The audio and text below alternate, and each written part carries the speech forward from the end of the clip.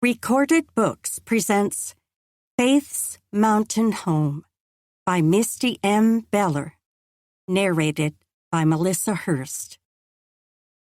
For the Lord seeth not as man seeth, for man looketh on the outward appearance, but the Lord looketh on the heart. 1 Samuel, chapter 16, verse 7. Chapter 1. Late September, 1867. Settlers Fort, Montana Territory. Just a little farther. Laura Hannon dared another step on the rock ledge that wrapped around the mountain. The flat space was just wide enough for a person to walk as long as she stayed close to the stone mountainside on her right. The sheer drop on her left stole her midsection every time she allowed herself to look over the edge, so she kept her focus on the path in front of her. Of course, it would be impossible not to occasionally lift her gaze to take in the magnificent view of the mountain cliffs surrounding her. This was why she'd come out here, after all, to escape into the beauty of the landscape, to remember that her problems were but a tiny dot compared to the vastness of the mountains God created. And yet, He cared about each one and loved her enough to help her through anything she might face. She paused to soak in that thought as she inhaled a deep breath of the cool, invigorating air. Then she stepped forward again. Her boots slipped, skidding toward the edge of the cliff. Bits of loose stone skittered out from under her foot, tumbling off into empty air. With a squeal, she scrambled to the right, throwing her weight toward the rock wall, away from the edge. She landed hard on her right foot, sending a jolt of pain through the ankle that had always been weak, ever since she broke it as a young child. As she struggled to settle her trembling and still her racing heartbeat, she repositioned her feet onto solid stone. The right ankle held, only a little pain still throbbing through the joint. Barely daring to breathe, she eased upright, pulling away from the cliff wall just enough to stand straight. She took a deep breath, then eased the air back out. She was fine. She'd not fallen, and if she was careful, she could explore a bit farther before turning back. Turning her face so the brisk wind fanned the loose tendrils away from her cheeks, she soaked in the crisp autumn air. This freedom was what she needed. Out in the beauty of these mountains, she could sense God's spirit, feel the peace she couldn't seem to grasp anywhere else. Even in the cooling temperature of late afternoon, perspiration beaded on her face. But the natural views and physical exertion were exactly what she needed to clear her head, to restore some semblance of peace to her raw nerves. She'd thought hiding herself away as an assistant in the doctor's clinic these last 3 months would soothe the lingering effects from the kidnapping. At first, the peaceful atmosphere around the Bradleys' home and clinic had provided some healing. But lately, the walls had seemed to close in on her, especially since every day she helped care for one of the men who'd taken part in her kidnapping. Aaron hadn't been one of the scoundrels who'd hurt her. In fact, he'd actually tried to help her escape once during that awful ordeal, and he'd paid far worse for his part than she'd ever meant him to when she shot him. An accident that shattered his left thigh bone and possibly rendered him unable to walk for the rest of his life. She still battled the churning in her middle when she thought about the effect of that one single mishap. If she'd only taken a half-second longer to focus her aim, if only Aaron hadn't dived for Rex to stop him from shooting her, she might have hit the man she'd intended to shoot. the one who'd been aiming his gun at her. God help me move forward somehow, she whispered into mountain air. After another moment relishing the breeze, she turned back to the path she'd been following. She inched her way along the ledge, circling the cliff's side as she stepped over crumbled leaves and mountain goat droppings. How wonderful to be one of the wild creatures who so easily perched on top of this precipice, with a majestic view of treetops and distant peaks spread out as far as the eye could see. Nothing but God's creation. This was a view she could take in for the rest of her life, forgetting about the town hidden below, and the man whose presence served as a constant reminder of what she so desperately wanted to leave behind.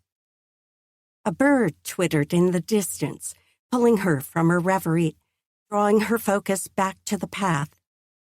Pressing close to the cliff on her right, she took tiny steps around the curving stone. Now that she'd finally broken loose from her obligations for an afternoon, the urge to do something daring grew stronger and stronger inside her. The mountain goat trail climbed upward, through the crevice between a boulder on her left and the sheer mountain face on her right. Down onto another ledge, she stepped around a jagged stone protruding onto the path. A black hole appeared in the cliff face beside her, stopping her mid-stride. A cave? She'd seen a few caves on her journey west from Missouri, and something about their mystery beckoned to her every time. What people or animals had taken refuge within? Outlaws? Bears? Mountain lions? The opening sat low, only as high as her waist. Maybe this was only a deep indentation in the rock, not a true cave. She lifted her satchel strap over her head and bent low to peer inside. Darkness met her view, so black she couldn't see anything within. She reached out, expecting to brush cold stone. Her fingers touched only empty air. She stretched her arm farther in.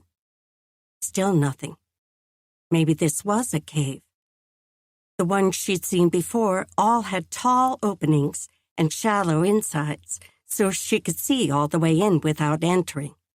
This opening seemed more like it led to a deep, dark den. She jerked her hand back as her pulse leapt faster. It was still too early for bears to hibernate, but a mountain lion or any other manner of beast could be inside. Maybe she should move on. But her curiosity warred within her. She could at least light a match and peek inside. She wouldn't go far until she knew the place was empty. Opening the possibles bag she tended to carry with her when she went out by herself, she fumbled past the pistol, the knife fastened in its sheath, and the leather-wrapped food. Finally, her fingers brushed the long, thin matchbox. Too bad she hadn't packed a candle. She'd only brought the matches in case she needed to light a campfire. After the last time she'd ventured out for a walk and ended up kidnapped for a week, she'd never be caught unprepared again. It took a few tries to strike the small flame, and she held the light forward into the dark hole. The tiny glow illuminated the thick black, flickering off the rock wall on both sides for only a short distance before the wall on the left seemed to fall away.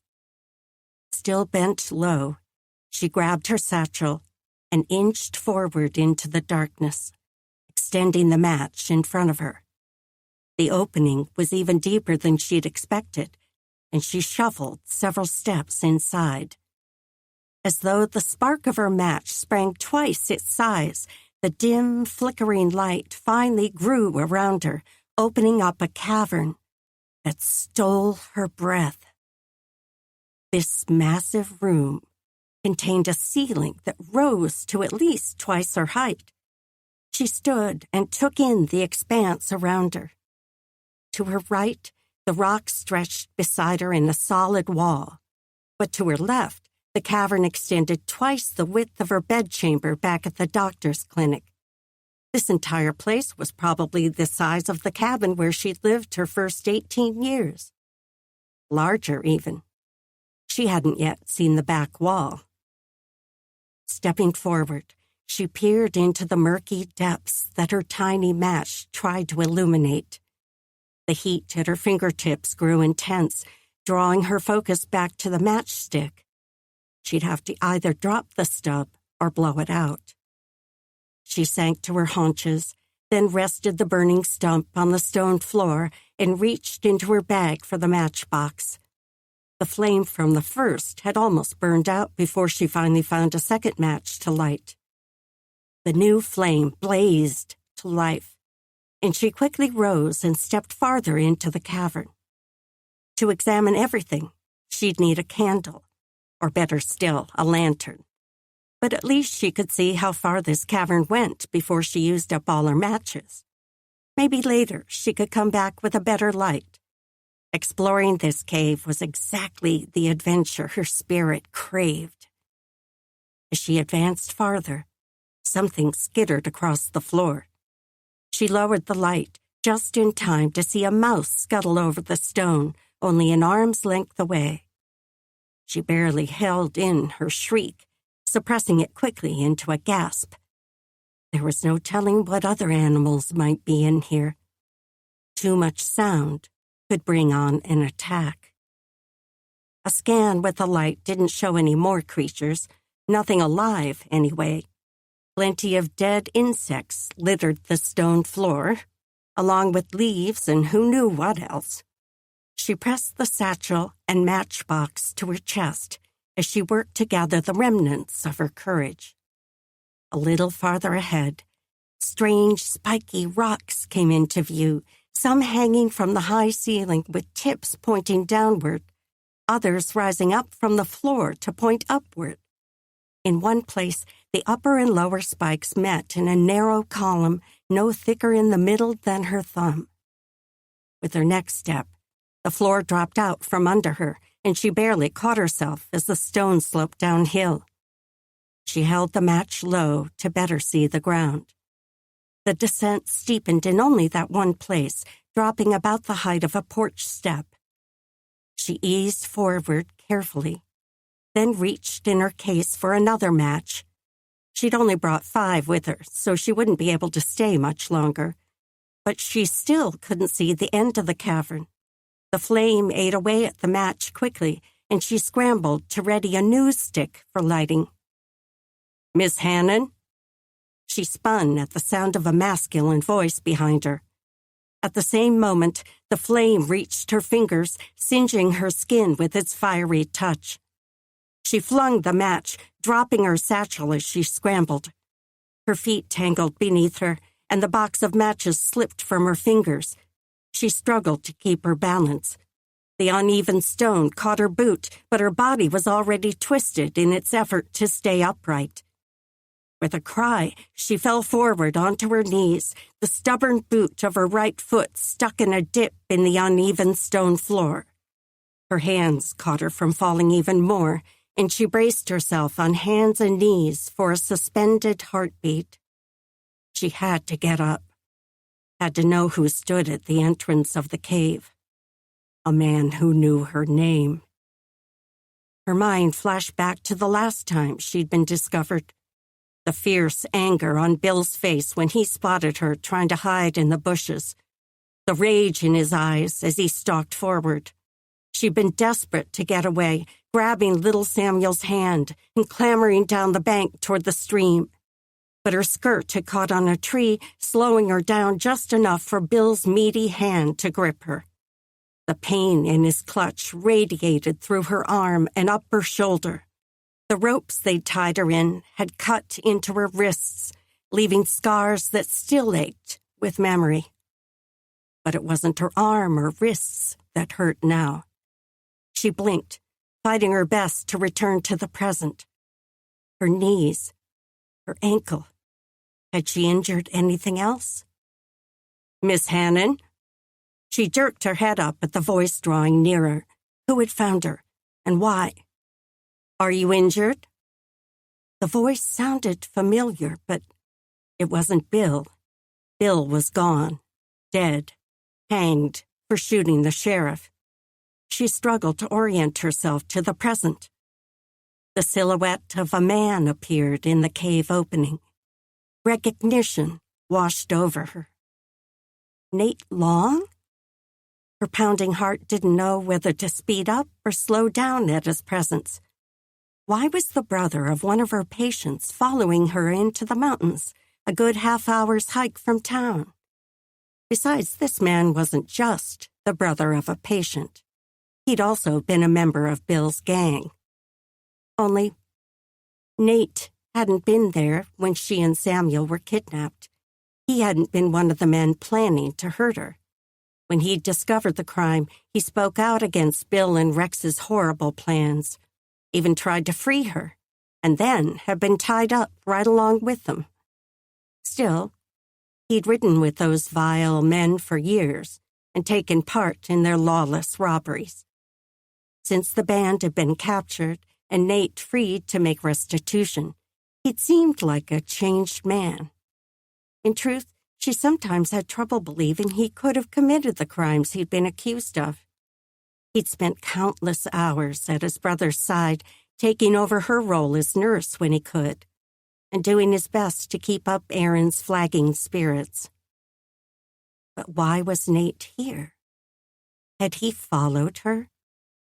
For what purpose? The match she dropped flickered out, blanketing the cave in darkness, save for the light filtering in from the small opening. Pinned between a cavern and a criminal, her heart hammered enough to nearly force its way out of her chest. Are you hurt? Nate had paused just inside the cave. He probably couldn't see more than thick blackness inside, what with his eyes not yet adjusted from the light outside. The question brought to life the ache in her legs, the pain in her right ankle. Pushing her weight more on her hands, she eased that foot out of the dip in the rock that had snagged it, and the action sent a knife of agony through the joint. She did her best to quash the groan in her throat as her limbs seemed to light on fire. You are hurt. Miss Hannon, what can I do to help? Nate's tone echoed with worry, and he shuffled forward. Laura could see the outline of his hands waving in front of him against the light behind him. What are you doing here? Hopefully, he would only hear the determined demand in her voice, not the edge of fear she was trying to suppress. Being alone with a man this far from town brought back too many vicious memories of the last time. Panic climbed up her chest, but she forced herself to stay calm. Pushing down the pain in her leg, she shifted her hand over the floor until she brushed the fabric of her satchel, then quietly rooted around inside and found her pistol. Over these past quiet months at the doctor's office, she'd come to think of Nate very differently than before. Almost to trust him, but she couldn't be too careful. Not in this remote place with no other person near enough to hear a scream. I'm sorry, I didn't mean to frighten you. I was leaving work at the mine, and I had just reached the base of the mountain when I saw you slip on the rock ledge. I was coming up to make sure you weren't injured, then saw you duck into this cave. Where are you hurt? Have you any more light? His voice rang so earnest, so concerned. The tension in her nerves eased. Yet she couldn't seem to still the galloping in her chest. I'm not hurt. Her legs screamed that the words were false, but she couldn't let him know she'd been weakened. Couldn't put herself at a disadvantage. My match is spilled. Go back outside, and I'll be there as soon as I gather them. Are you sure? His voice hesitated, sounding concerned. Can I carry something for you? I have it. With the pistol and satchel in one hand, she scooped up the matches in their case, then shoved them in her bag. Nate might not mean harm, but she would only feel safe when they were around other people. And it didn't seem he would leave until she proved she could manage on her own. She straightened her skirts and shifted her feet to stand, but moving the right boot sent a shot of pain through that ankle. Gritting her teeth, she raised up, keeping her balance mostly on her left side. With her first step, she bit back a cry. The ankle didn't buckle, but she had to lock her jaw against the pain coursing through her. "Miss Hannon?" Nate's tone came out tentative. "I won't hurt you. I promise. I only want to make sure you're safe. Let me help." She shifted her leg to attempt to walk up the incline toward the entrance. Her right leg protested, so she dropped her hands to the floor and tried to walk on all fours, at least until she made it through the cave opening. With a revolver and satchel in one hand, the position proved extremely awkward, but she was able to move forward. Good thing the darkness hid her posterior raised up in the air. No need to add insult to injury. She made it to where Nate stood, but she may as well continue all the way outside before facing him, since she'd have to duck under the low cave opening anyway. He stepped aside to allow her to pass. The bright sunlight pierced her eyes, forcing a squint as she waddled out of the entrance and used the cliff wall to help her stand. While Nate emerged behind her, she slung the satchel strap over her head and moved the revolver to her shooting hand. She kept the gun down by her side, almost hidden in her skirt. No need to draw attention to the weapon, but she'd have it ready if she needed to defend herself. After ducking out of the cave, Nate straightened and turned to her. Black dirt smudged his face, the edges of his hairline curling a darker brown with dried sweat. He must be telling the truth about having just come from his work in the mine. Evening lit the western sky, so the timing would be right. His gaze slid down the length of her, snagging on the gun at her side, then returned to her face. "Please don't be afraid. Is your foot injured?" "Only a slight twist of my ankle. I'll take it slow going back, so you've no need to worry about me." His brows lowered. "Are you sure?"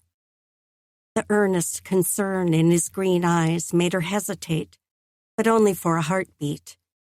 Even if he could be trusted, she needed to be independent.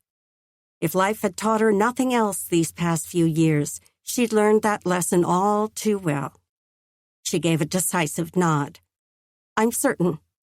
If she had to crawl all the way back to town, she'd manage." He motioned to the path beyond her, that thin ribbon of flat rock she'd followed to reach this place. "Go ahead, then." She wouldn't be able to walk without a strong limp, and there was no sense in calling attention to her injury. "I'll come behind you." She raised her chin and leaned against the rock wall to allow him space to pass. Then she waved the same direction he had. The breath he blew out made his frustration clear, but he straightened and marched forward. Their clothing almost brushed as he slid past her on the narrow ledge, and she caught the scent of a long, hard workday, and maybe a hint of damp mustiness from the mine. He strode about 10 steps down, then stopped and looked back at her. "I can't leave you stranded here." Of course he couldn't. Nate had always seemed the kind of man who couldn't resist being responsible for those around him, especially those weaker. She would have to show him she could walk. "Lord, make my ankle strong, please," Laura thought.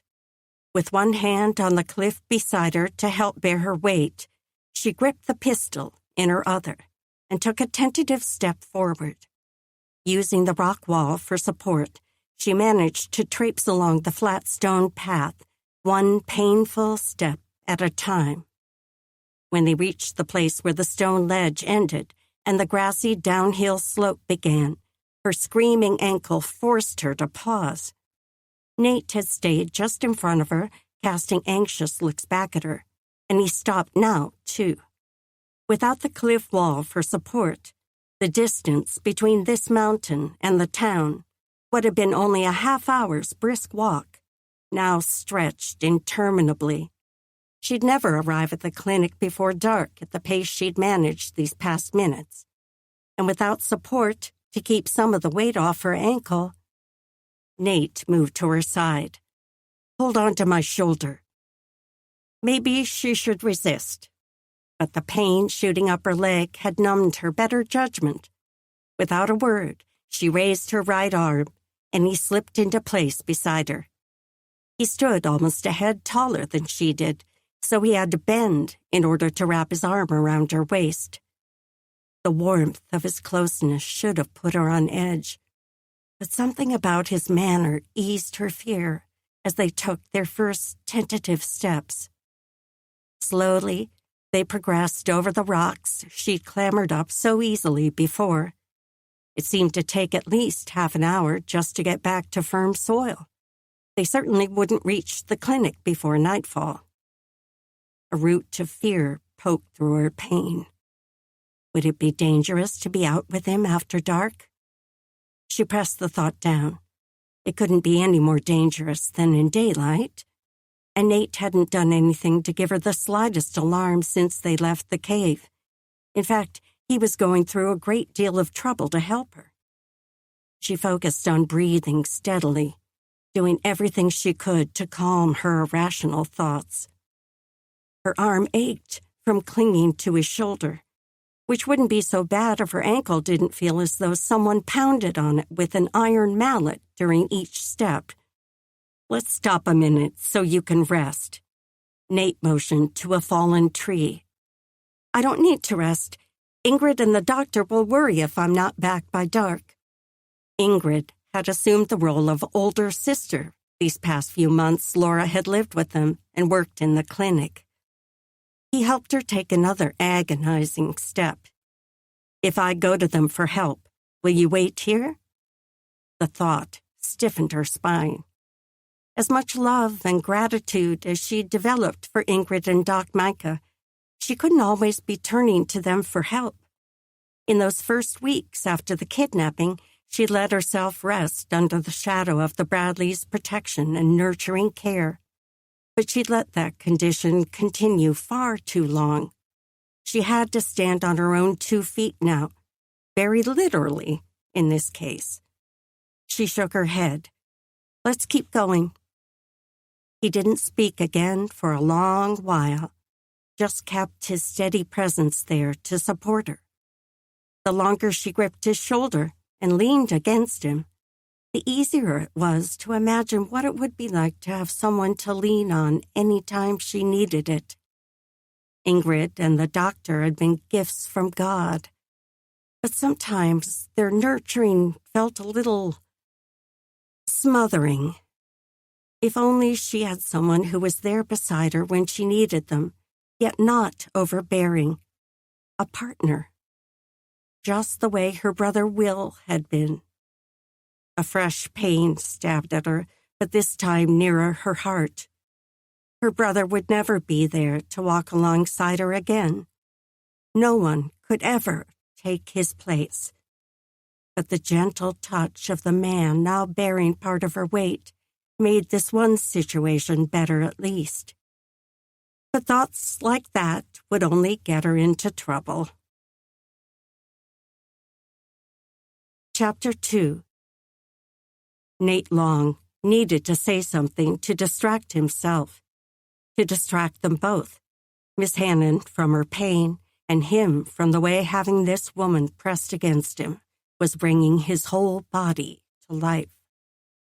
He scrambled to think of a topic and finally settled on what he'd wanted to ask her before he stupidly scared her into injuring herself.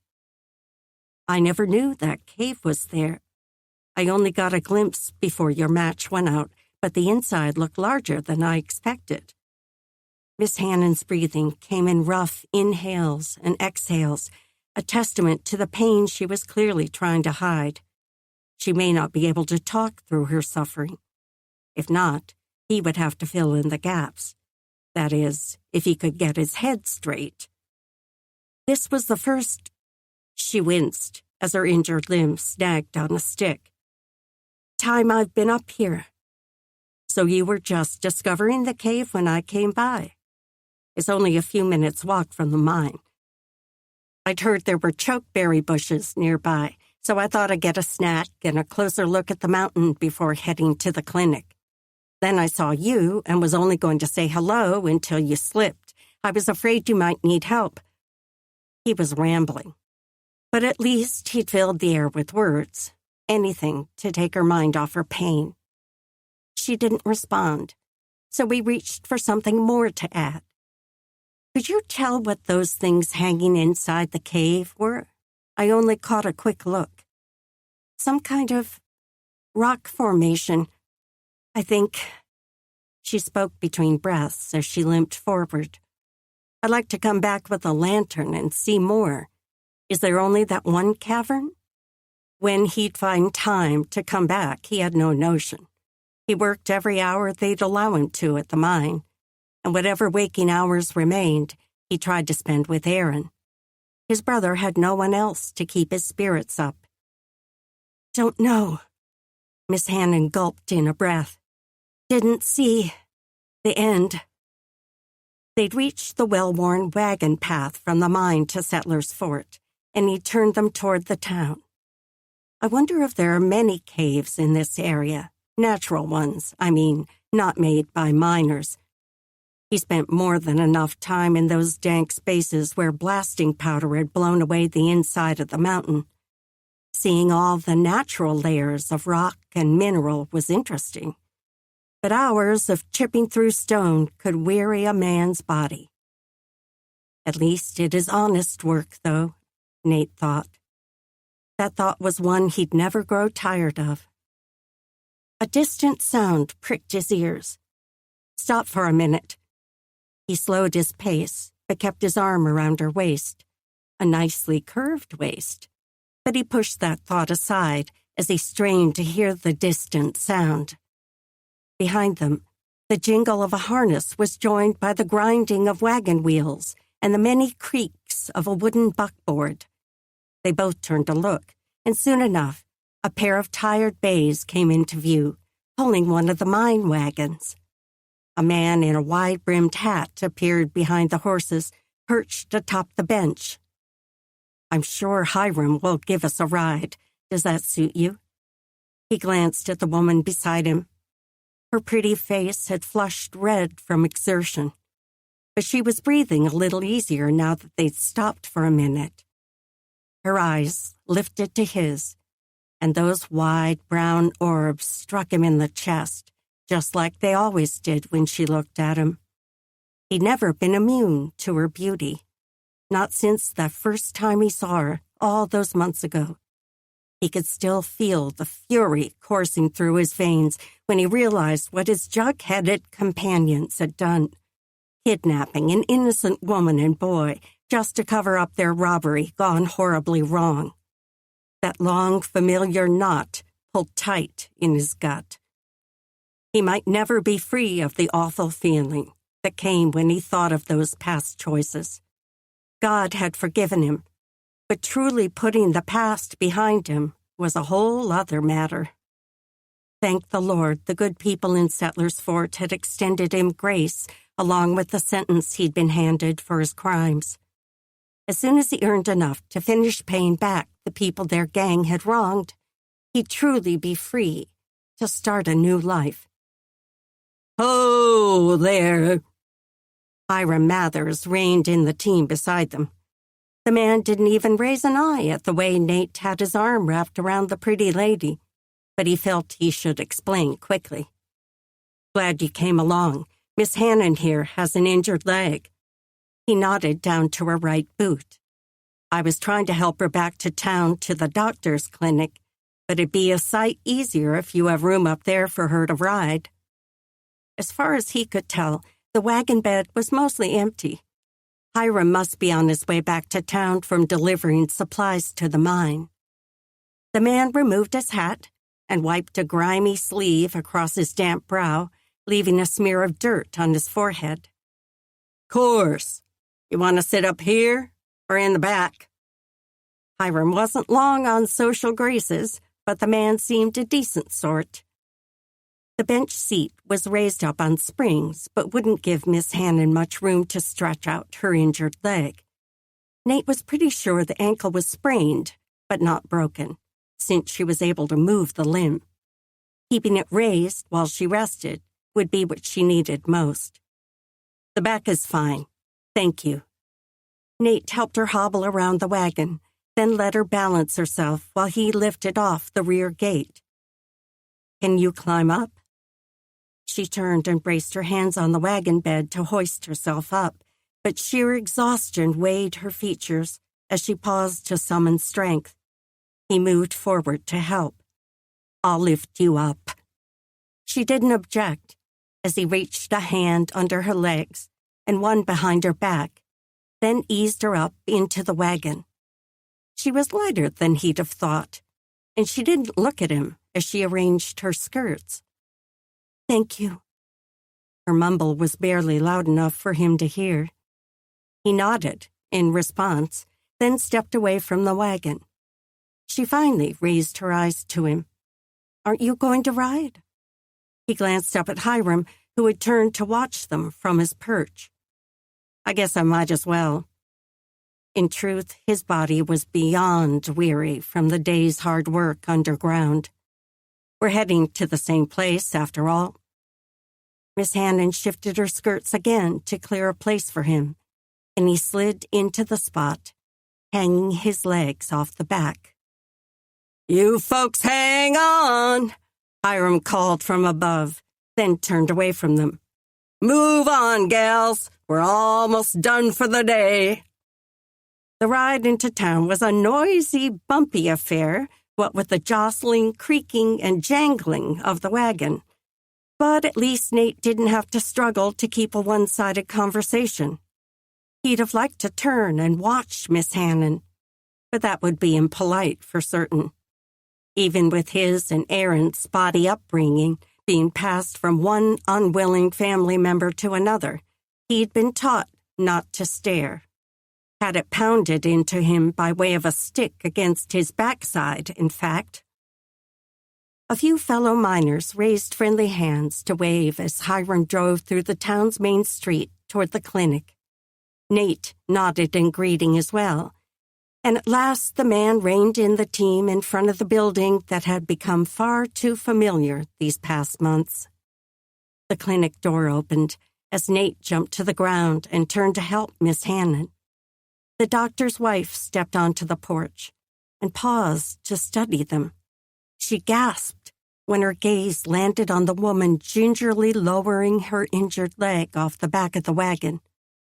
Laura, what happened? It's only a sprain. Miss Hannon's voice dragged with exhaustion. Not to worry over.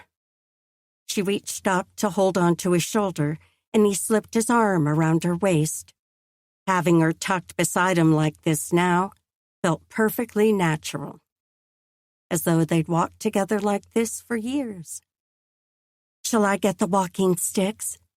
Mrs. Bradley moved down the stairs as she spoke. No, Miss Hannon waved off the suggestion. The lady sure could be stubborn. With the doctor's wife at Miss Hannon's other side, they worked their way up the stairs.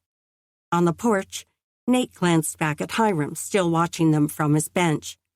The man hadn't offered to climb down from his perch to help, but maybe he'd sat up there so long his legs no longer worked.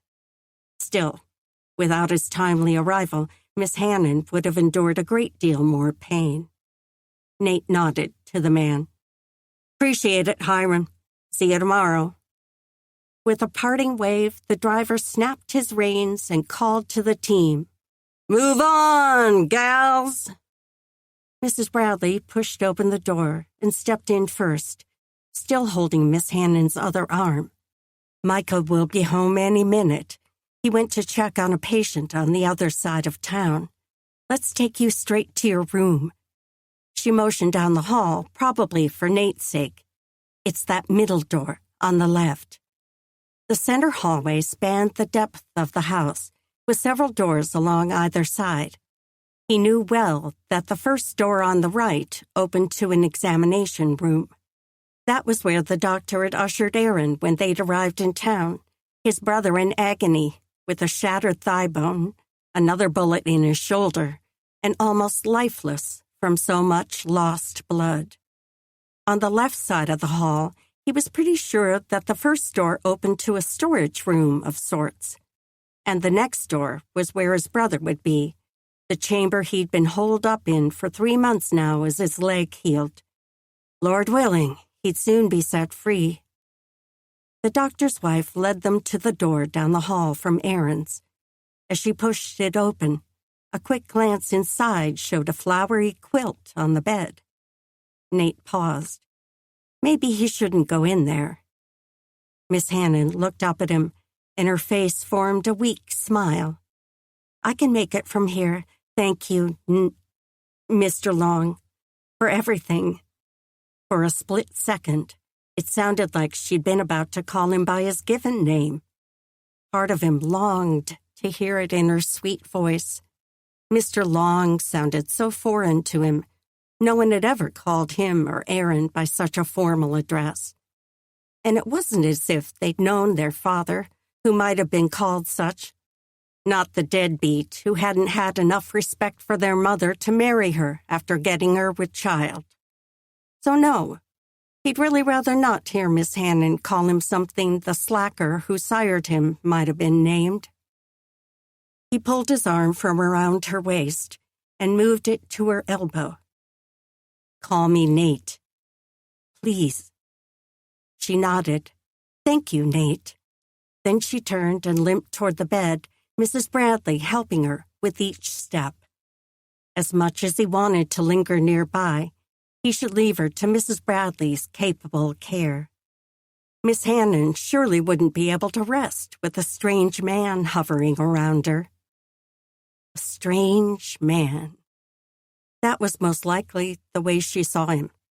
But before he could start to feel too sorry for himself, he turned away. Aaron was waiting for him, as he was every evening. Nate's time would be best spent trying to bolster his brother's low spirits. He turned toward the closed door. If only Aaron would keep the room open, he could be more a part of the goings-on in the house and clinic. Mrs. Bradley had offered that option so many times. Those in the clinic surely saw the depths of his brother's moods even more than Nate did, since they were with him throughout the day as they brought food and emptied the chamber pot. He tapped Aaron's door. It's me. He reached for the handle and pushed. No snore sounded from inside, so he was probably awake. Aaron had always been a snorer, but with the extra weight he'd gained from lying abed these past months, the sound was growing stronger. Aaron's bed cover lay flat, the pillow fluffed in readiness. Nate's gaze moved to the chair by the window. His brother reclined against the overstuffed cushion, his casted legs stretched across the footstool. Nate stepped into the room and settled on the edge of the bed, taking in the downturn of his brother's mouth and the pallor of his skin. How you feeling today? Ready to get this confounded cast off. Nate let a smile tip his mouth. The same question, same response they went through every evening when he came by after work. Ready to skin a bobcat? Aaron snorted. Any time now. Now he sent his brother a full-on grin. Each time he tried to come up with something different to ask for that second question, something that would bring back pleasant memories from their younger days. Ready to ride a horse? Ready to go carp fishing? Ready to sleep under the stars? He had to keep Aaron focused on the good times they'd have once his leg healed and he wasn't locked indoors. But Aaron's expression lifted only for a second, falling again as his eyes turned hard and his mouth sealed. Nate leaned forward, propping his forearms on his knees. I talked to McMillan about starting to train me on the big powder. The blasters earned half again as much as regular laborers. He could cut a fourth off the time it would take him to pay off their debt. Of course, it wasn't only his debt he was working off. The whole gang had taken part in the robberies, but since Rex had been shot dead when they were apprehended, and Bill had been hanged for killing the sheriff in Settlers Fort, he and Aaron were left to make restitution to the many folks and businesses they'd picked off. Until Aaron was back on his feet, the work was up to Nate. But he'd take the long, back-breaking days as long as his brother was safe, and they could both have clean consciences when they laid down to sleep each night. That's good. When do you start? The flatness in his brother's tone stole any eagerness out of the words. Nate made sure his own voice held enough enthusiasm for the both of them. As soon as they finish the stretch they're working on now in the new shaft, then one of the blasters should have time to train me. Another couple days, probably. His brother didn't seem inclined to ask questions, so Nate brought out the other interesting tidbit he had to share. When I was leaving the mine tonight, I found a bit of excitement. As he unrolled his tale about the cave, he caught a glimmer of interest in Aaron's eyes. But as soon as he spoke Miss Hannon's name, his brother's expression darkened. Even though it seemed like the two had formed an uneasy truce, Aaron still hadn't forgiven her for firing the bullet that wrecked his leg. No matter that she'd been aiming for another man, Rex, the one pointing his rifle at her. They still weren't sure if Aaron's leg would heal enough for him to walk again, and his brother struggled to keep from sinking into melancholy during the endless days of pain and uncertainty. So now Mrs. Bradley's helping her get settled in her room. As he finished his tale, Nate leaned back, propping his hands on the bed behind him for support. Aaron's frown deepened. I guess now she'll get a taste of what it's like to be locked up day after day. Nate raised his brows.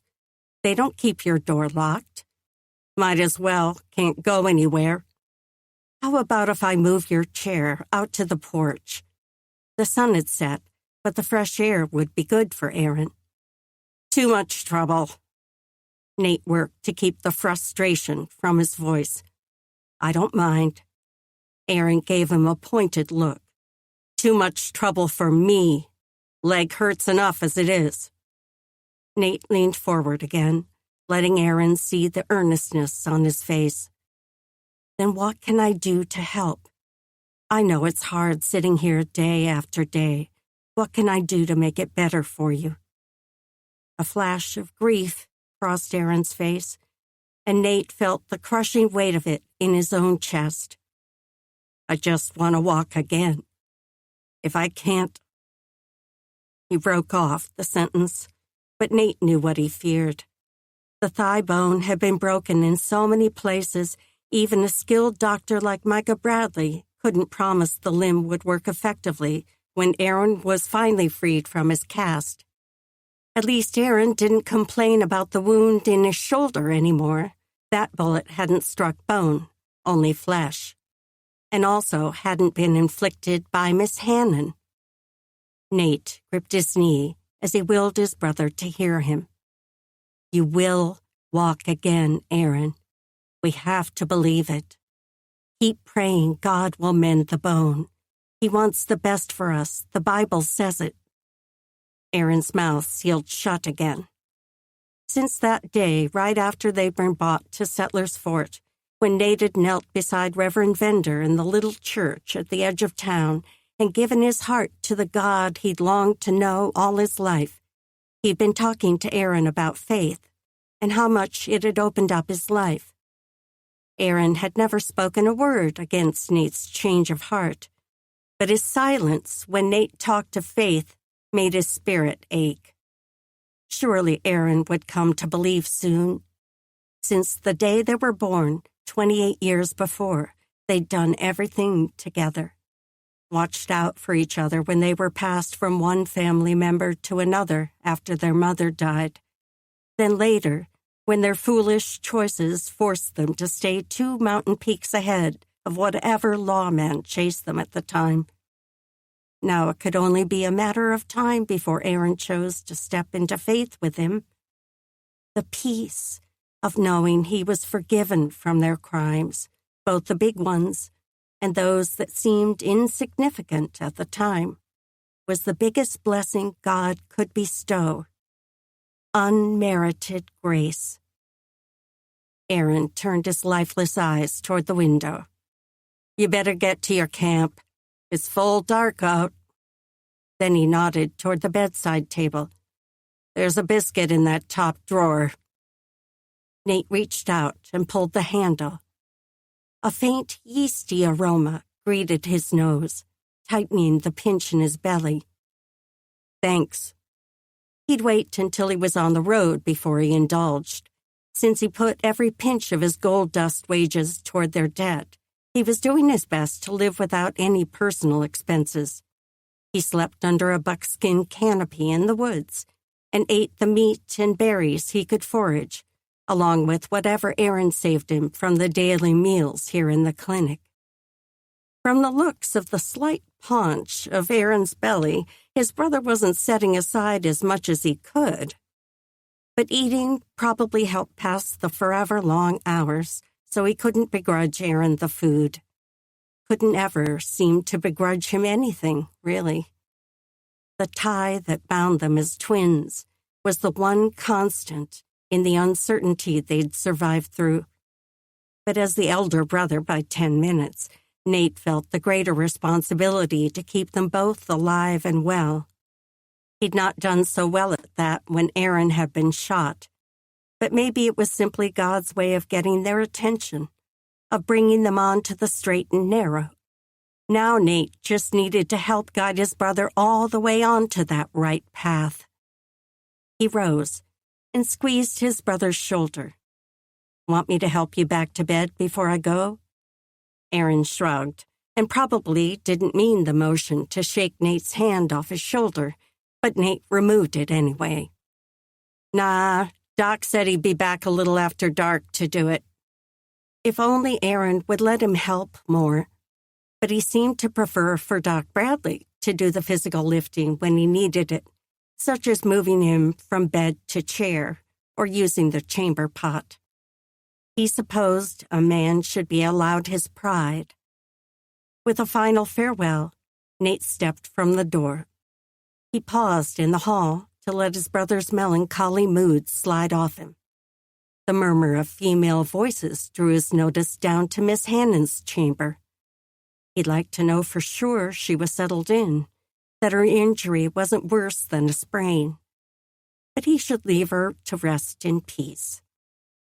Peace. A feeling he craved every day. Even now that he'd found forgiveness, the full measure of peace still seemed just beyond his grasp. What more would it take to find that elusive goal? Chapter 3. Laura kept the walking sticks nearby as she limped around the examination room, damp cloth in hand. Doc Micah had been taking patients all morning, and even though he cleaned up after himself, the place needed a thorough scrubbing at least every day or two.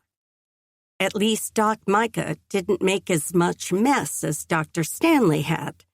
But the older physician had left Settler's Fort at the end of summer when his health began to decline. She couldn't blame him for wanting to spend the rest of his days nearer his children and grandchildren. But now all the doctoring fell on Doc Micah's shoulders, and Laura did her best to help wherever she could. It was the least she could do in return for the room and board, as well as the safety that the doc and Ingrid gave her. But since she'd been forced to stay in bed the day before with her injured leg propped up, she'd not been able to do this task that normally fell to her. Ingrid would have taken it on gladly had she been in her usual condition.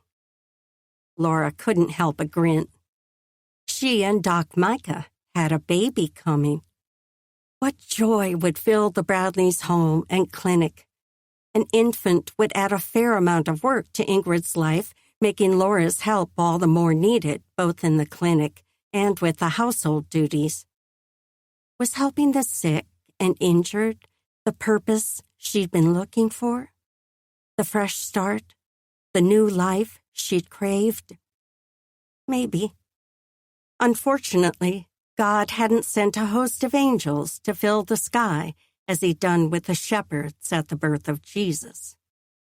Make my path clear, Lord, Laura thought.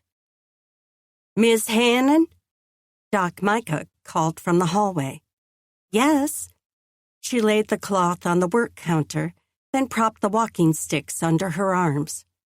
Would you be able to come in here and sit while you assist me? He appeared in the doorway, but seeing her already hobbling toward the door caused the strong lines of his face to tighten with concern.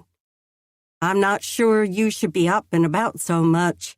I'll do the cleaning when I finish with Aaron. My leg is much better. Laura waved him off. Thankfully, this didn't seem to be a full sprain. Already, the swelling had gone down.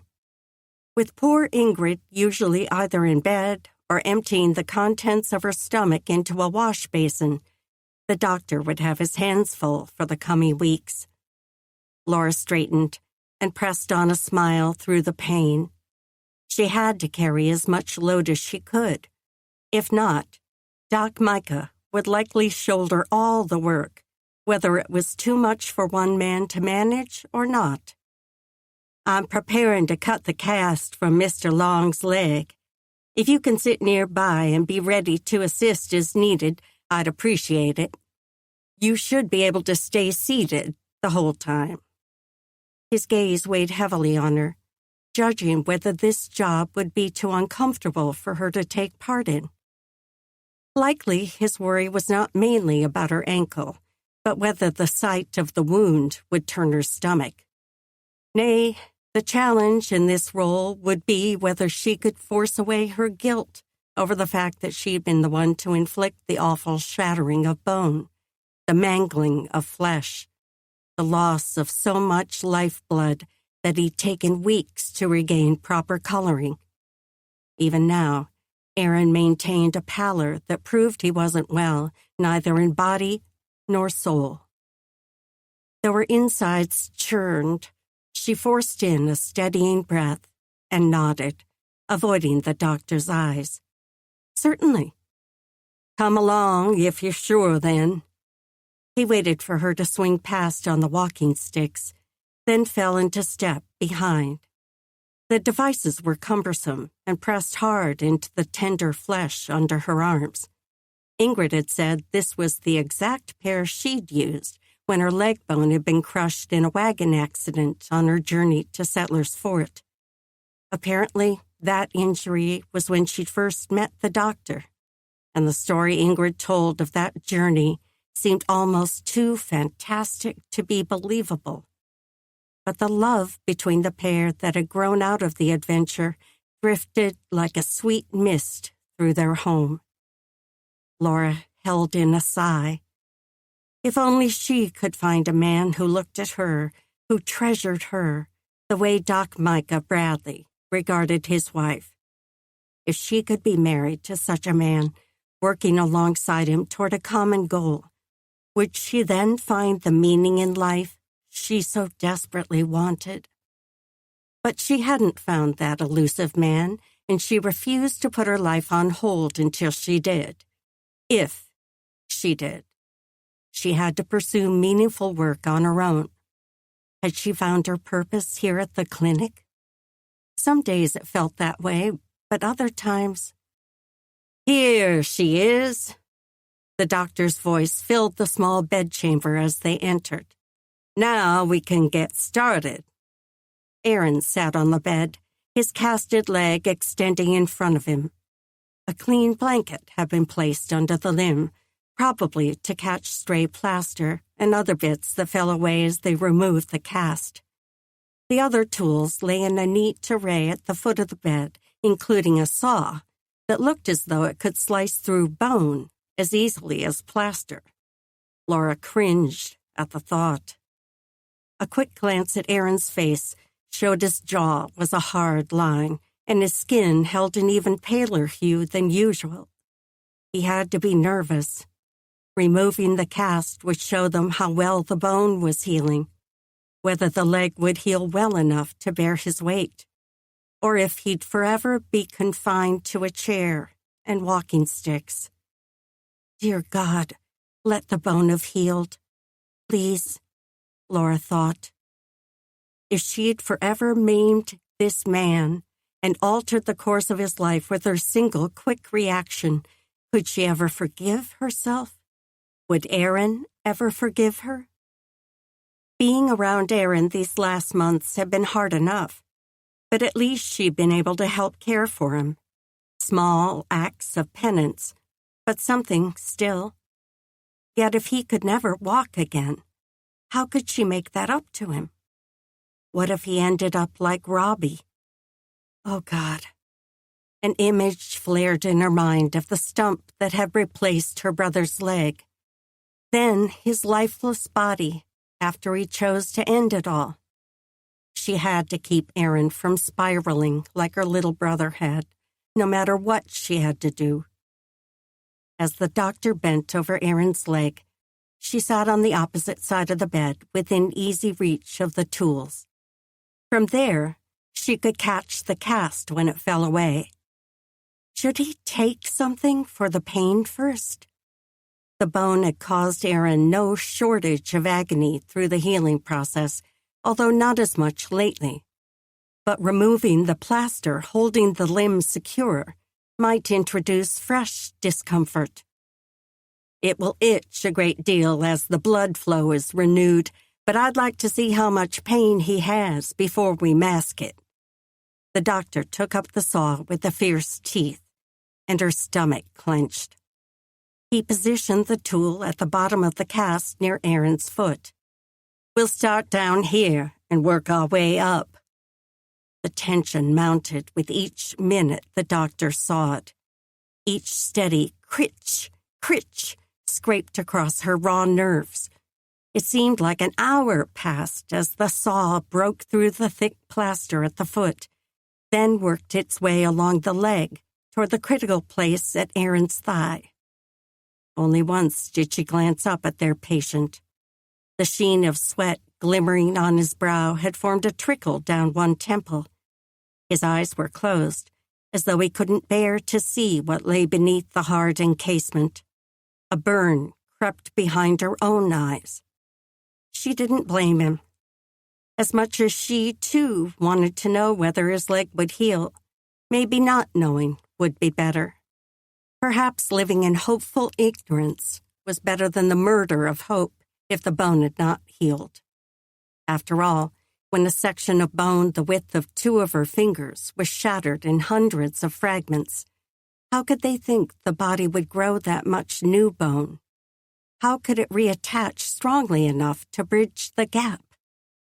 God made the human body to heal itself from so many illnesses and injuries, but surely a devastation of this magnitude would require nothing short of a divine touch to restore the leg to its former use, or even make it passably functional. And it was all her fault. Hot tears pressed behind her eyes. As Doc Micah sawed through the last section of plaster, a layer of sweat formed across his own brow. She reached over and grasped the cast at the knee, holding it still to better allow the doctor to work. The saw broke through the final layer with a jolt, and a deep groan slipped from Aaron. Laura had to grab at the cast with her other hand to keep both sides from falling out of her grasp. The thing was heavy. The doctor took a deep breath, then released it, and she could feel the weight of his anticipation was as thick as her own. The result of Aaron's healing would have little bearing on the doctor's skill, How much could a physician truly do to repair a shattered limb anyway? Yet the welfare of his patients weighed heavily on him. He spent himself fully to give them the best quality of life possible. Heart thumping in her chest, Laura helped lift the leg as the doctor spread the cast down the limb and over Aaron's foot. The thin layer of cloth that remained had protected his skin from the rough plaster and also covered the damaged area, so she couldn't tell for sure whether the thigh bone looked straight. The limb definitely looked smaller than before, but that was to be expected with no use of the muscle these past 2 months. The doctor glanced up at her. "You may go now. Thank you." He would need to remove the last layer and reveal skin to assess the bone, and maybe that would be improper for her to see.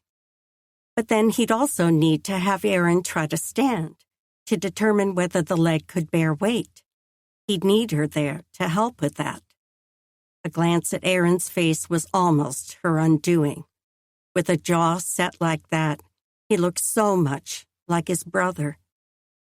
She pulled her gaze back to the doctor and gave him her most competent look. "I'll turn away while you inspect the bone, but I'll stay to help when he stands."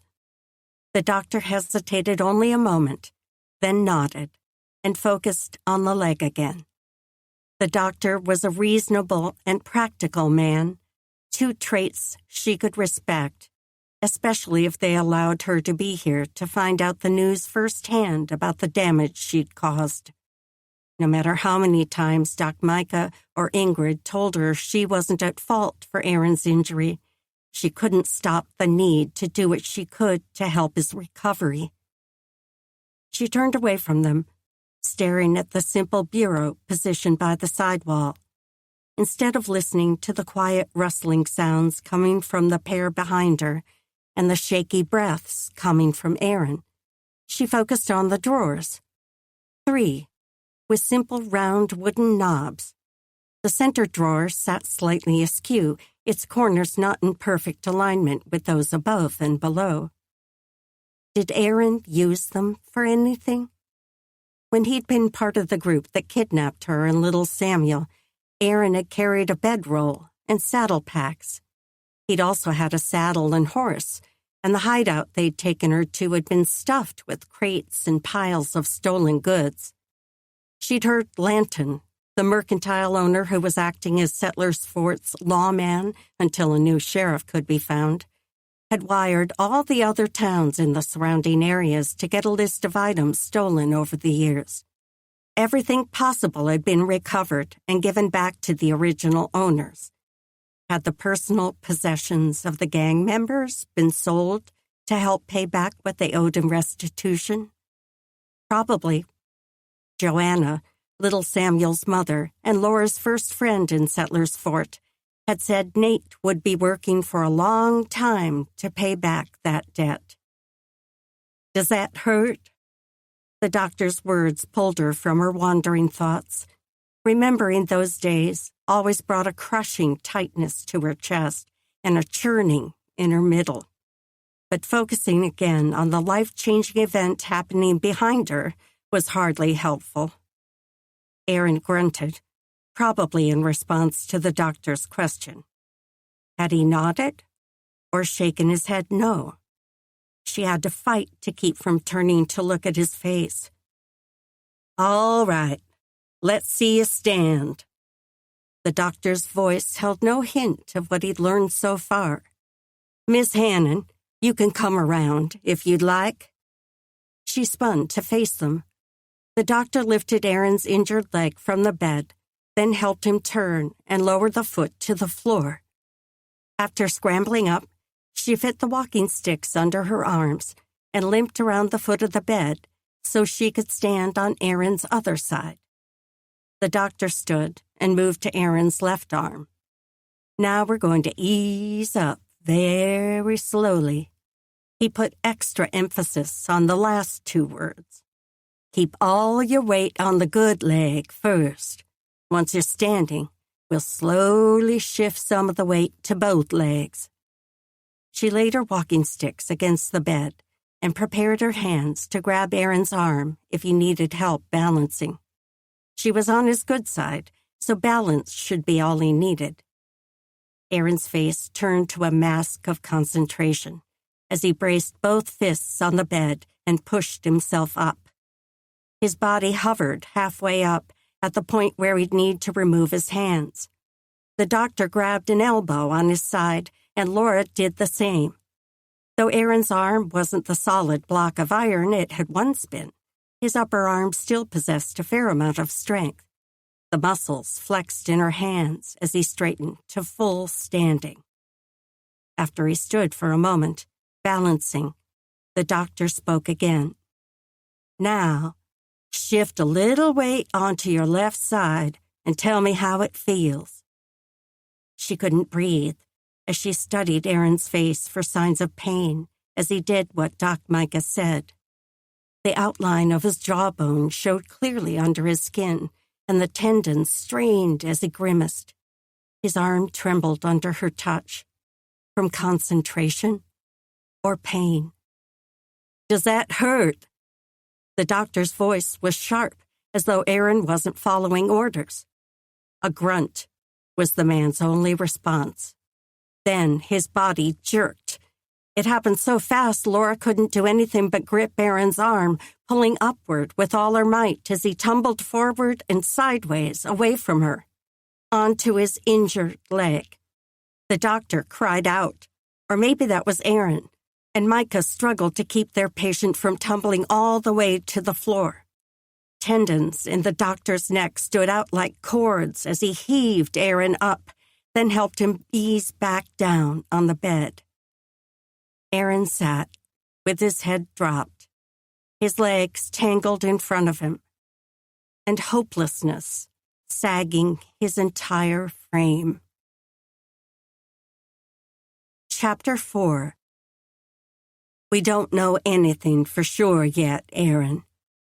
Laura forced herself to breathe as Doc Micah used the magic he wielded so well to encourage his patients, a mixture of sincerity, honesty, and hope. The leg didn't like that much weight, but maybe it could hold less. We'll start small and work up to it.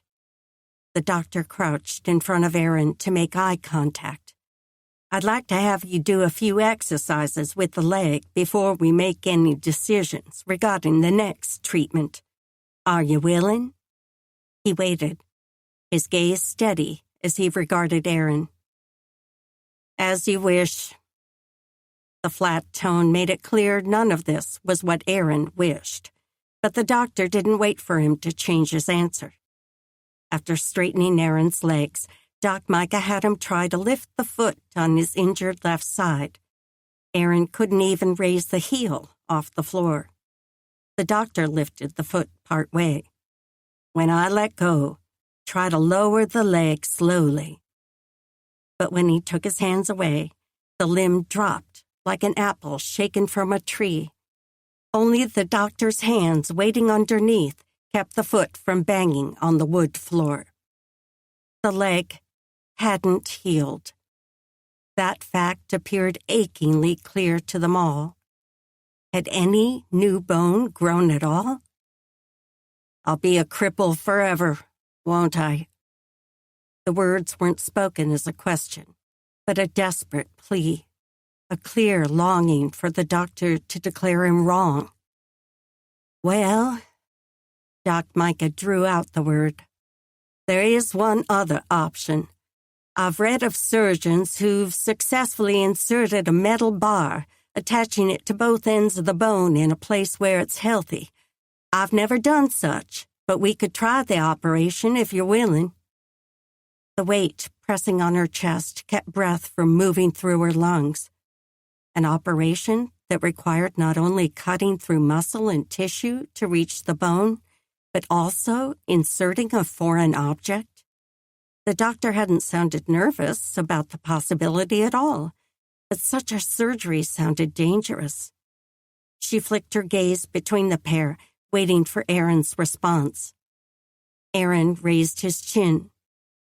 "Will it let me walk again?" The doctor hesitated. If the body accepts the piece, then yes, the bone should be strong enough to support you. You most likely have a strong limp, but you should be able to regain most movement in time. He paused, but the furrow of his brow showed he had more to say. The surgery isn't without risk. There's always a chance your body will reject the metal piece. In rare cases, an infection of sorts sets in and the limb has to be amputated. Aaron raised his eyes to the doctor, and Michael leveled a strong look on him as he spoke again. That's only happened once that I've heard of, but you must understand it's a possibility, however remote. Try it. Aaron spoke without pause, not even a hair's breadth of delay after the doctor finished his warning. Concern flickered across Micah's face. Are you certain? Aaron shrugged, an action that spoke more of belligerence than lack of concern. I can't walk now. The surgery sounds like my only option. And if it doesn't work, maybe your God will be merciful and put me out of my misery. Pain seared through Laura's chest. Dear God, no, she thought. Tears rushed to her eyes, blurring her vision, so Aaron's form shifted before her. Just like Robbie, the baby brother she'd raised from the day he turned 4, the one whose face she'd scrubbed and wounds she'd tended, the one she'd allowed to curl onto the cot beside her, his little body trembling when their father raged in his drunken stupors. I can't do this anymore, Laura. I have nothing left. He turned those tortured green eyes to her as he sat on the edge of the bed, the stark absence of his missing leg glaring, even though he'd pulled a blanket over his lower half. If only she'd listened to him, heard what he wasn't saying. She'd been the only one he had left, the only one who could have saved him. How could she have missed his heart's cry, his desperate plea for help? You can do it, Robbie. I have faith in you. Such paltry encouragement she'd offered. No wonder he'd given up. She'd not been what he needed. She'd not been enough. The pain threatened to double her over even now, a year later. Though her throat tightened to where she could hardly breathe, she forced herself to push the excruciating memories aside. This was Aaron sitting on the bed, a different man entirely. He'd not lost his leg. The doctor had offered a possibility. He offered hope, something that could restore him closer to the man he'd once been. This time, the story would have a better ending. Let's get you back in the bed. Doc Micah raised Aaron's injured leg as the man worked himself back toward the pillows. I'll talk to your brother tonight and plan when we should do the surgery. Tomorrow. Aaron spoke with authority, but that same belligerence from before still threaded through his voice. The doctor's brow furrowed. We should wait a couple days for the skin to adjust to being without the cast. Friday, then. Aaron nodded, as though it was all settled. But if Robbie had been given another chance than to lose his leg, he would have gripped it with such a tenacious hold that no man could have kept him from the chance. She could help make this happen for Aaron. I can be here in Nate's stead. The words tumbled out before she realized they'd been more than a thought. Friday, for the surgery, if he can't get off work. She took a step closer. I'll care for him as his brother would. Doc Micah straightened and studied her a moment, then nodded.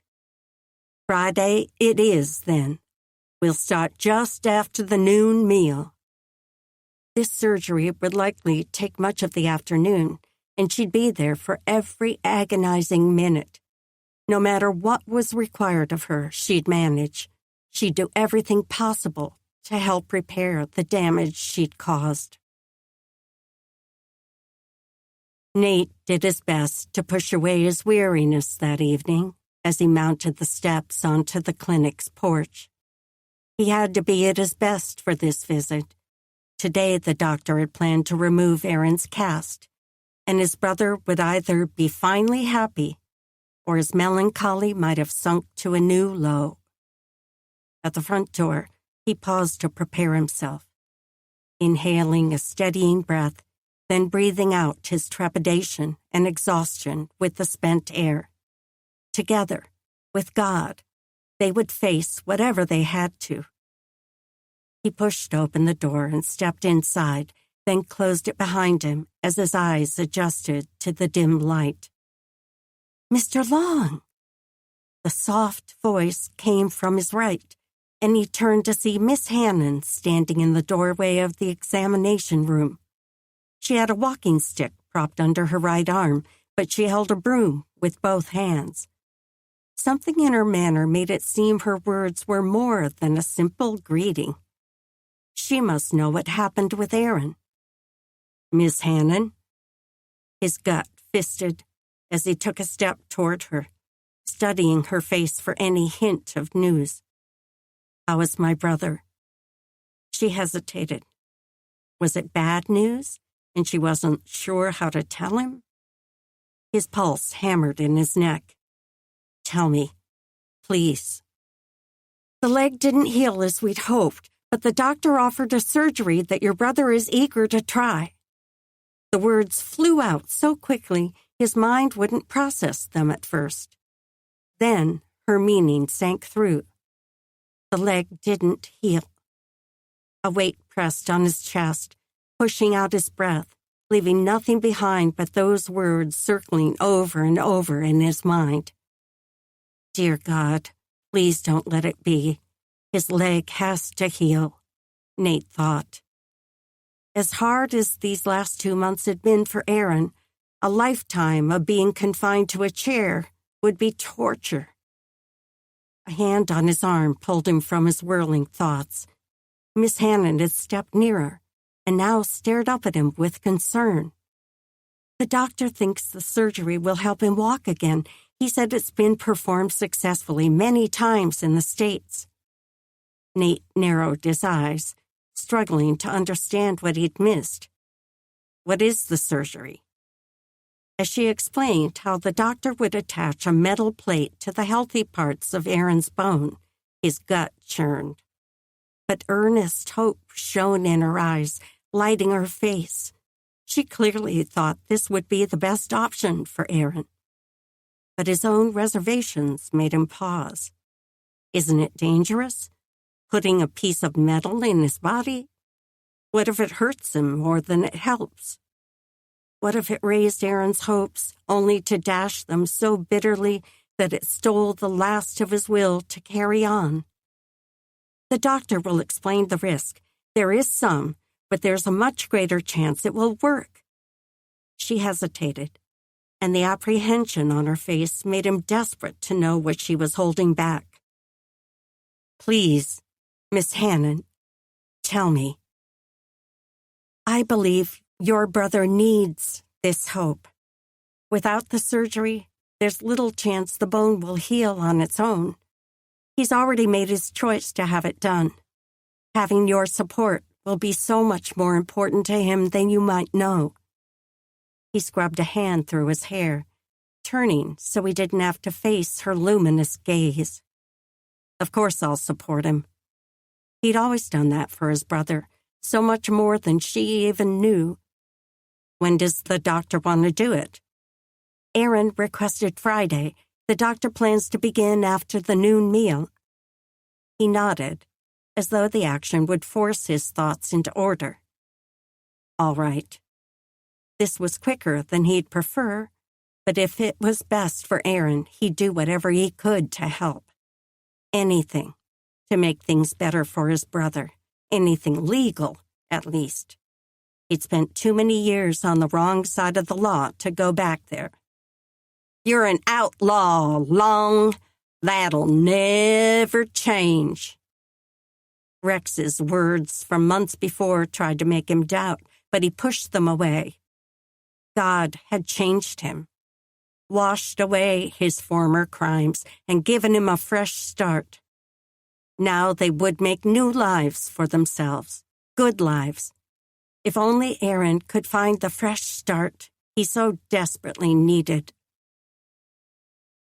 Nate plunged his hands into the icy water of the creek on his way to the clinic Friday morning. Waiting until the superintendent finally released him had been torture, but he'd done his best to focus his mental strain on praying for his brother. How soon would they know whether the surgery was successful? He'd forgotten to ask the doctor that question, and now it seemed one of the most important. How much longer must they endure the unknown? He scrubbed the grime from his face and hands and forced his thoughts on something more pleasant. His memory instantly conjured Miss Hannon, especially the feel of his arm around her as he helped her back to the clinic after he'd found her in the cave. When she looked at him, her gaze had sunk deep inside him. It wasn't an innocence her eyes held, more a depth of knowing that could only come from living through pain and struggles. They made him want to know more. They made him want to be someone she would trust enough to share her history with. With all the distractions a few nights before, he'd forgotten to ask how her leg fared. How could he have neglected such an important question? She was up and moving, which must be a good sign. But was she supposed to be so active? Hopefully she wasn't taxing the limb and slowing its healing. She'd been through enough already. Striding through the outskirts of town now, he gained on a group of miners who'd left before he did. Danvers and Sloan split off from the cluster at the cafe. Barlow, one of the blasters, raised a hand in farewell when he paused at the door to the boarding house. "See ya in the dark, Long. Maybe we can have you start on the big powder tomorrow." Nate returned the wave. "I'll be ready." He might have to rent a room soon, too, as cold as the nights were becoming. He'd planned to have a cabin framed out by the time the first snow hit, but between working most of his daylight hours at the mine and spending almost every other spare moment with Aaron, he'd not done more than lay a square foot of logs for the base. But if at all possible, he wanted to avoid renting a room this winter. The money would be much better spent paying down the mountain of debt laid to his account. The clinic loomed in front of him, and a figure stood on the porch, leaning over the side rail. Mrs. Bradley, if he wasn't mistaken, and she appeared to be looking at something on the ground, rather intently.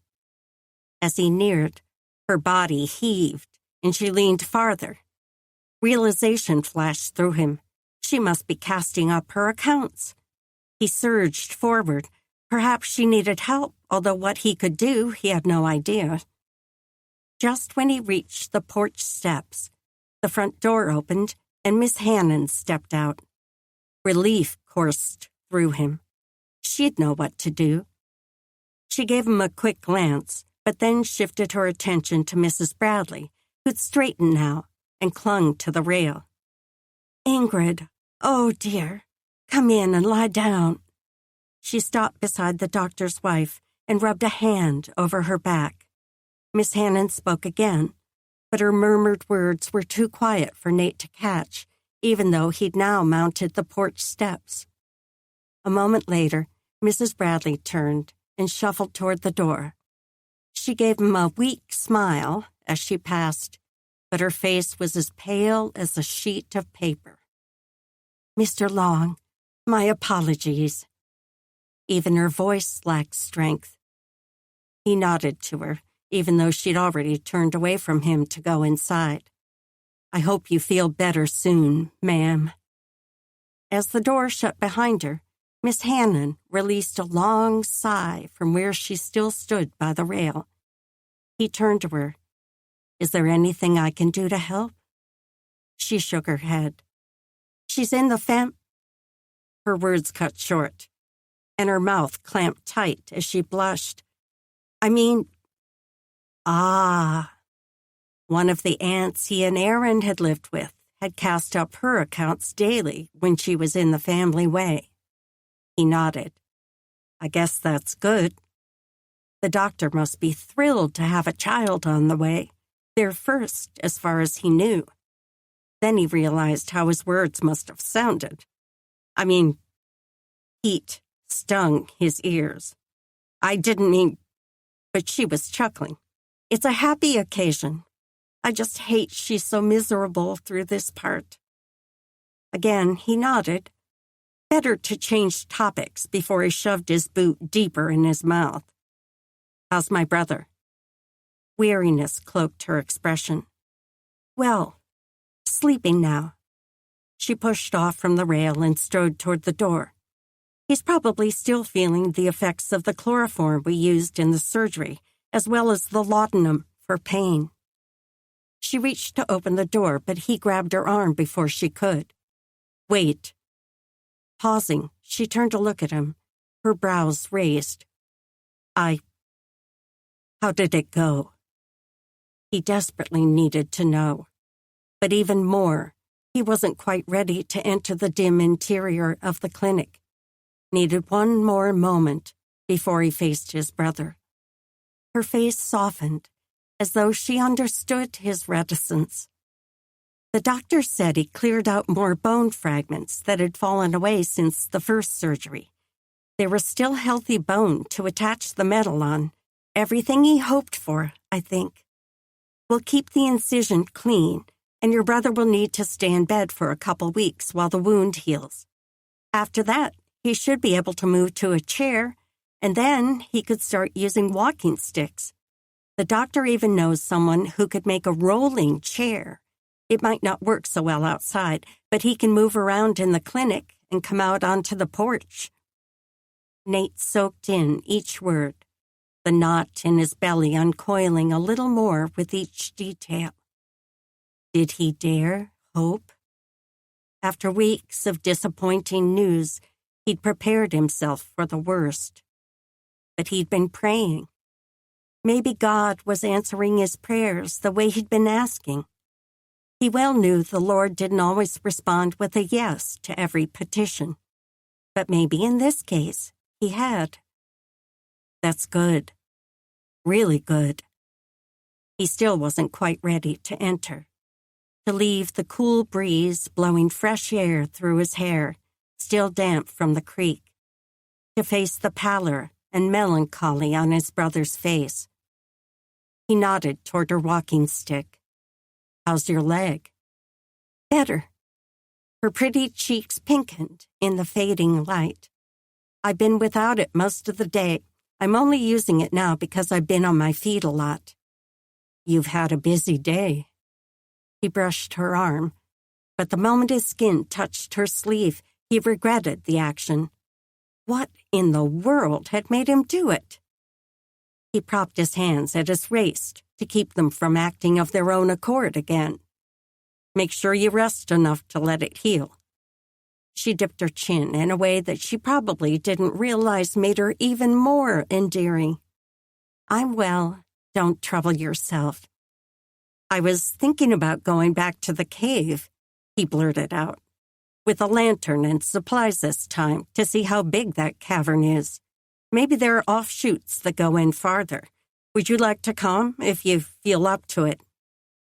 Why that came out, he couldn't have said, but his entire body strained as he waited for her answer. I would. Was that excitement lighting her eyes? Probably only wishful thinking on his part. He nodded, trying to steady his reactions. Maybe Sunday, after the service. But could he really spare so many hours on his only day off?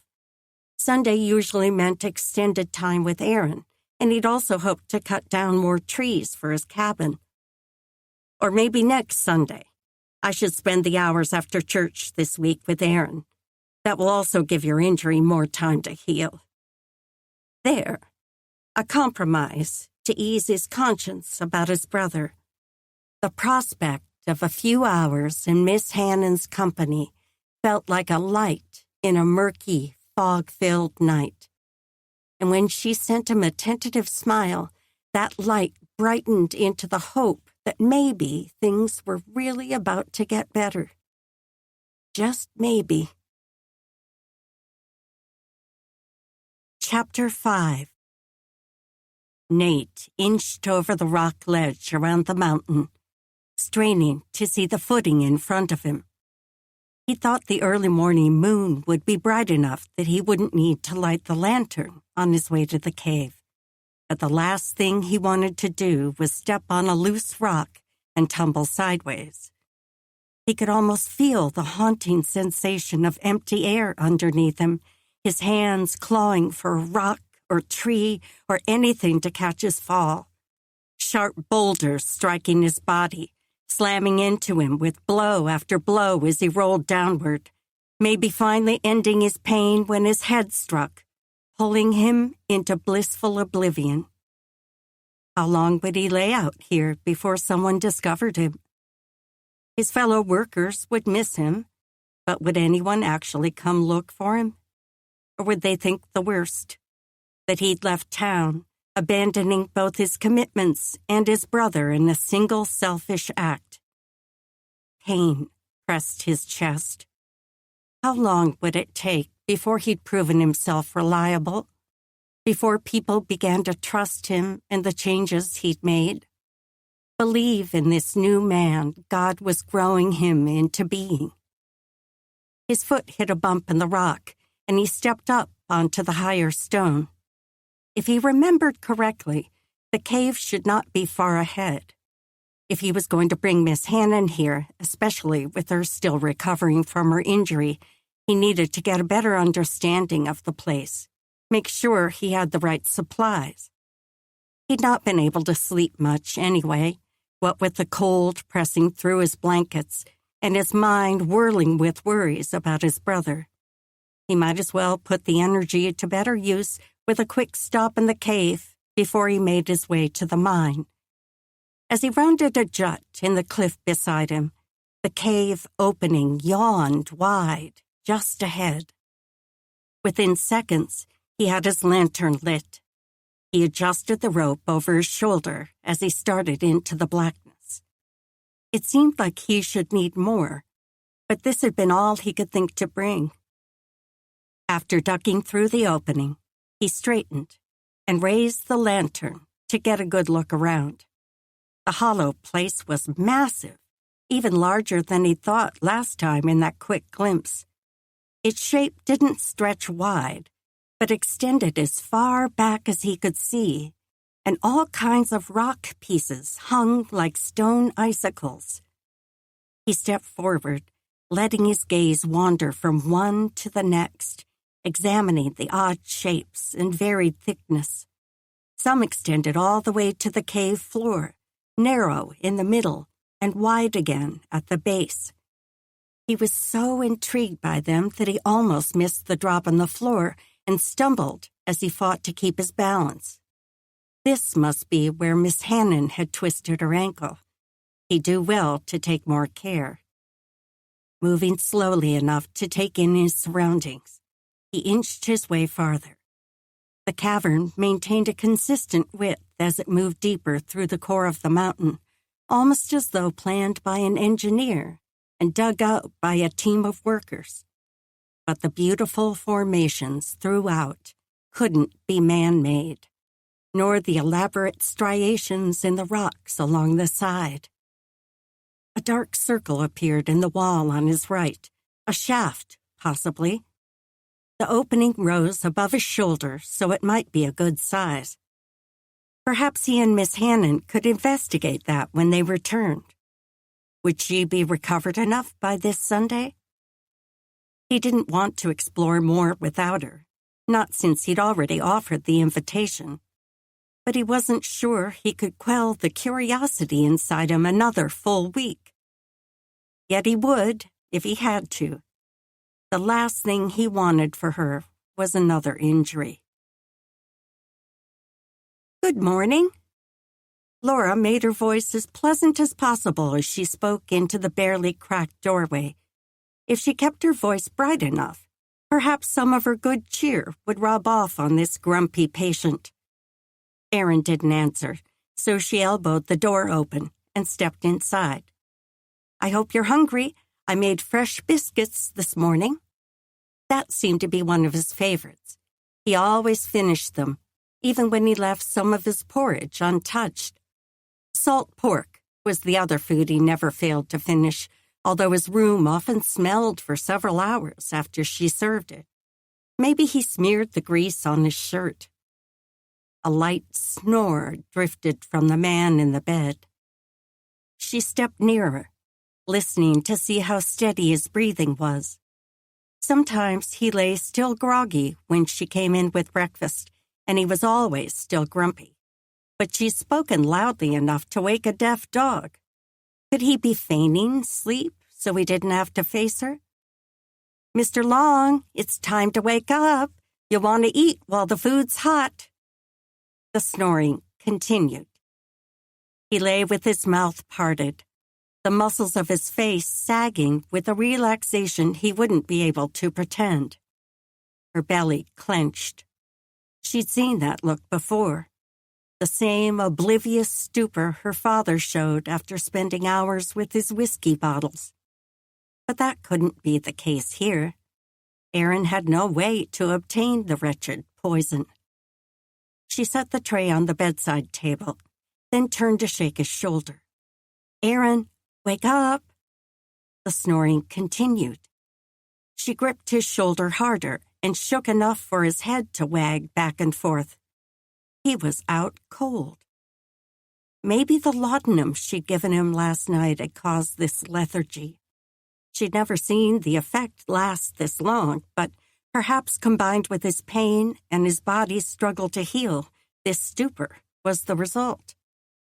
Just to be certain, she pressed a hand to his forehead, not overly warm.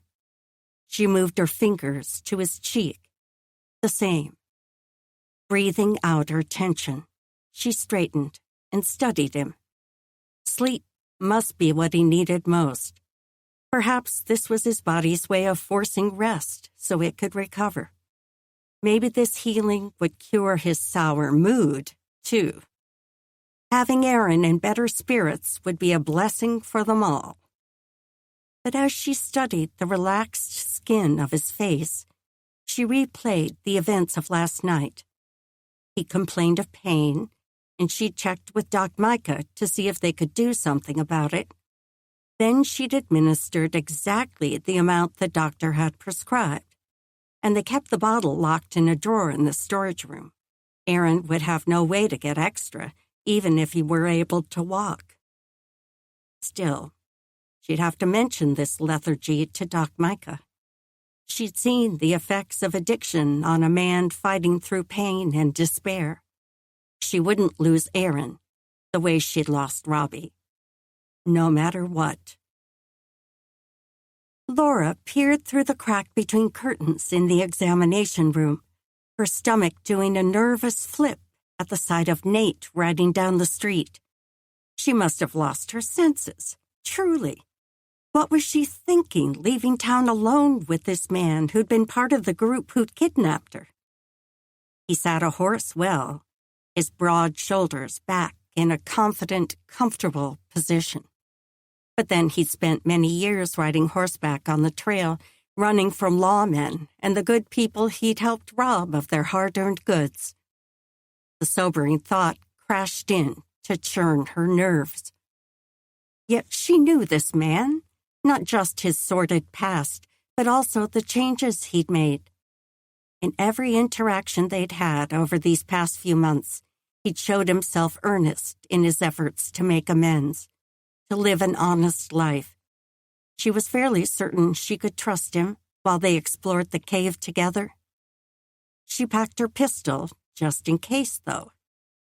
Besides, exploring the cavern would be a good deal safer with a partner, an extra set of hands and eyes and ears. She turned away from the window and moved toward the door. He didn't need to come inside for her. That would feel too much like he'd come courting. Even the thought sent a rush of heat up her neck, and started that nervous flipping in her middle again. She'd never been courted in her life, not with her father's drunkenness hanging like a shroud in their home. She'd had her hands full with her brothers anyway. Then Will's sickness. Then the war. The last few pieces of her former life she tried desperately to cling to had shattered. Now was hardly the time to dwell on the past. She began a new life and was about to set out on a grand adventure. With a man. She needed to be careful to keep their relationship from going beyond friendship, especially when she still didn't know for sure where her place was in this town. Adding in the attentions of a man would only muddy things further. And was Nate even a man whose attentions she would want? A cohort of the men who'd submitted her to so much fear and pain? But Nate had been opposed to the kidnapping as soon as he'd met up with the group in the woods. He'd fought to free them, put his own life in peril. But still, with her hand on the front doorknob, she grabbed the satchel she'd packed and slung it over her shoulder. This excursion simply served as an opportunity to search the cave, to put the weight of past struggles behind her and enjoy the afternoon. She inhaled a strengthening breath, then pulled open the door and stepped out. She no longer limped, and her ankle was barely tender with each step. When Nate turned from tying the horses and noticed her, his countenance brightened, and he offered a shy smile. "Ready?" She nodded, and couldn't help returning his grin. The man had a face far too handsome for his good. The way his smile pulled slightly crooked, forming a dimple on one side, would melt any woman's heart. And those eyes. She glanced toward the horses to regain her composure, yet her mind held on to the image of how his eyes darkened to forest green in the bright afternoon sun. "I hope this mare suits you." Nate reached for her satchel as he spoke, and she handed it over. "Sam at the livery said she's plenty dependable. He called her Nugget, I think." She moved to the horse's head, while Nate tied her pack behind her saddle. "Hello there, pretty." The mare shone a dark sorrel, the color of rich garden dirt fertilized to the peak of readiness for planting. Laura soaked in the savory scent of horse, an aroma that swept her back to some of her favorite memories. She and Will had spent every hour they could steal away roaming the pastures and woods. They'd only had the one mare, an aged farm horse who'd plodded along wherever they directed her, and of course they'd never wasted time with a saddle. Those bright moments with Will had been among her best. She could still see his cheeky grin, his wind-ruffled hair, her brother, her confidant, her only friend through every dark day after their mother died and their pa took to the bottle. "Do you think she'll suit?" The gentle rumble of Nate's voice sounded nearby. She pulled back from the mare. At some point, she'd rested her forehead on the animal's wide blaze. Maybe that touch had drawn Will's memory so vividly.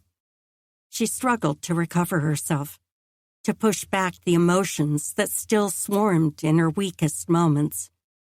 Nate still waited for an answer, so she nodded and worked to clear the tears from her voice. "She'll do fine." His strong hand rested on her elbow, his warmth soaking through her woolen sleeve. "Can I do something? Help with something? Is it your ankle?" He must have heard the emotion in her voice, witnessed another of her moments of weakness. She sniffed and fought for normal composure. "I was just thinking of my older brother, Will. He and I used to ride together whenever we could. I miss him." A fresh burn of tears surged up to her eyes. If they didn't get riding soon, she'd not be able to stop herself from blubbering. Squaring her shoulders, she nodded. "I'm well. Ready when you are." "There." Her tone sounded normal. If she looked at him, he'd see her reddened eyes.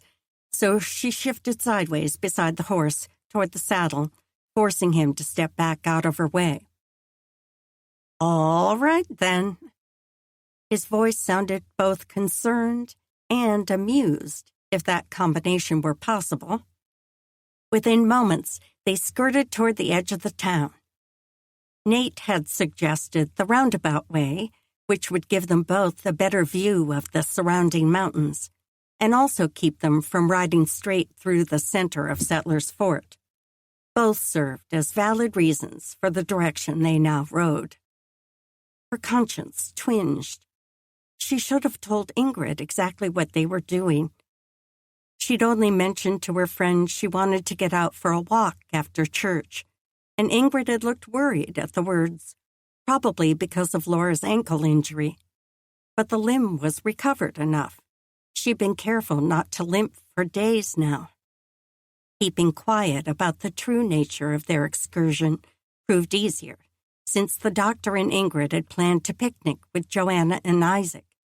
They'd invited her, of course, but Nate's previous offer to explore the cave had overridden all her desire to relax with her friends. She would have liked to spend extra time with Joanna, who'd been her first friend here in Settlers Fort, and was still one of her dearest, although they didn't see each other often, since her marriage had moved her more than an hour's ride outside of town.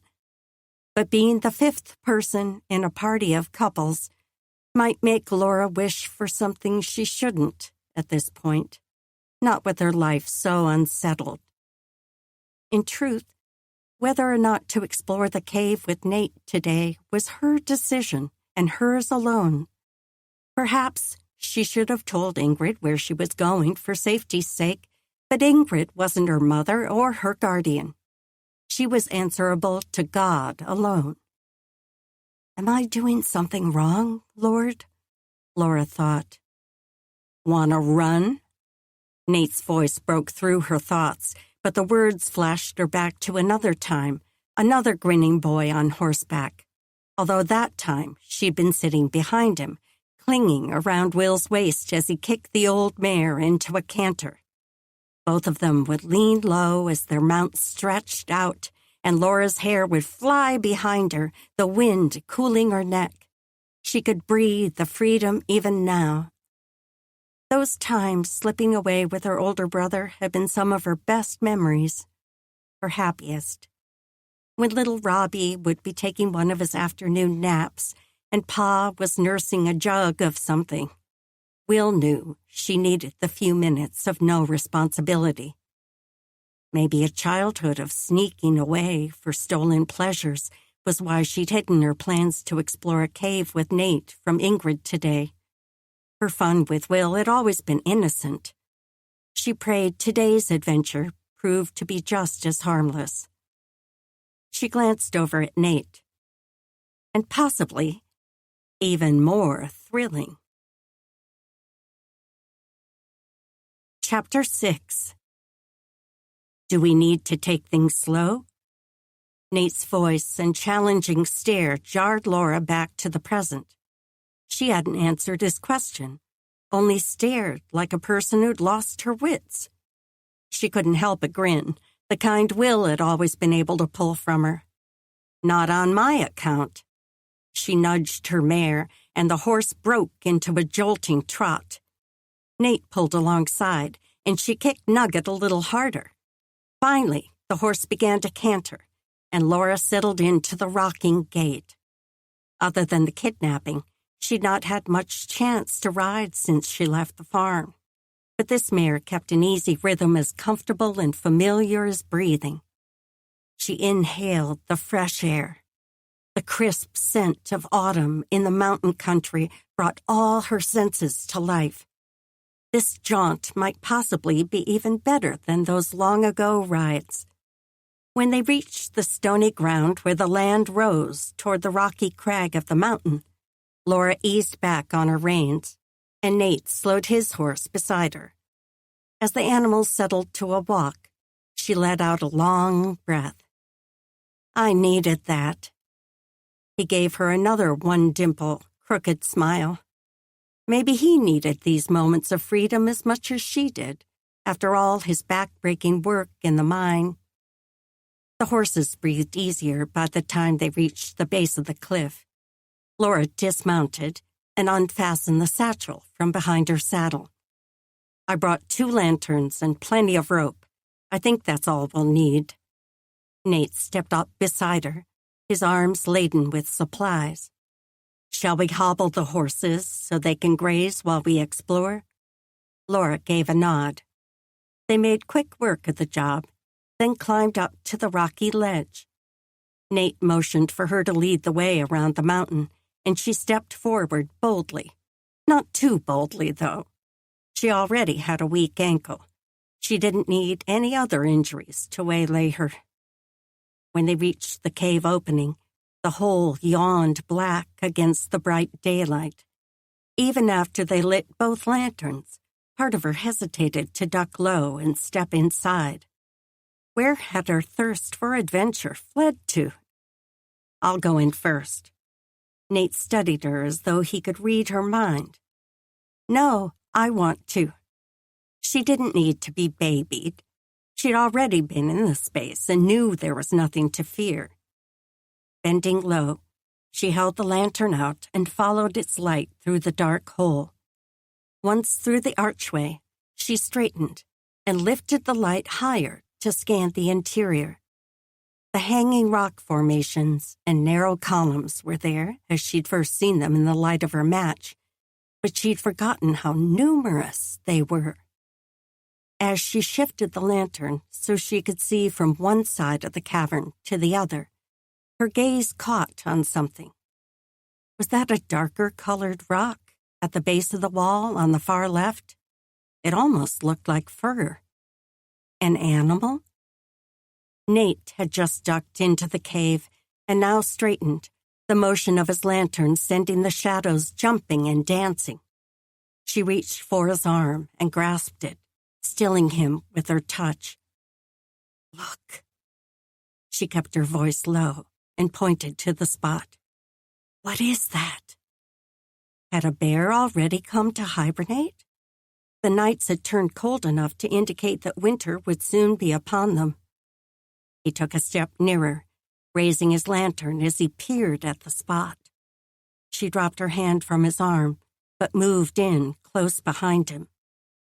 The creature against the wall shifted, just barely, but she was almost positive it hadn't been a shadow flickering from the light. It's alive. Her chest tightened so much the words barely came out loud enough for him to hear. Nate slipped the coil of rope from her shoulder and dropped it to the floor, then glanced back at her. Stay here. I'll see if it's dangerous.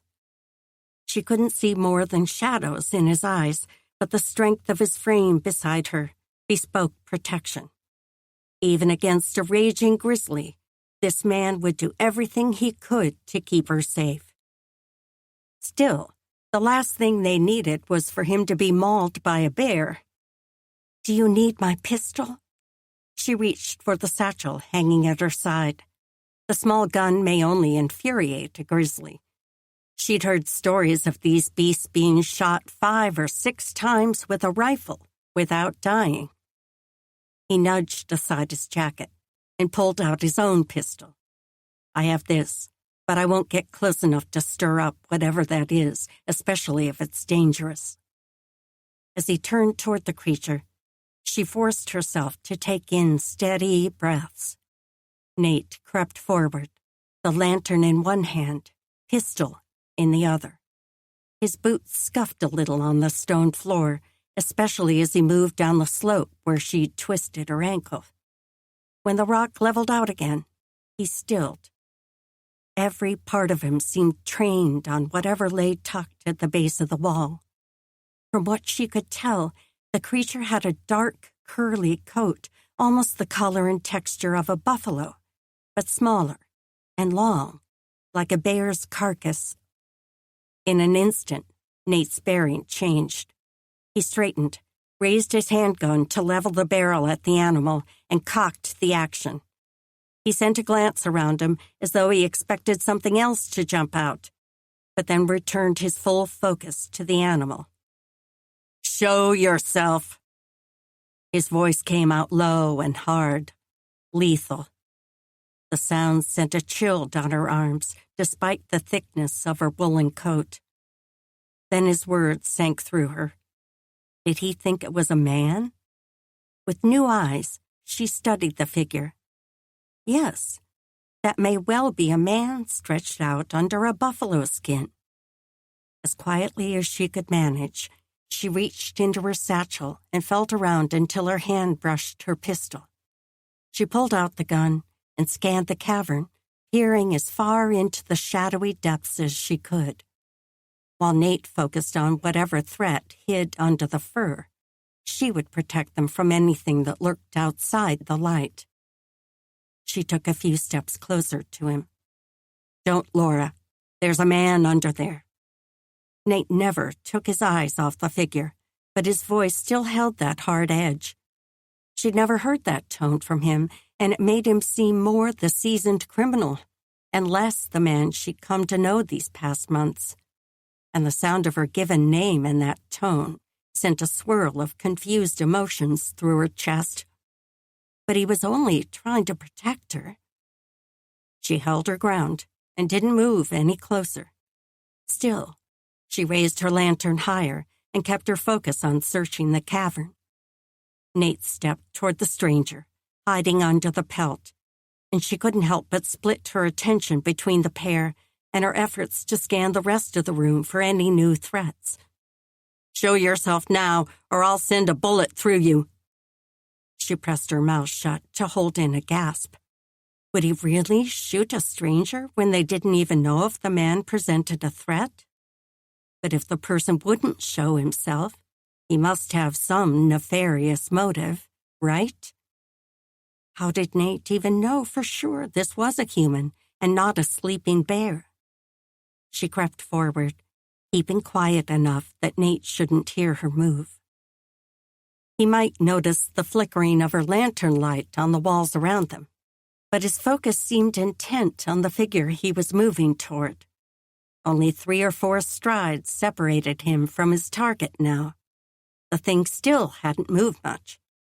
Maybe it was dead, or nearly so. "This is your last warning." His voice still held that hard, icy chill, but he hadn't fired his gun. Maybe he didn't intend to until he knew more. God, help him. Help us, Laura thought. Nate closed the last strides between him and the covered figure. Then he planted a boot in the fur. Hard, apparently, for the man underneath grunted. Whoever was under there was alive. With a swift motion, Nate set the lantern down, then jerked the covering away, stepped back, and aimed. The motion was so swift, the stranger likely wouldn't have gotten the draw on him if he'd tried. Still, she kept her pistol pointed at the threat from where she stood, back by the incline where she twisted her ankle. As her eyes adjusted to the figure, she sucked in a gasp. Lying on the cave floor was a man, an Indian from the look of his tawny skin and sharp cheekbones. His gray hair lay in loose strands over his face, but didn't conceal his rounded eyes. There was no fear in his gaze. In fact, she couldn't name exactly what emotion was there. He was simply staring. Nate seemed to gather himself. "Who are you?" His voice wasn't as hard as before. It sounded to Laura like there was still a bit of lingering surprise in his tone. The old man didn't answer, only stared. Was that a look of resignation on his face? He must not have a weapon. Why hadn't he moved farther into the cavern when he heard them coming? Maybe he was too old or injured.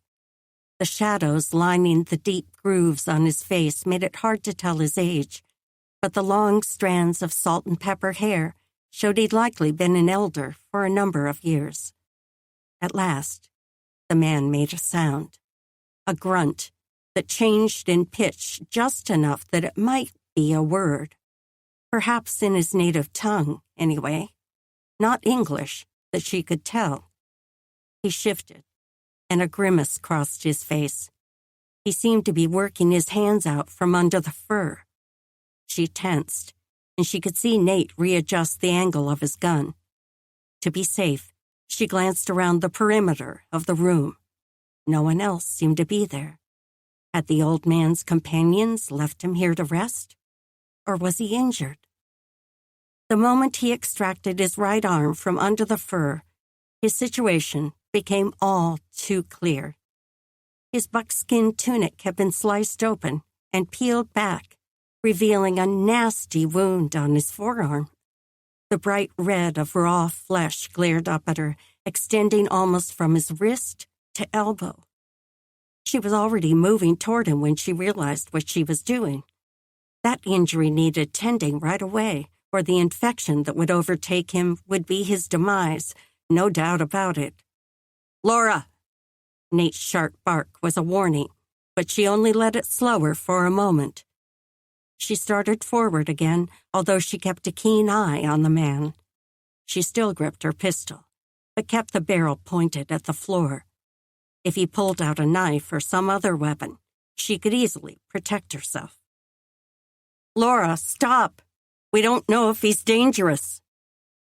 A tinge of fear edged Nate's voice, and from the nearing tone, he'd shifted close behind her. "He's hurt, Nate. Besides, if he wanted to hurt us, he would have tried already." "We don't know that." She dropped to her knees beside the older man, and Nate hovered just behind her. He would protect her. She had no doubt of it. She sent the older fellow a smile to show she meant no harm, then turned her attention to his arm. The flesh appeared raw and exposed, with pale striations of muscle or tendon showing through in some places. She couldn't see any signs of scrapes or lacerations that would give a hint of what had caused this. Maybe a burn? If so, the water must have been scalding. The arm looked as though the skin and top layers of flesh had simply dissolved. Bile churned in her gut, rising into her throat. She had to look away and inhale a deep breath through her nose to force her gorge back down. To cover her upheaval, she focused on the man's face. "What happened to you?" A flash of confusion touched his eyes. Maybe he didn't understand English. "He bested a wild cat." The voice from behind made her spin. She almost fell over from the shot of pain through her weak ankle, but she pressed a hand to the stone floor to keep herself upright. A figure stood across the cave, just inside the circle of lamplight, but still a dozen strides away. A child, maybe 7 or 8 years old, her raven hair pulled back from her tawny face. But it was the regal glare she sent them that was the girl's most striking feature, as though she had the upper hand and barely deigned to appear before such common visitors. "He fought off the cougar with only his hands. Now he rests to prepare for his next victory." The girl spoke with an accent, but she pronounced each word distinctly. Was she here alone with this man? Maybe her grandfather? Laura turned back to the man and offered a respectful smile before sneaking another glance at the arm. "I can tell he is brave." That wasn't a lie. The man was incredibly brave to have faced them and their weapons without a flinch. And the girl needed to know they weren't a threat. From her glimpse of the wound, she still couldn't reconcile it with an animal attack. There weren't clean lines that would have come from claw marks. Something more must have happened. She inhaled, but only a faint wisp of body odor drifted to her. Not as much as she would expect from an elderly man who was injured enough to make washing hard, even if he could get to a source of water. Had the injury just happened then? A wound this open would fester quickly, especially with the contagion from a mountain lion's claws. Maybe the cat had surprised him during a bathing. There must be more to this story. There had to be. She turned back to the girl. I'm not a doctor, but I've spent the past few months working alongside one. May I see if I can help his injuries? The girl still stood across the cavern, and she seemed to be trying to keep a stoic expression. But the way her fingers twitched at her sides spoke of her nervousness, trying to decide if she could trust them, no doubt. I'll only work on his arm. If there's anything you're not comfortable with, I'll stop if you ask me to. She offered a smile. My name is Laura, and this is Nate. She nodded toward the man standing guard behind her. She glanced up at him, just to make sure he wasn't still pointing his gun on either of these vulnerable strangers. The weapon hung at his side, although she had no doubt he could raise the pistol, aim, and shoot before she could draw breath to scream. He would probably hit whatever he aimed at, too, not accidentally shoot the man who was coming to his defense, shattering that person's thigh bone in so many pieces he might never walk again. Aaron had to walk. He simply had to. She forced the memories aside. She couldn't let her focus shift from these people who needed help. The girl stepped toward them, and the shadows flickered across her face as she wove her way around the hanging rock formations. Surely the child feared facing two strangers with guns, but the nearer she came, the braver she looked. At last, she reached him, stopping only a pace away from the older man's head. Her gaze met Laura's with a solidness that many adults couldn't muster. Help him if you can. A burn sprang to Laura's eyes, and a knot clogged her throat. She could remember being like this brave girl, standing up to strangers when her father was too ill from drink to do what his children needed of him, which was more often than not in the early days after Mom had passed. Then again, near the end. She'd learned how to read people, how to judge whether they could be trusted. Women were usually easier to see through than men, and more kind, generally.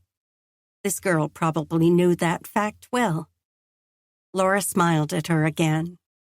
I'll do everything I can. Chapter 7. Laura turned her focus to the wound, keeping an ear tuned to what Nate or the child would do or say. This injury would require a great deal of attention, although as she studied it, there didn't seem to be any pus or signs of festering, only a few bits of hair and dirt that may have come from the buffalo hide the man had covered himself with. How had the wound stayed so clean? She turned back to the girl, who'd been glaring at Nate. The child's attention jerked to Laura the moment she turned. Laura bit back a smile. Have you cleaned this in water? The girl nodded, but a flash of fear passed over her features. The water burned him. It ate the skin away before we could get him out. Laura returned her focus to his arm. Water did this? Boiling water? The hot spring in the cave. Nate stiffened beside her. In this cave? Where at? The child raised her chin as she sent Nate another glare. In this cave. Laura had to fight to keep her smile hidden. She could understand why the child didn't trust a man, but this pair was safe with Nate. Should she tell the girl so? Before she could speak, Nate took the task into his own hands. He dropped to his haunches, rendering his size not so formidable. I won't hurt you. I want to help, too. The earnestness in his voice would win anyone over. He nodded toward the older man. Is this your grandfather? The child looked wary. Don't ask personal questions, Laura thought. Talk about something inconsequential, or share about yourself. She could tell Nate exactly what would break through the girl's barriers, but perhaps it would be best for him to work through this on his own. I had a grandfather once. His voice was gentle. We lived with him for a couple years when I was a boy after my ma died. Her heart caught, both at the tenderness in his tone and at the picture he painted. Just like her, he'd lost his mother as a young child. And so had Aaron. She pushed away the thoughts. She had to stop comparing Aaron's situation to what her younger brother had gone through. Robbie had lost his leg, but Aaron wouldn't. Aaron wouldn't give up the way Robbie had. She would make sure of it. She forced her focus back on the girl to see the child's reaction to Nate's words. Her posture had softened a little. Nate nodded toward the older man, who was watching them with intense regard, not showing whether he understood anything they said or not. It's good you and your grandfather can help each other. Miss Hannon is good at healing. She'll be able to make your grandfather's arm better. You can help by telling her what you've done for it so far. Heavens, he was good. She gave the girl another gentle smile. Can you tell me more about the hot spring? She could get some burn salve from Doc Micah and bandages to keep the wound clean. She was fairly certain she wouldn't be able to talk this pair into coming to the clinic, but maybe the doctor would come tend the wound up here. He usually spent afternoons making house calls, after all. The girl gave Nate one more look, her posture not nearly so guarded. Then she knelt by the older man's head and placed a hand on the thick gray strands. There was a deep gash on his arm there, and he has more on his leg. She spoke with only a slight hesitation now, her manner and voice completely softened from moments before. She motioned toward the buffalo robe covering the man's lower half. I put a mineral salve on him like my grandmother used, but he was still bleeding a lot. So we took him to the hot springs back in the cave to wash. When he put his arm in the water, he screamed. When he pulled his arm out, the skin looked strange. Her voice quavered as she pointed to the raw flesh. Laura had to fight to keep from resting a hand on the child's shoulder. If only she could ease the girl's fears. But touching her would only worry her more, so she kept her focus on the arm. Was the water too hot?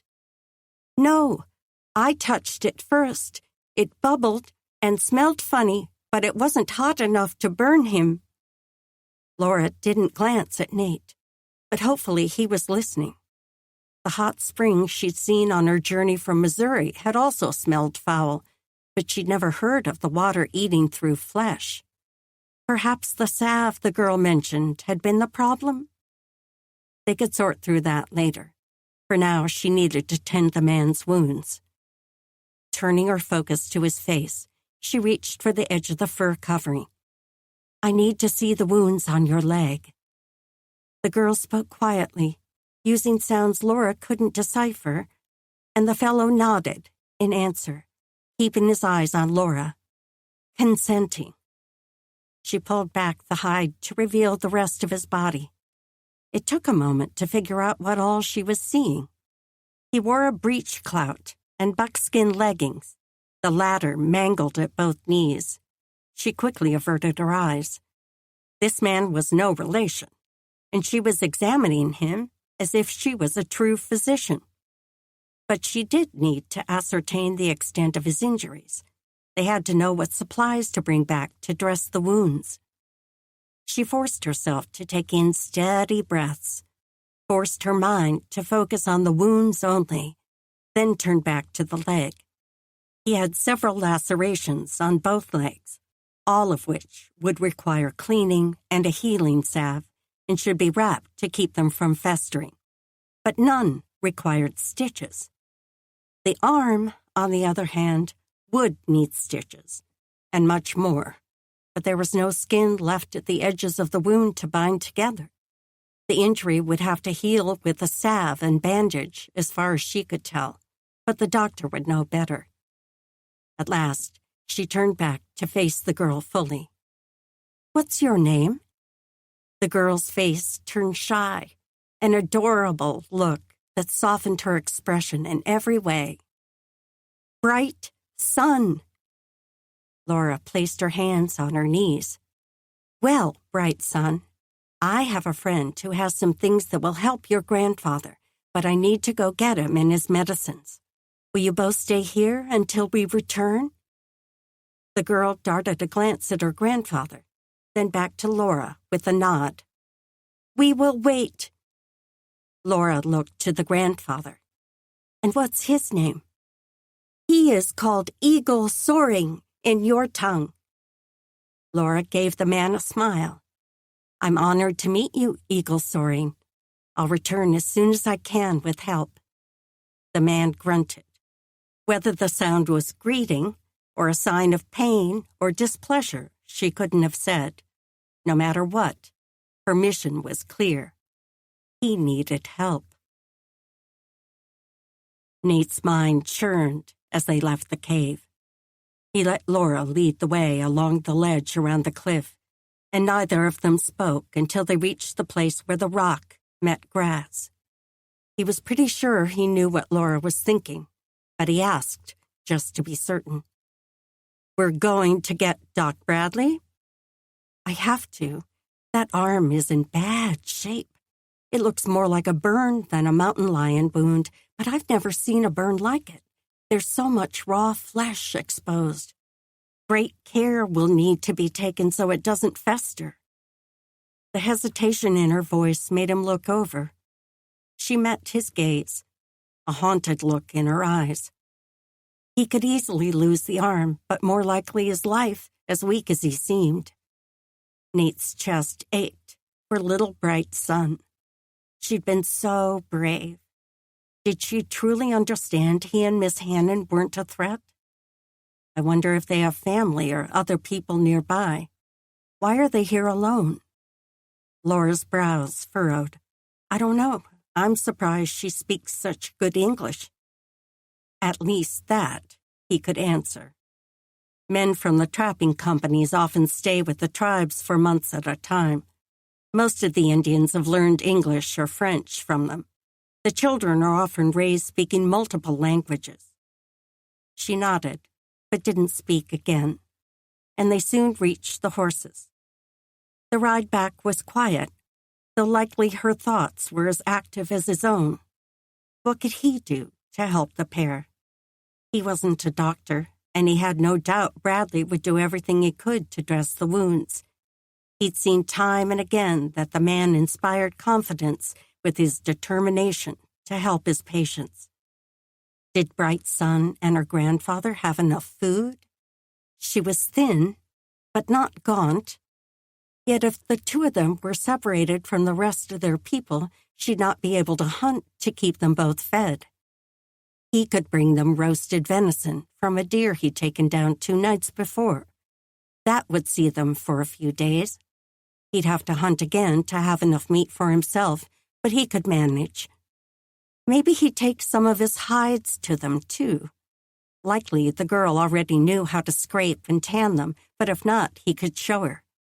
He'd not managed to find time to work the furs, so giving them to someone who could put them to good use would be helpful. And with the nights so cold, the pair would need more than one buffalo robe to keep them warm enough. They reached the place where he should split off toward his camp, and he raised his hand to signal a halt.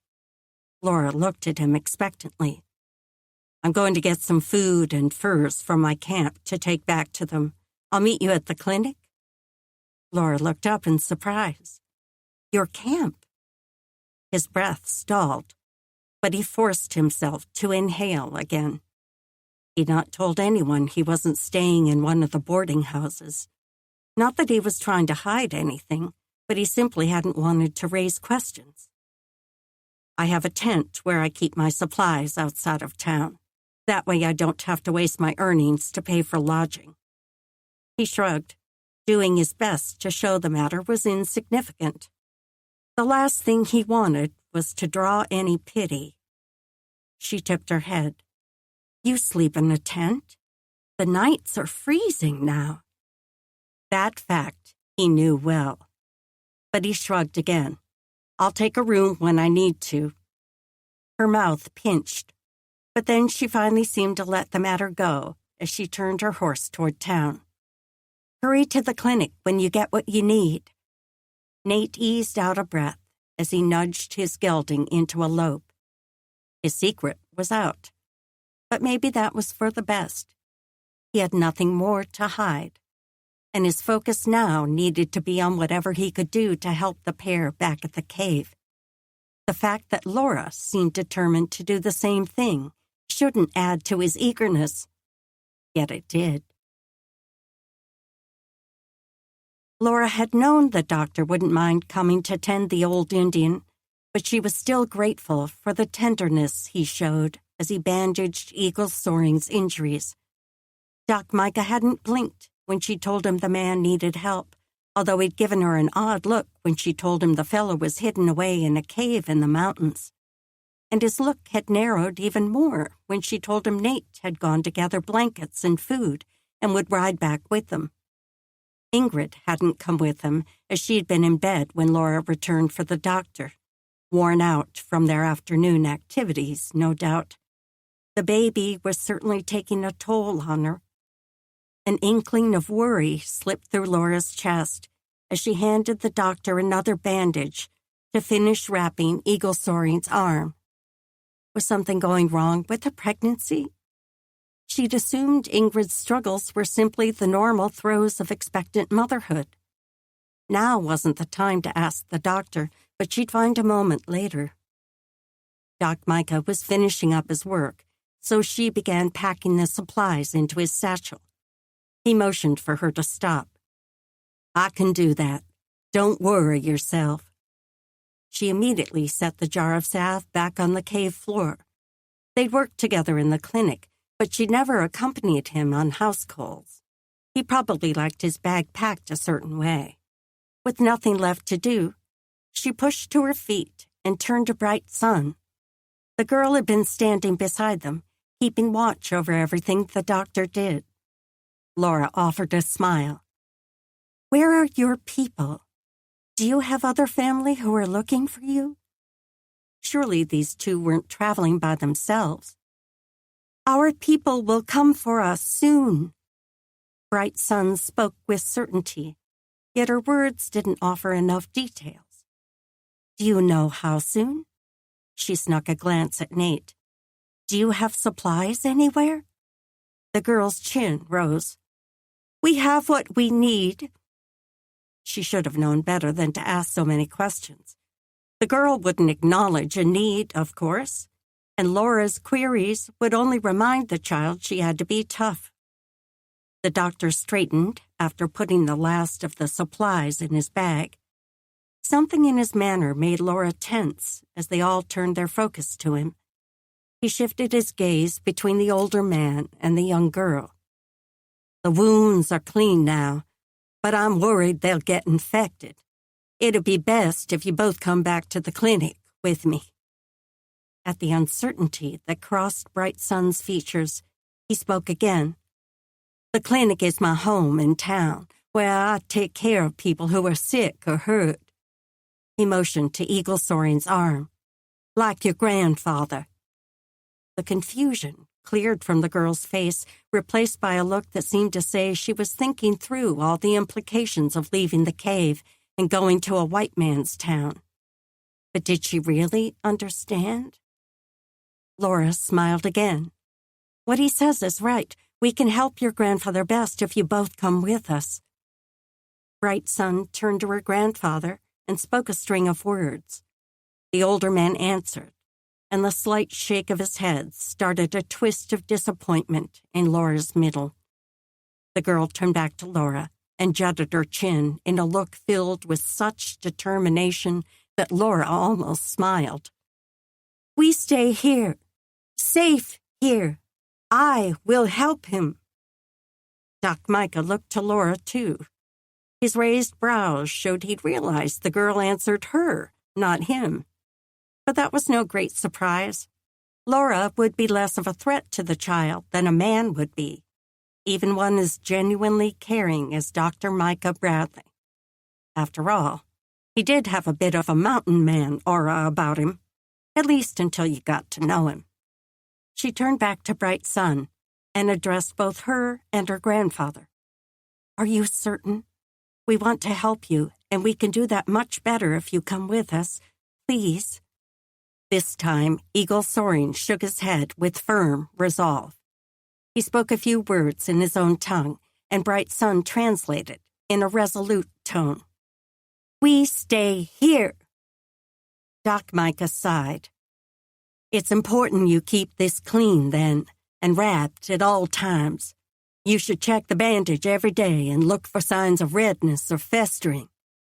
Bright Sun leaned close to see what he pointed to as he explained more signs to watch for and how to know if the bandage should be changed. The girl nodded each time he looked up at her as he spoke. At last, he finished and then glanced around. That's it, I suppose. Laura leaned forward to catch Bright Sun's attention. Could you show me the spring where your grandfather washed? I'd like to see what burned him. She sent a glance to Nate. If she'd read him correctly earlier, his curiosity was more than piqued as well. I'd like to see it, too. Doc Micah rose with his lantern. Is it nearby? The girl nodded, then turned and started across the cavern in the direction that she'd first appeared earlier. Laura scooped up one of the other lanterns and strode quickly to catch up with the girl. The child wove around the hanging rock spikes as though she'd maneuvered through this cavern all her life. How long had she and her grandfather been here? They hadn't seen any trace of a fire or other signs of habitation. Bright Sun reached the cavern wall and didn't slow, looking like she would walk straight into the rock. She ducked at the last minute, disappearing into a black hole that swallowed her completely. Laura reached the spot, and her lantern filtered into the darkness. A cave, just as Bright Sun had said. Holding the light as far in front of her as she could, Laura stepped inside. The ceiling wasn't as tall as she was, so she had to duck. Her light flickered off a stone wall ahead, blocking the path at an angle. But there was just enough room for her to step around it. Taking a breath for courage, she stepped toward the narrow opening, the men close behind her. What they'd find on the other side was anyone's guess. Chapter 8. Laura rounded the jutting stone, Nate and Doc Micah shuffling just behind her, then raised her lantern high as the low stone ceiling opened into another high cavern.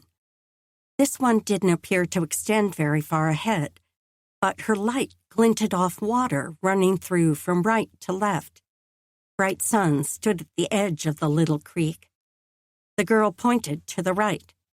The spring makes a larger pool up here. As they trekked that direction, the ground sloped uphill. A strong smell had begun to fill the air, like eggs rotting in a burning summer sun. The air grew wet and warm as steam wafted from the creek. Between the stench and the thick blanket of hot vapor, this larger cave was almost suffocating. At last, Bright Sun halted at a place where the creek widened into a pool. A solid stone wall behind the spring showed that this must be where the cave ended. Laura held the lantern over the water and could see the bubbling at one end. Between the steam and the bubbling, the liquid sure looked hot enough to burn skin, although maybe not to the extent of Eagle Soaring's injury. Doc Micah crouched near the area that was bubbling and eased his hand out to touch the water. After a quick splash, he inserted his hand farther, then looked up at them. It's not very hot. Laura dropped to her haunches too and eased her fingers into the liquid. The perfect warmth for a bath, but certainly not hot enough to burn, at least not here at the surface. She'd have to remove her coat to feel deeper, but she'd wager none of the water was much hotter. She studied the steam rising from the surface. Do you think whatever makes it smell causes the steam? Could be. Maybe that's what reacted with the ointment they used on his arm. Doc Micah rose and turned to the girl who stood back a little, watching them. Thank you for showing us, bright son. Can you take us back to your grandfather? The girl turned without a word and strode back the way they'd come. Laura did her best to take in both sides of the creek as they walked, at least as much as her light showed. A glimmer of daylight appeared on her left to mark the small opening in the stone wall back to the front cavern. Have you explored to see how far the creek goes? Nate's voice paused them all, and Bright Sun looked downriver where he pointed. It flows the same distance as that way. She pointed back upstream to the spring they'd just visited, then goes back into the rock. Nate nodded his understanding. Are there other caves than what we've walked through so far? No. Without another word, the girl ducked into the entryway again. I guess that means she's done answering questions. Nate's mother pulled a chuckle from Laura. She held the lantern higher in front of her and followed Nate into the small opening, the doctor coming behind. As she stepped around the rock wall jutting out, her left foot caught on a stone at the base, throwing her weight onto her right. A sharp pain shot up her ankle, and the joint bucked beneath her. A cry escaped as she stumbled forward, trying to keep from going down. A hand grabbed her arm, slowing her fall as she landed on her knees. Laura. Nate was in front of her, holding her up so she didn't fall any farther. She drew in gasping breaths as her heart surged in her chest. Her ankle throbbed. She clung to her lantern, clenching her jaw through the pain. At least her skirt had eased the damage to her knees. Are you hurt? Your ankle again? Nate's voice sounded nearly frantic. She forced measured breaths. Not bad. I can stand. She hoped. But this pain felt so much worse than the last time. He still gripped her arm with one hand, and he placed his other hand in hers, giving her something to hold as she pushed up to her feet. She'd fallen forward into the front cavern, so at least there was more light from the sun shining through the entrance. If she kept her weight on her good foot, the pain was quite manageable. There. See? She infused a bit of cheer in her voice. Not hurt. Let's see if you can walk. Doc Micah spoke with his measured doctor's voice as he looked at her with concern. Keeping her jaw clenched against the pain, she stepped forward. The knives piercing her ankle forced an exaggerated limp, but at least she could move on her own. She ignored the men's stares and marched forward. She had to at least reach Bright Sun and her grandfather, and then she could sit and visit for a few minutes while her leg recovered. Thank the Lord they brought horses, so she wouldn't have to walk back. Laura, if you walk on that ankle, the damage will be much worse. Here, use us for support. The doctor moved up beside her on her left. Let me have that lantern. He took the handle from her and gripped her hand, placing his arm under hers so he could bear some of her weight. As much as she wanted to protest, her ankle ached more with each step. She could force herself to keep going through the pain, but the joint felt like it might buckle again at any moment. Nate came along her other side, the injured one, and slipped his arm around her waist, dipping his shoulder low so she could cling to it, the same way she had the last time during that torturous walk back to town. What was it about this cave that made her always come away injured. If she believed in bad luck, she'd say these underground chambers held their fair share of ill will toward her. As they wove through the rock formations to reach the pair, the girl's dark eyes never wavered from watching them. They still hadn't learned why these two were alone in the cave, or even how long they'd been here. But Laura's ankle throbbed too much for her to string together the right words and gentle tone she'd need to pull answers from the child. Just keeping from moaning with each step took more strength than she had to spare at this point. The doctor stopped them before they reached the pair. "Wait here while I get my bag. Then we'll go." She was too relieved to argue. The sooner they reached the horses, the sooner she could get off her feet and back to the clinic. While they waited for the doctor, Laura leaned more of her weight against Nate, letting her head rest against his shoulder. His hand tucked tighter around her waist, holding her secure. Letting this man bear the weight of her pain, even for just a moment, was more relief than she could describe. His head rested atop hers, and she would almost have thought he'd pressed a kiss to her hair. But he wouldn't do that, of course not. All too soon, Doc Micah returned to them, and she had to walk again. Step by painful step, they left the cave behind and scaled the ledge around the cliffside. Part of her never wanted to see that cave again. But another part kept the image of bright sun sitting beside the prone form of her grandfather. What would happen to them? If Eagle Soaring didn't survive his injuries, did the girl have anyone who would come back for her? No matter how hard Laura had to work for it, she must make sure the pair had what they needed until Eagle Soaring recovered enough to handle the job himself. She couldn't let them suffer. Perhaps this was exactly the purpose she'd been searching for, at least for now. Sitting in bed, with her leg propped up all day, made Laura feel useless, especially when Ingrid had to do all the work for both the clinic and the household, even though she was pale as a white bedsheet. She'd finally pinned Doc Micah to ask if Ingrid's sickness might be a sign of something more serious. He'd scrubbed a hand through his hair and sighed, but said he'd not seen signs of anything that should worry them. At least she had that relief.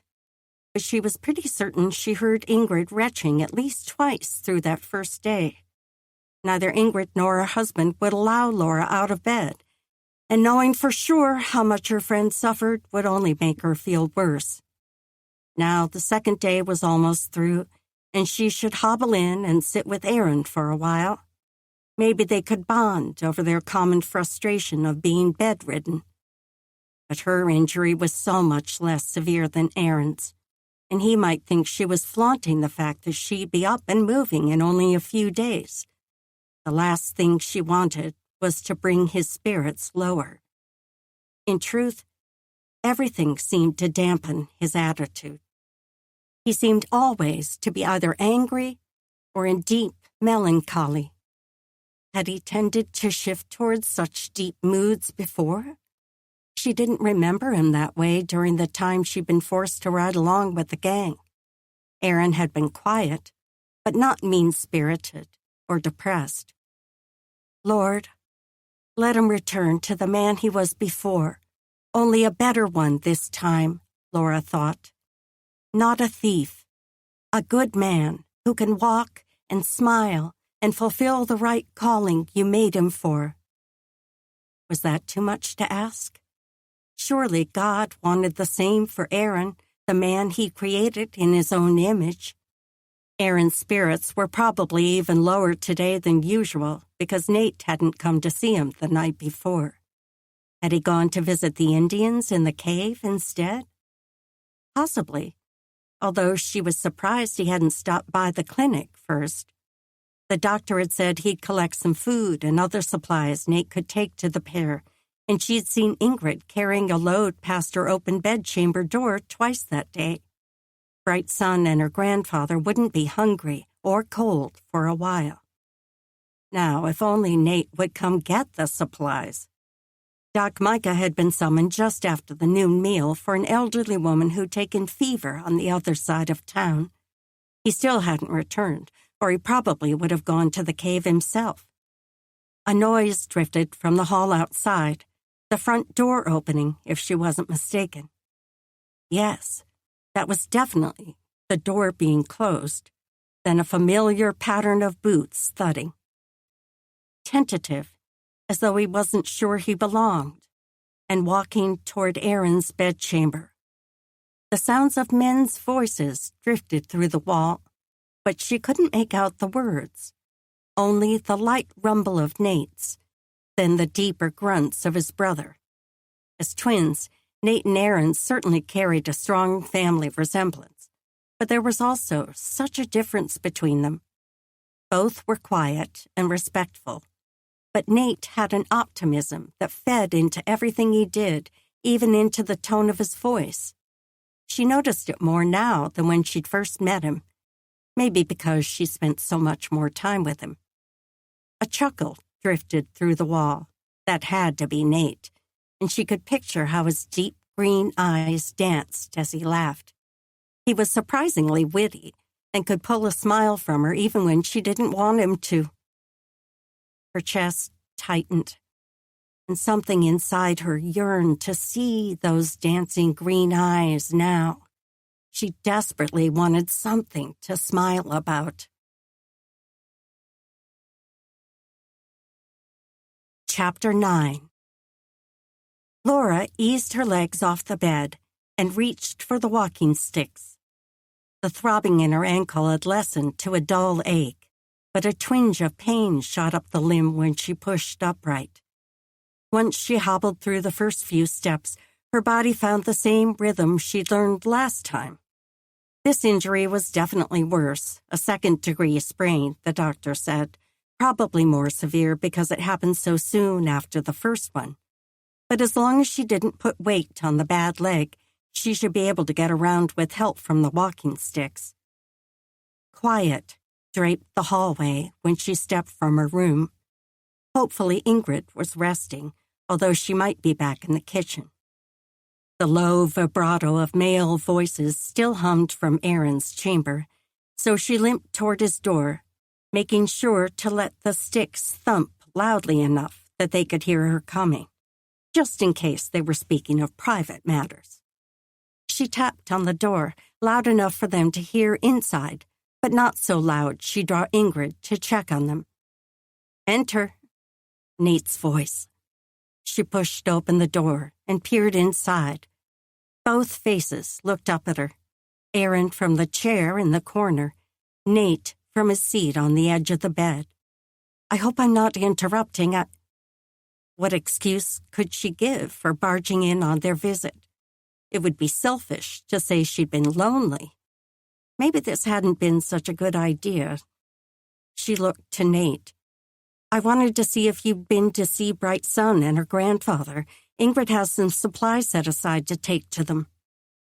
His face wore weary lines across his brow and at the corners of his eyes. "I haven't been back, but I plan to go in the morning on my way to the mine. I can take the goods with me tonight." He hadn't gone the night before? Where had he been then? "I thought since you weren't here last—" She bit off the sentence the moment she realized the way her words would sound. It wasn't any of her business whether he took a night off from his responsibilities. He wasn't required to come check on his brother or her. His shoulders sagged a little, and his gaze moved away from her, wandering to his brother. "I had to do some hunting, replenish my meat supply." She blinked as her mind struggled to form a new picture of him. First, she learned he lived in a camp outside of town, and now he hunted for his food? Surely wild game wasn't all he ate. But it would certainly ease the weight of his tab at the mercantile. Or would Mr. Lanton not sell to him because of his past crimes? That didn't seem like the reasonable man she'd met. As the acting lawman until the new sheriff arrived, he was the one who'd suggested Nate and Aaron be allowed to work off their debt instead of being imprisoned or hanged for their crimes. Or maybe Nate didn't earn much at the mine, and with Aaron still recovering, it would be some time before he could earn his part. That was the more likely reason he was so frugal, and she could respect the way Nate cut back expenses everywhere he could. At least the doctor had insisted Nate not pay any of the costs for Aaron's care and board. Aaron was to work that off once he was able.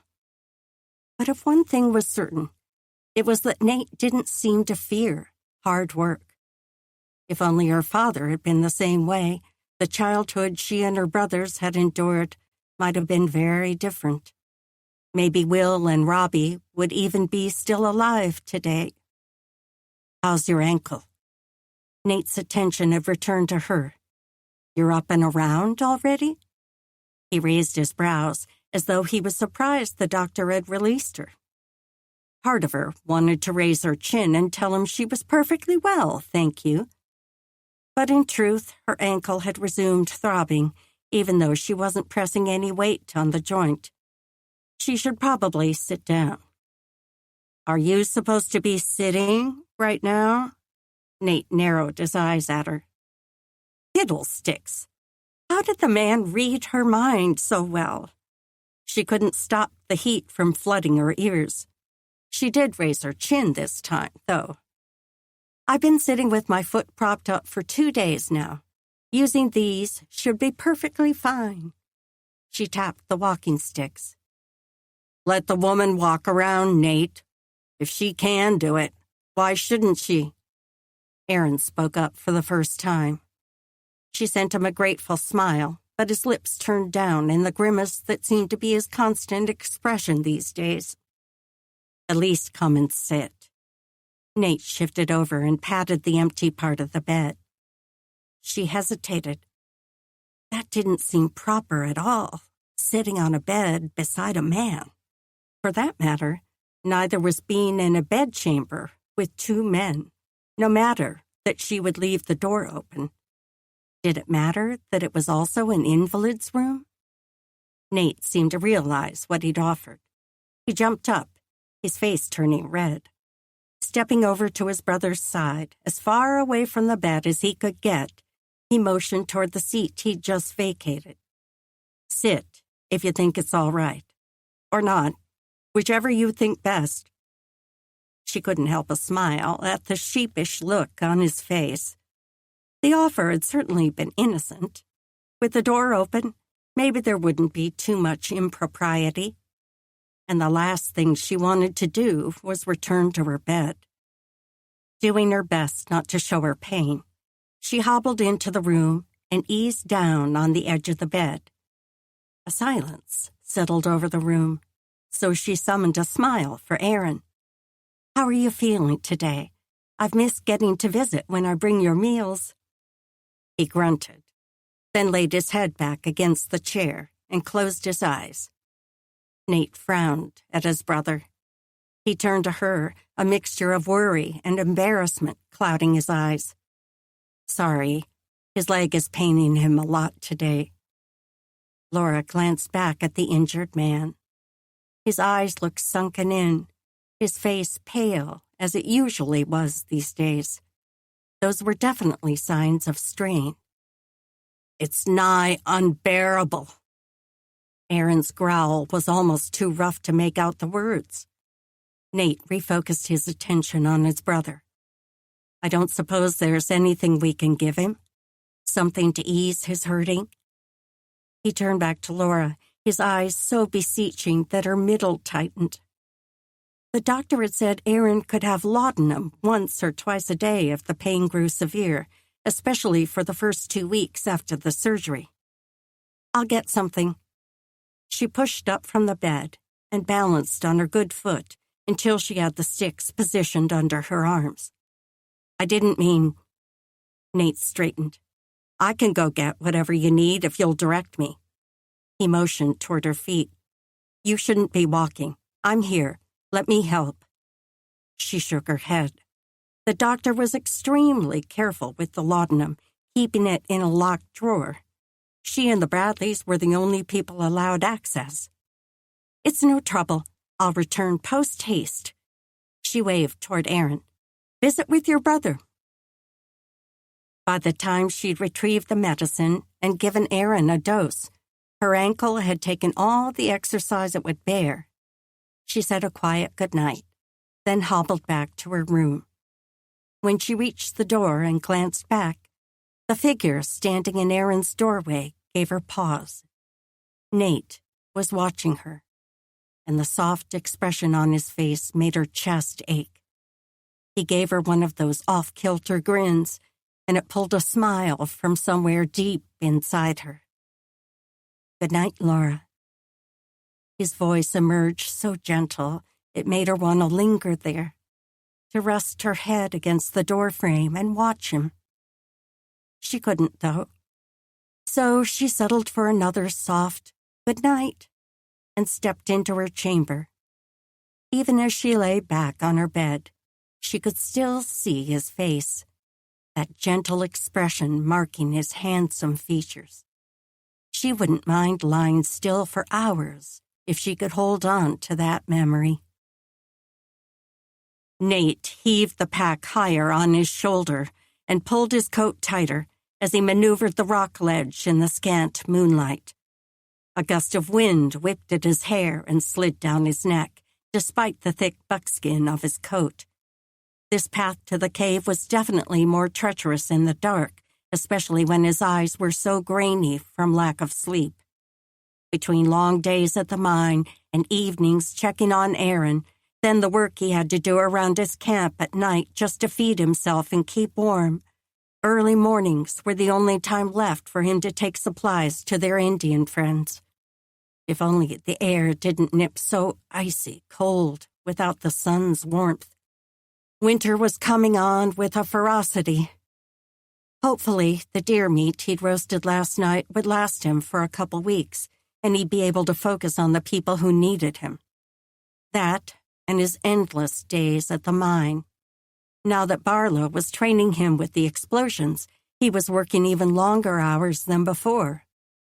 As he neared the mouth of the cave, he strained to hear any noises. Nothing sounded except the constant blowing of the wind.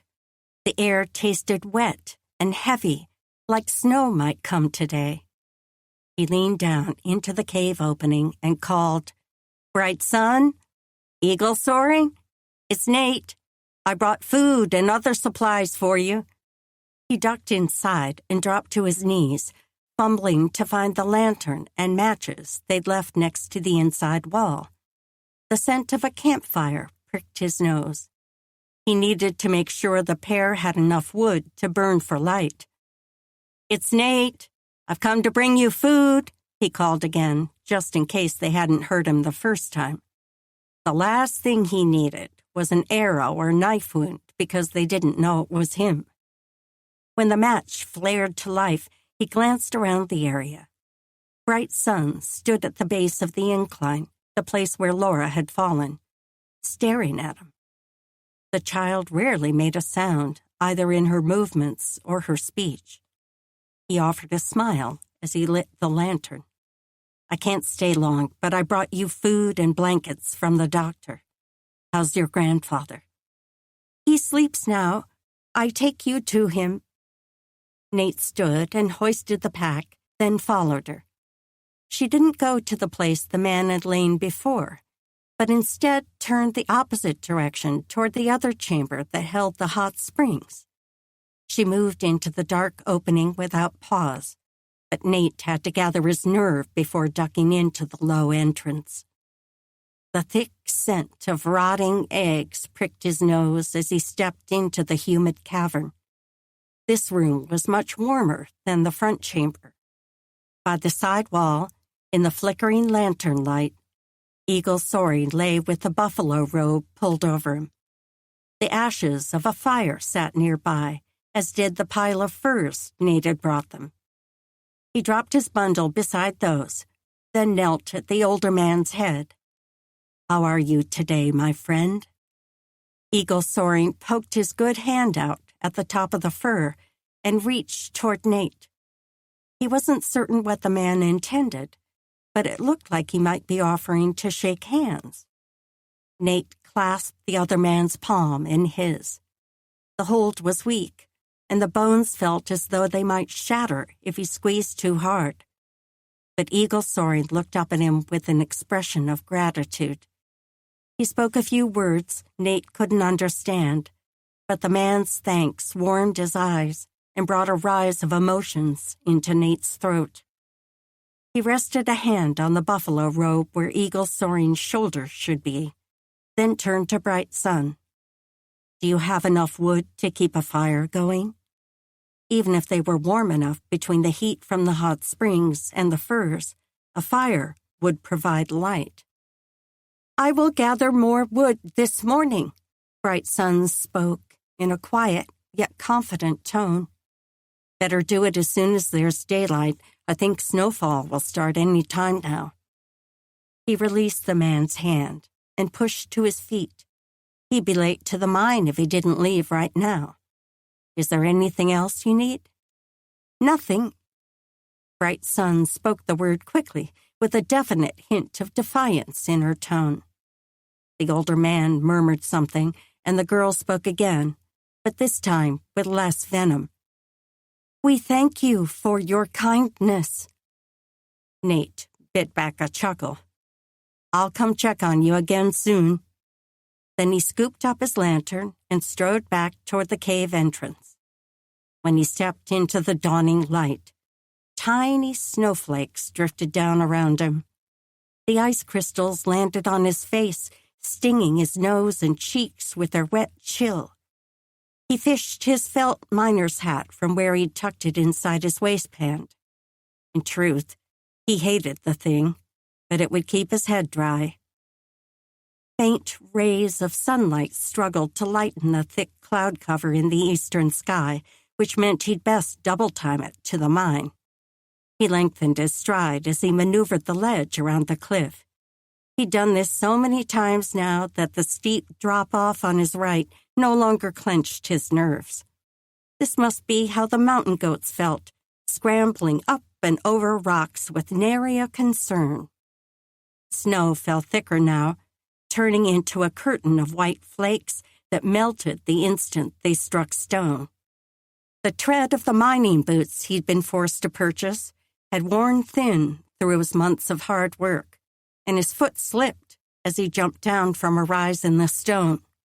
He gripped a flat part of the boulder to steady himself, then pushed on. His pay would be docked if he arrived after the others, and he couldn't afford to lose that money. His mind drifted back to the pair in the cave. Bright Sun had better gather wood soon, or she'd find only wet fodder. Then they'd have to suffer the cold until the logs dried enough to light. He should have thought to bring dried tinder. Maybe after work today he could gather a load and come.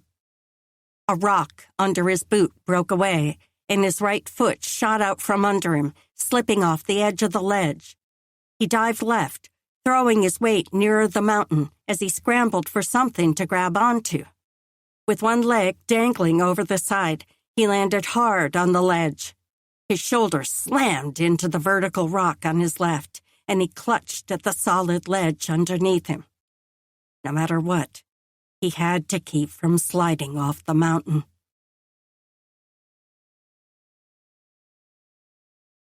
Chapter 10. Nate's body stilled, and he barely dared to breathe as he clung to the rock beneath him.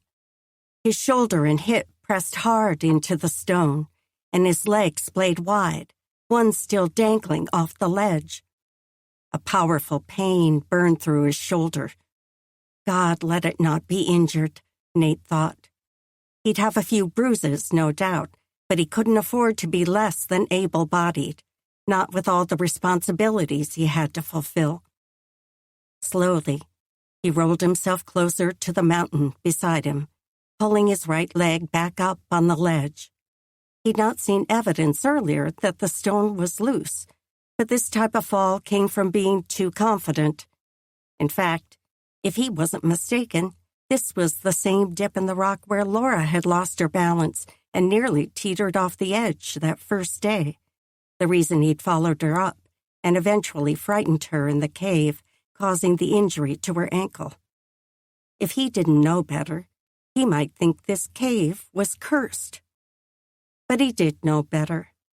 Laura's injury, eagle soaring's wounds, even this feather-brained fall were all the results of either choices or accidents. Yet none of them surprised God, and he could and would work all things together for their good. All they had to do was keep working at the tasks he'd given each of them. For Nate, that was the mine. And at this rate, a pay docking seemed to be in his immediate future. With a groan, he gathered his legs under him and pushed upright. A surge of fire speared his left shoulder, buckling his arm underneath him. He pulled the injured arm into himself, cradling it as he struggled to find a position where the shoulder didn't burn like it was going up in flames. Not this again. He reached up to feel the backside of his shoulder. The hard knot was there, just as he'd felt the last time the shoulder bone pulled out of its socket.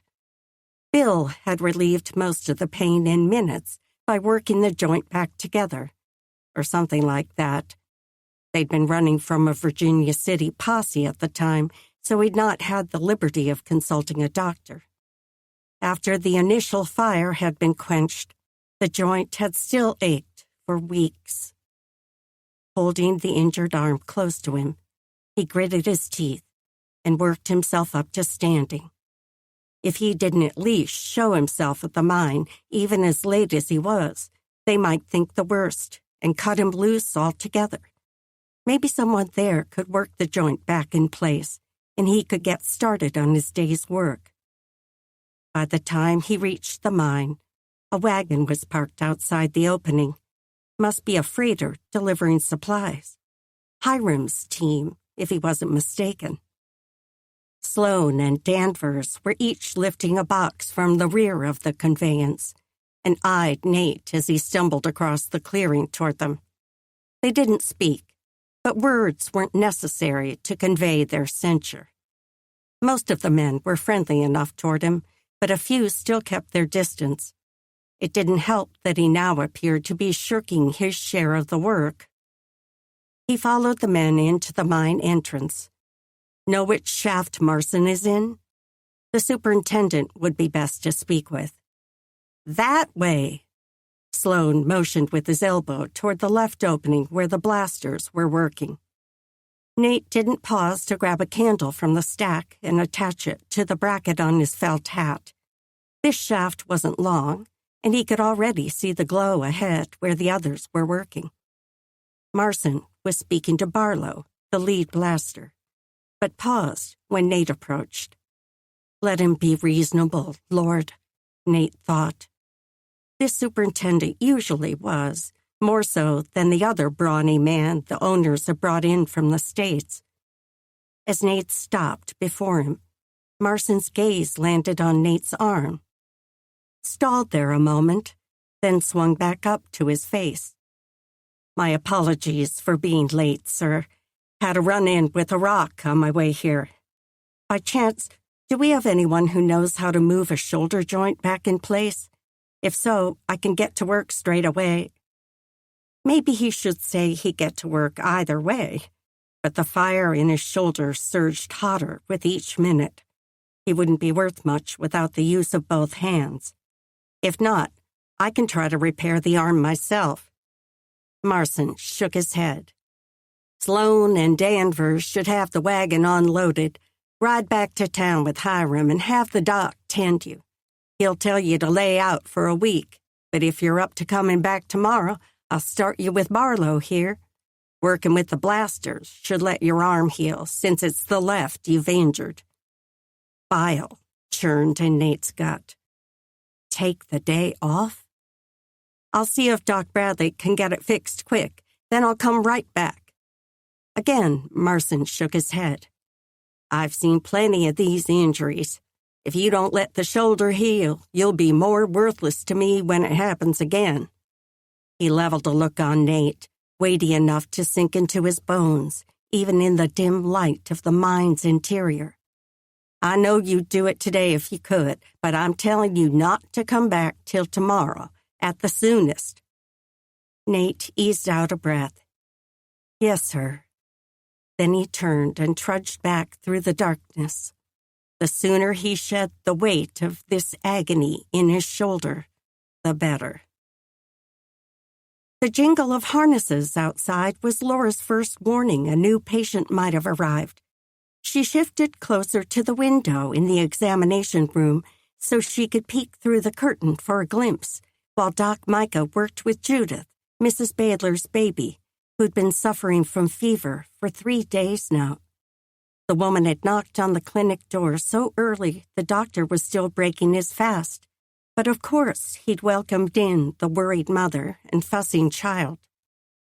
Through the glass, a stout wagon stopped in front of the clinic, the kind freighters used to carry supplies back and forth to Fort Benton. She well knew how hard the bench seats were, for she'd ridden for 2 weeks on a similar conveyance on her way back to Settlers Fort all those months ago. The lean man sitting atop the bench looked vaguely familiar and didn't appear to be coming into the clinic, but instead sat eyeing the porch. She followed his gaze. Her heart jolted at the sight of broad shoulders mounting the last step. What was Nate doing here so early in the morning? His workday had surely started by now. Did he come to get the doctor for an accident at the mine? "Nate's here." She murmured the words barely loud enough for Doc Micah to hear, just so he'd be prepared, then swung on her walking sticks toward the hallway and the front door. Nate was stepping inside when she reached the corridor. He paused, as if to get his bearings. Her heart did another leap as she caught sight of the odd tilt of his shoulders. "Nate, what is it?" He spun to face her, and she took in the lines of pain at the corners of his eyes, even before she saw the way he clutched his left arm to his body. Her pulse slammed in her throat. "What happened? Come and sit." With the examination room full, they usually had patients wait in one of the chairs in the hallway. "Or do you need to lie down?" He was standing now, but maybe he shouldn't be. She could make a bed pallet on the floor. Or maybe Aaron's bed would be large enough for him to rest beside his brother. Aaron would want to know Nate was hurt. Nate shook his head. "Just slipped on an icy rock. Need the doctor to work my shoulder joint back into place." She sucked in a hard breath. The last time they'd had a man in with that injury, he'd been in tears when he arrived, and the scream he'd loosed as Doc Micah performed his work had echoed through the house for hours afterward. "Come and sit." She motioned toward the chair, but hovered near his side as he shuffled toward the seat. "Rest while I get the doctor." Doc Micah was handing a bottle to Mrs. Baylor when Laura poked her head back in the room. He turned to her with raised brows while the mother packed up her child and satchel. "Nate's here with a shoulder out of joint. Said he slipped on an icy rock." The doctor nodded. "Have him come in as soon as I wipe this down." Doc Micah was fastidiously clean when it came to his clinic, especially after patients who might carry a malady that was catching. She was more than grateful for that particular trait. The last thing Nate needed was a fever on top of his other struggles. Laura hobbled with her walking sticks back through the antechamber to the hallway, Mrs. Baylor on her heels. The woman was murmuring soothing words to her child and barely offered Laura a farewell wave as she left the clinic. She turned to focus on Nate. "Come back to the exam room. The doctor's preparing for you." The rock-solid set of his mouth showed his pain, but tears didn't run down his face as they had with the other brawny man who'd suffered the same injury. Ingrid had helped the doctor that time, but that wouldn't be the case this time. She'd returned to bed of her own accord after making the morning meal, so she must be feeling worse than usual. That meant Laura could help, and for that she was grateful. If there was anything she could do to ease Nate's pain, she wanted to be there. She followed him back to the room where Doc Micah pointed toward the table. "Sit, and let's get your coat off." Again, she stayed back against the wall until she was needed. Better to stay out of the doctor's way until he needed a second pair of hands. Within less than a minute, the doctor had expertly eased Nate's coat off and was examining his left shoulder. "It's dislocated, but we can get it back in place quickly.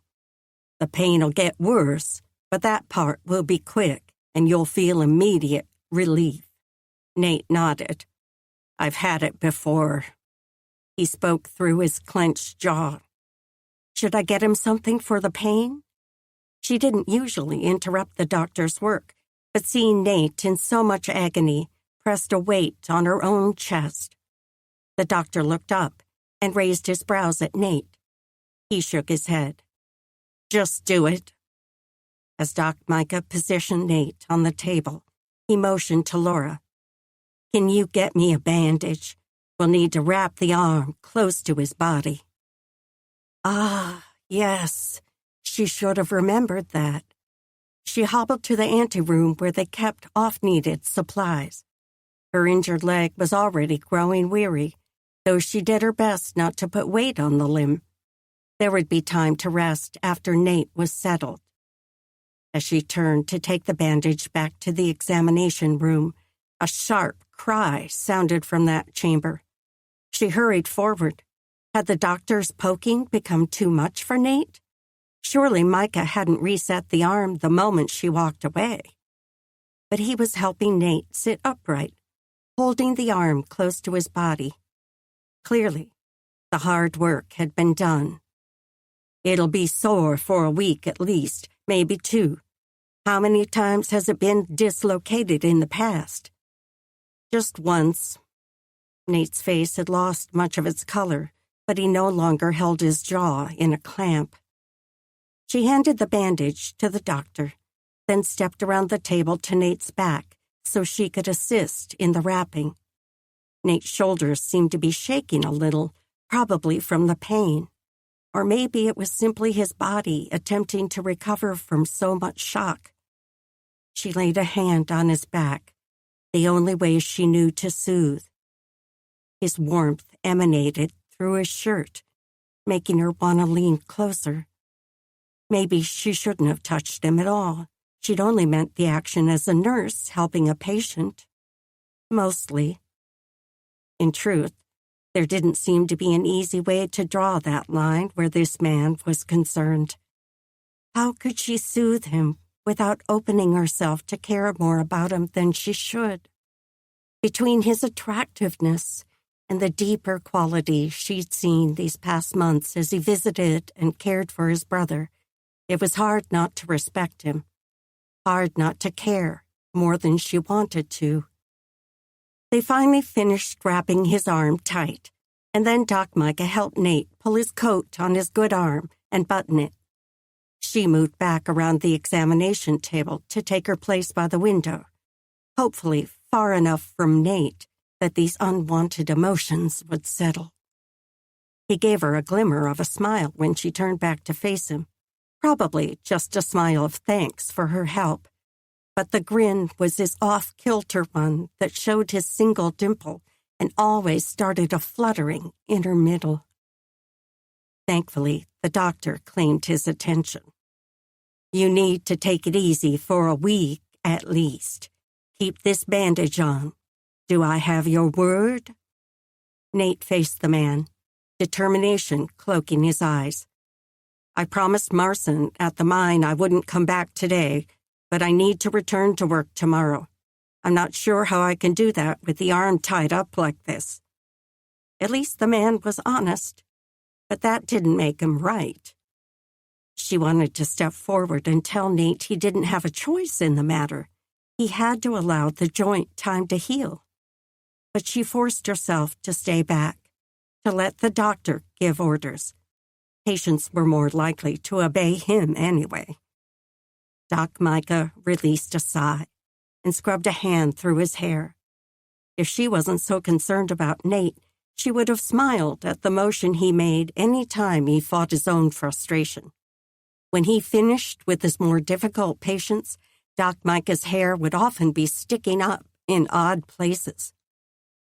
Nate, it's like this. If you've dislocated your shoulder once, it's more likely to happen again, no matter how good the doctor was who reset the joint. Each time the shoulder dislocates, the joint becomes looser and looser, so another dislocation becomes more likely. If you don't give it time to heal completely, it won't need nearly as hard a blow to separate the bones next time. Unless you want to be in my office again the next time you slip on a rock, I suggest you follow my advice now. A wisp of sadness slipped across Nate's face. I wish I could, but I've committed to working. I need to be there. Taking time off isn't an option. His tone was earnest, without a hint of disrespect. Again, the doctor sighed. Then he stepped back. Do your best to be careful, then. I suppose while you're here, your brother would welcome a visit. I worry about his spirits. Nate's jaw flexed again as he met the doctor's gaze. I do too. How is his leg recovering? The incision site is healing fine. I want to give it one more week before we see if the leg can bear weight. Nate nodded as he let out a long breath. All right, then. I'll go spend a while with him. With a nod, Doc Micah turned to her. Now you, Miss Hannon, have spent more than your allotted time on that leg. Off to bed with you. Ring the bell if you need anything. As your doctor, I highly recommend you don't leave that room. The twinkle in his eyes softened the command in his tone, but the pain in her ankle gave proof to the wisdom in his words. She hated being this weak, but maybe a short rest wouldn't hurt anything. Chapter 11. Nate fought to push through his exhaustion. His shoulder ached. In truth, his entire body ached. But the yearning in his spirit was stronger than any of it, and that was why he now traipsed toward the clinic. Sundays were by far his favorite day of the week, between church services, when Reverend Vender was available, and the chance to spend unhurried hours around both Laura and his brother. He'd not been able to attend service that morning, but at least he would get to do the other.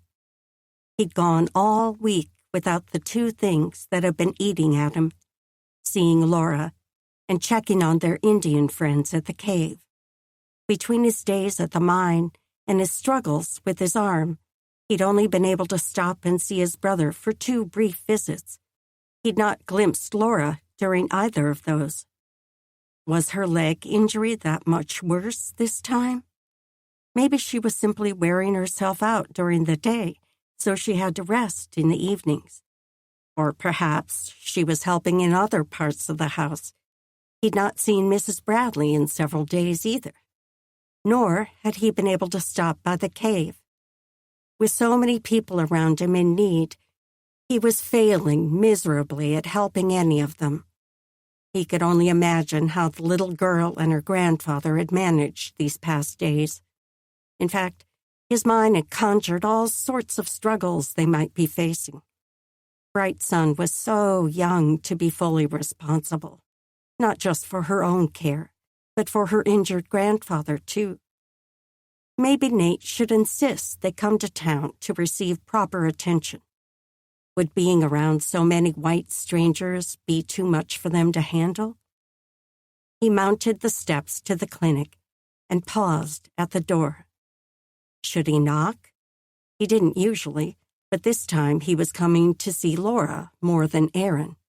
and he needed a word with the doctor, too. Maybe he should just walk in like usual and call out if he didn't see anyone. When he pushed open the door and stepped inside, his eyes took their usual moment to adjust to the dim interior. "Mr. Long, it's good to see you," Mrs. Bradley's voice called from the far end of the hall. "We missed you at church this morning.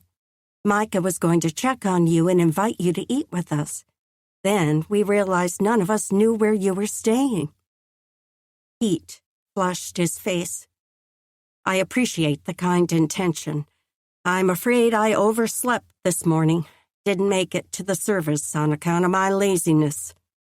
At least he'd been able to spend some long overdue time with his own Bible, although he'd missed singing hymns with the others and hearing the Reverend's thoughts on whatever scripture he chose to speak about.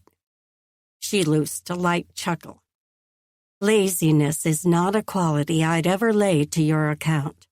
I'm sure oversleeping was God's way of forcing you to rest, especially with your arm injured." She stepped toward the doorway he was fairly certain led to the kitchen. "There's plenty of food left. Come, have a plate when you're ready."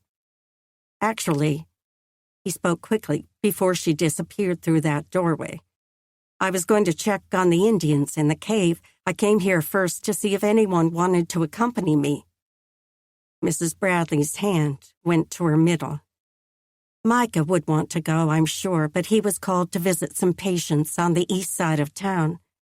She darted a glance toward the wall where Laura's and Aaron's chamber doors both stood closed. "I'm sure Laura would do almost anything to go. She's not very patient with her injury this time around." The woman's face turned rueful. "Micah hasn't approved her to walk without the sticks yet, but I know for a fact she's doing so anyway." Laura's door pulled open. "I want to go." The woman herself stepped out, walking sticks under each arm and her coat hanging from one hand. "Ingrid, did you say you have food set aside for them?" Nate had to bite back a chuckle at the determination on her face. In fact, that was the first time he'd wanted to laugh all week.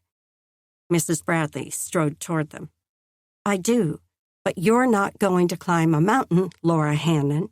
Mr. Long can take what I've packed." Then she turned her ire on him with raised brows. "For that matter, you don't need to be traipsing over those rocks again right now either. I'm fairly certain my husband told you to rest for a week." He almost stepped back from the glare shooting from her eyes. Thankfully, Laura stepped forward, reaching to place a calming hand on her friend's arm. "Ingrid, please. It's up to Nate whether he feels capable of going to visit our new friends. I'm sure that if he does, he'll be very careful. I know I will be." The way she made it sound like a casual parlor visit made his mouth twitch, but he kept the smile hidden. Mrs. Bradley clearly didn't find humor in the comment based on the frown she leveled at Laura. "You shouldn't walk all the way out there, even with walking sticks. Not only would the distance wear out your ankle, your arms would be raw." Concern wove through her tone, raising the same sensation in his own chest. Maybe he should tell Laura she couldn't come. As much as he wanted her to be with him, to spend as much time with her as he could, doing so at the cost of her comfort would be selfish. But before he could open his mouth to say so, she spoke. "Maybe we could take the horses again." She looked at him, the question lingering in her gaze. His gut plunged. He'd splurged on the cost of renting them from the livery that first time, but Laura would need a mount even more now, unless he told her she couldn't come. "Of course, if you're sure you're able." He should clamp a hand over his mouth, which clearly hadn't heard his thoughts. He rushed to say something better as Mrs. Bradley turned her frown on him. "Maybe you should wait a week for your leg to heal, though." That wasn't quite the absolute no he perhaps should have given, but he couldn't bring himself to utter that word when Laura looked at him with such earnest hope in her eyes. The joy that sprang to her face was worth any cost to rent horses. He'd make sure she didn't overtax herself. In fact, he'd carry her over the rocks himself if it would make the journey easier for her, although, given his recent record, she might be better off hobbling on her own. Either way, as he left the women to their preparations and went to rent horses from the livery, his body suddenly didn't ache nearly as much as before. The prospect of a few hours in Laura's company shouldn't lighten his load this much, but he couldn't seem to help it if it did. Ingrid wasn't happy with her leaving, but Laura couldn't bring herself to worry too much, at least not enough to let her friend's concerns dim the wonderful freedom of being outside, even as cold as the afternoon was. The icy wind blew across her face and worked its way under the scarf Ingrid had loaned her. They kept the horses to an easy walk in deference to both their injuries, but that gave her time to learn a little more about this man she was beginning to think of as a friend. She sent a glance at his relaxed, confident profile as his horse kept pace with hers. "What is it you do at the mine, exactly? Are there assigned jobs, or does everyone work at whatever needs doing? I notice you've taken off the bandage the doctor worked so hard to fasten." A corner of his mouth tipped up at her words, but he kept his focus straight. "I was a grunt laborer for a while, but these past few days I've been training with the blasters." He looked over at her. "I might have suspected them of going easy on my arm, except I'd been promised to move to that role as soon as they had time to train me." She cocked her head. "Blasters? We handle the big powder, set the explosions when new rock needs to be cleared." He spoke so matter-of-factly, as though his words held little import. But a niggle of worry threaded through her. "Isn't the big powder dangerous? I've heard it's unstable." She'd not been around mining before coming to Settler's Fort, and she hadn't yet seen the results of an explosion gone awry. But Ingrid had told her about an episode where a thawing of frozen powder hadn't been handled exactly right. The result had been 5 men killed on the spot, another with horrible burns on his face, and still another who'd never fully recovered from his injuries, both the physical ones and the scars in his mind. His grave lay among the endless clusters of stones behind the little church building at the edge of town. What if Nate met with the same fate? He must have heard the twinge of fear in her voice, or maybe she'd spoken some other sound that drew his attention. When he turned to her, his brows formed a V of concern. "It can be dangerous if not handled properly, but Barlow is the lead blaster, and he's been working with the powder for years. He's teaching me every precaution." Fear welled in her chest. Maybe unreasonable, but she didn't think so. Why would you tempt danger? That type of work might be easier, but is the risk really worth it? It pays a great deal more than working as a grunt. His eyes bore into her for only a moment. Then he turned to face forward again as their horses trudged up the rocky incline. Was his financial state really that dire? Wouldn't Mr. Lanton give him a reasonable amount of time to repay the debt? In truth, she had no idea how much he might have to recompense. She remembered the crates stacked in the cabin where they'd taken her during her kidnapping. But every thought of that day churned bile in her middle, so she never let herself dwell on the remaining debt. And now she didn't want to waste this afternoon of freedom with such memories. She glanced at the beauty around them. The snow earlier that week had melted the same day, and even with the brown dusting of winter grass and leafless trees, the landscape still boasted spots of color and life. The deep green of pine and cedar filled in the gaps between barren limbs. The tweeting of a sparrow was greeted with a resounding answer from a shrike. A clatter from high on the mountain ahead grabbed her attention. Look! She couldn't help but smile at the half-dozen goats skittering over the rock on their way around the steep slope. One tossed its head and kicked up its heels as it ran. Her sentiments exactly. Nate's deep chuckle rumbled, filling the space between them.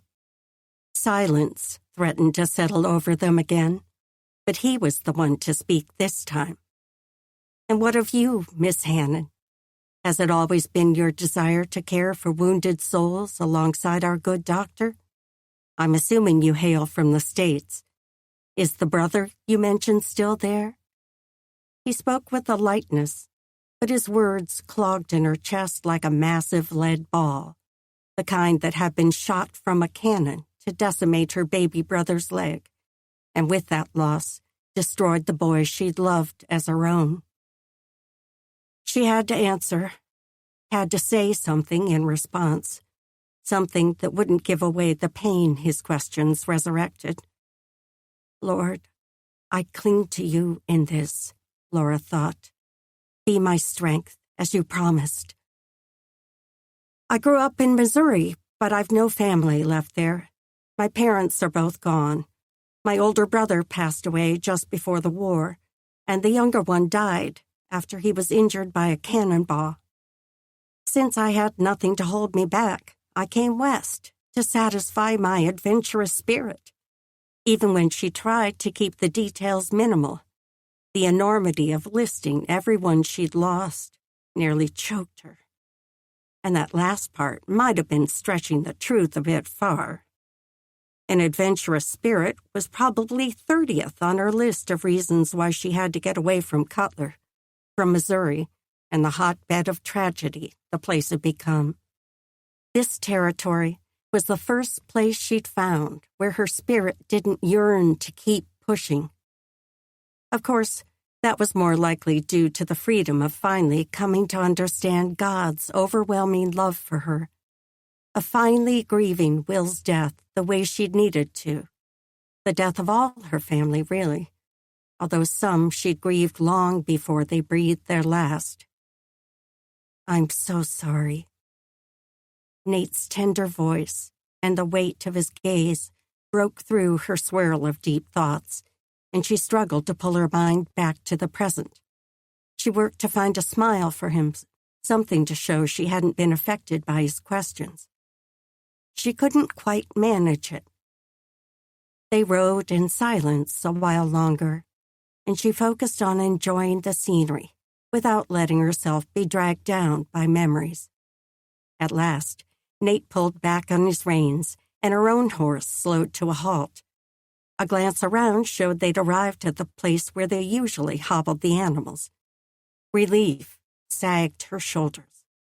The past was behind her, and now she could look forward to seeing their new friends and doing whatever she could to help them. The brave determination that had marked Bright Sun's young face had stuck in her memory since that first meeting. She eased down from her saddle, careful to land only on her good leg. Nate was by her side the moment she touched the ground. "Let me help you." He reached up to untie her walking sticks, but she caught a barely audible sucking in of his breath as he lowered his injured arm. "I can do that." She nudged him aside. "You don't need to be reaching up with that shoulder."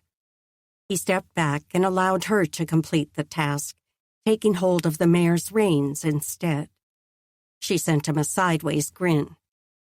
"We're quite a pair, aren't we? With your shoulder and my ankle, at least we have one able body between us." He chuckled too, and the vibrato sank through her, raising goose flesh down her back with its delicious sound. She'd have to see what she could do to make him laugh like that more often. After settling the horses, they made their painfully slow way up the rock ledge around the mountainside. Their diligence paid off, though, for they reached the cave without mishap. "I'll go in first and light the lantern." Nate ducked through the opening before she could respond. Probably best, for bending low to duck through would require putting weight on her sore leg. The task would be easier if he were helping from the inside. A light flared within the cave, then lessened, then grew again as he adjusted the lantern wick. Nate's hand appeared through the opening. "Can you duck? Or would you rather go down to your knees?" "I can do it." She placed her hand in his. The rough warmth of his skin seared all the way up her arm. Maybe she should have donned gloves for this outing, but she so rarely used them that she hadn't even thought of it. Doing her best to ignore the effect of his touch, she ducked low and hobbled through, mostly on her good leg. As she positioned the walking sticks back under her arms, Nate raised the lantern and scanned the area. "What's that?" The concern in his voice jerked her head up. On the side wall, near the front of the cave, sat a half-dozen crates, stacked as neatly as though they'd stepped into a mercantile storeroom. Chapter 12. Where did they come from? Laura shifted her gaze from the crates to scan the interior of the cave, peering as far as she could into the dark depths. No movement stirred that she could see. Nate was already walking toward the boxes, so she limped along behind him. These are canned peaches.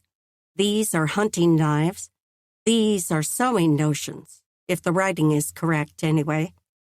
He turned away and raised the lantern to look around the cave as she'd done. "Think someone's in here?" His voice dropped to a whisper. She held her breath, listening for any sound in the darkest recesses of the cavern. Nothing. "They have left." Bright Sun's voice nearly sent Laura's heart into her throat, and she pressed a hand to her chest to keep from squealing. The child stepped out of the shadows on the far side of the cave near the entrance to the other cavern that held the hot springs. "Bright Sun!" Laura moved toward her, slowing as she maneuvered the downhill section with her walking sticks.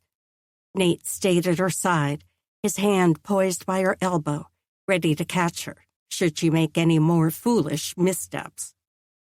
"Who brought those things?" Nate motioned with his head toward the crates. "And when?" "Two white men. They came in the dark last night." Bright Sun didn't move toward them, probably because she knew they'd want to go with her to her grandfather. And maybe she wasn't as eager to see them as they were to see her. "In the dark?" When Nate repeated the words, their oddity finally penetrated Laura's thoughts. Who would want to hide crates of random goods in a remote cave like this? And for what purpose? Their intentions must be nefarious. She could think of no other reason unless... "Did you hike down to see what they carried the boxes in? Was their wagon damaged?" She gave a single nod. "The wagon was full. At least it looked that way. They had blankets over everything. After they brought the crates inside, they drove away." Bright Sun's face held no smile, no light, only a solemnity that bespoke the weight on her little shoulders.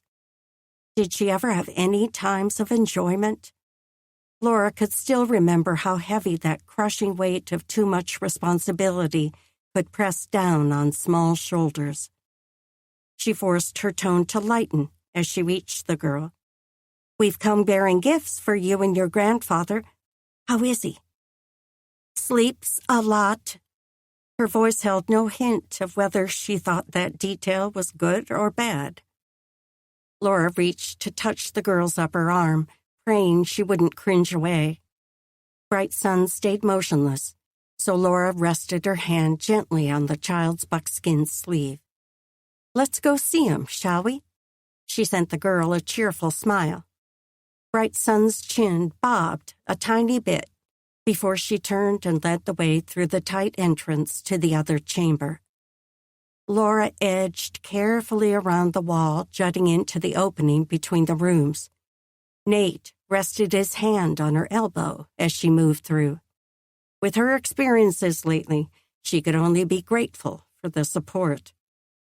The dim glow of a small fire appeared as soon as she stepped into the humid cavern, and she moved that direction.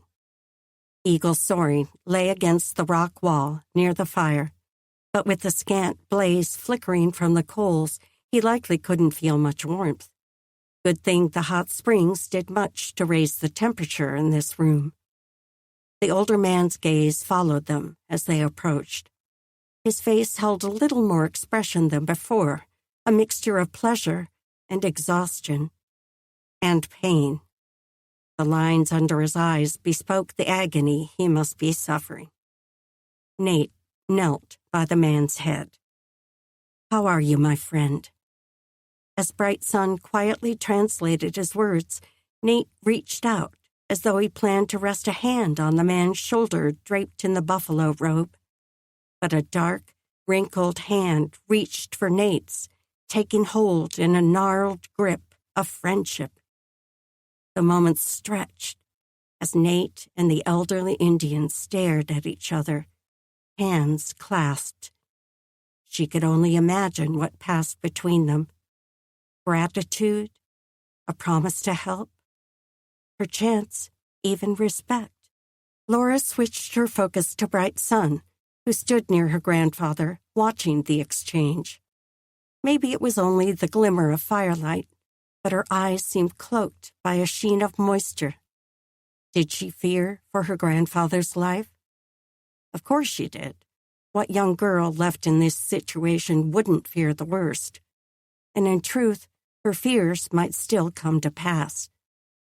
Nate eased the fur back to reveal the bandaged arm, and Laura hobbled closer to unwrap the bandage and apply fresh ointment, then rewrap the wound. As though he could read her mind, Nate looked up at her, then pushed to his feet. "Let me help." He murmured the words and slipped his arm around her waist. She clutched his good shoulder as he lowered her to sit. "There's salve and a fresh bandage in the satchel." She spoke to Nate, but sent her patient a smile as she began unwrapping the soiled cloth. The wound underneath made her stomach churn, just as it had the last time she'd seen it. So much flesh was exposed. It seemed impossible the gaping wound could grow closed. Doc Micah had found an article in a medical journal that discussed how the combined effects of certain minerals with sulfur could be incompatible, possibly eating away at flesh. Poor Eagle Soaring had suffered that fate firsthand. Perhaps there would always be a dip where the muscle was missing, even if the skin grew back. While she cleaned, salved, and rewrapped all his wounds, Nate built up the fire and brought in more wood. A good thing, since Eagle Soaring's hands were icy cold. She watched Nate from the corner of her eye as he dumped his second load of wood in a pile. This probably wasn't what the doctor meant when he said to rest the shoulder, but she was fairly certain Nate wouldn't stop even if she reprimanded him. His habit of putting others' needs ahead of his own seemed so deeply ingrained that he might not even realize he was doing it. When she finished with Eagle Soaring, she pulled out the wrapped food parcels Ingrid had sent, explaining what was in each to the girl. "Thank you." Bright Sun's voice was so quiet, so meek, as though she hated to say the words, maybe hated to accept the gift. But this child couldn't hunt, and there weren't any berries left on the bushes now that winter had come. "I'd like to walk to the creek." Nate's voice rumbled off the stone walls, even though he was speaking quietly. "Would you mind staying a few more minutes until I come back?" She turned to look at him. "I want to see it, too." Did he think she had no curiosity to see the wonders of this underground marvel? His brows lowered, the firelight casting thick shadows on his forehead. "Are you sure you can manage it? He stopped, likely realizing his words would only make her rise to the occasion. She reached for her walking sticks, then pushed up to her knees and prepared the poles to help her stand. Nate gripped her arms and lifted her, his easy strength requiring no work on her part as he set her on her feet. It was starting to feel perfectly normal, his warm touch, as he assisted with whatever she might need. When her leg was healed and she no longer needed his help, she would miss the contact. Already she missed his warmth as he pulled his hands back. "Just tell me when you want to turn back." He gave her a pointed look she couldn't miss, even in the dim firelight. She didn't respond, just turned to Bright Sun and offered a smile. "You can come with us if you'd like." The girl only shook her head as she stood by her grandfather. Laura was fairly sure the girl trusted them now, at least enough to stroll with them along the length of the stream. But she probably felt she needed to stay with her grandfather, make sure he was comfortable after Laura's tending to his wounds. Nate ambled beside Laura, carrying the lantern as she limped forward. She was probably holding him back, but when she increased her pace, he still hung back, as though he didn't want to walk any faster. She eased her speed to match his again. After a moment, he turned to the edge of the water, paused, and peered in for a long moment, then raised the lantern high and gazed around the domed ceiling. "What do you think made this room? Maybe that spring was once a powerful geyser, shooting enough water to chip away at the rock until this room was filled. But why did the water stop?" He didn't seem to expect an answer, and she certainly didn't have one. What he described sounded likely to create a cavern like this. Unless... She spoke the only other possibility she could think of. Either that, or God created these caves and tunnels exactly the way they are now. He swung to look at her, his teeth flashing in a grin. "Makes you wonder how creative he really is, huh?" A warmth eased through her chest. It had been good to watch Nate's faith grow these past few months, to watch him at church, Bible open, and leaning into every word the Reverend said, a practice she was doing her best to emulate. He swung his focus back to the river, looking first right, then left. "We've been upstream already. Shall we explore the other direction?" She nodded and turned left. Nate held the lantern high as they walked, and she could barely believe the beauty of the rock around them. In some areas, the stone seemed layered, with beautiful variations in coloring.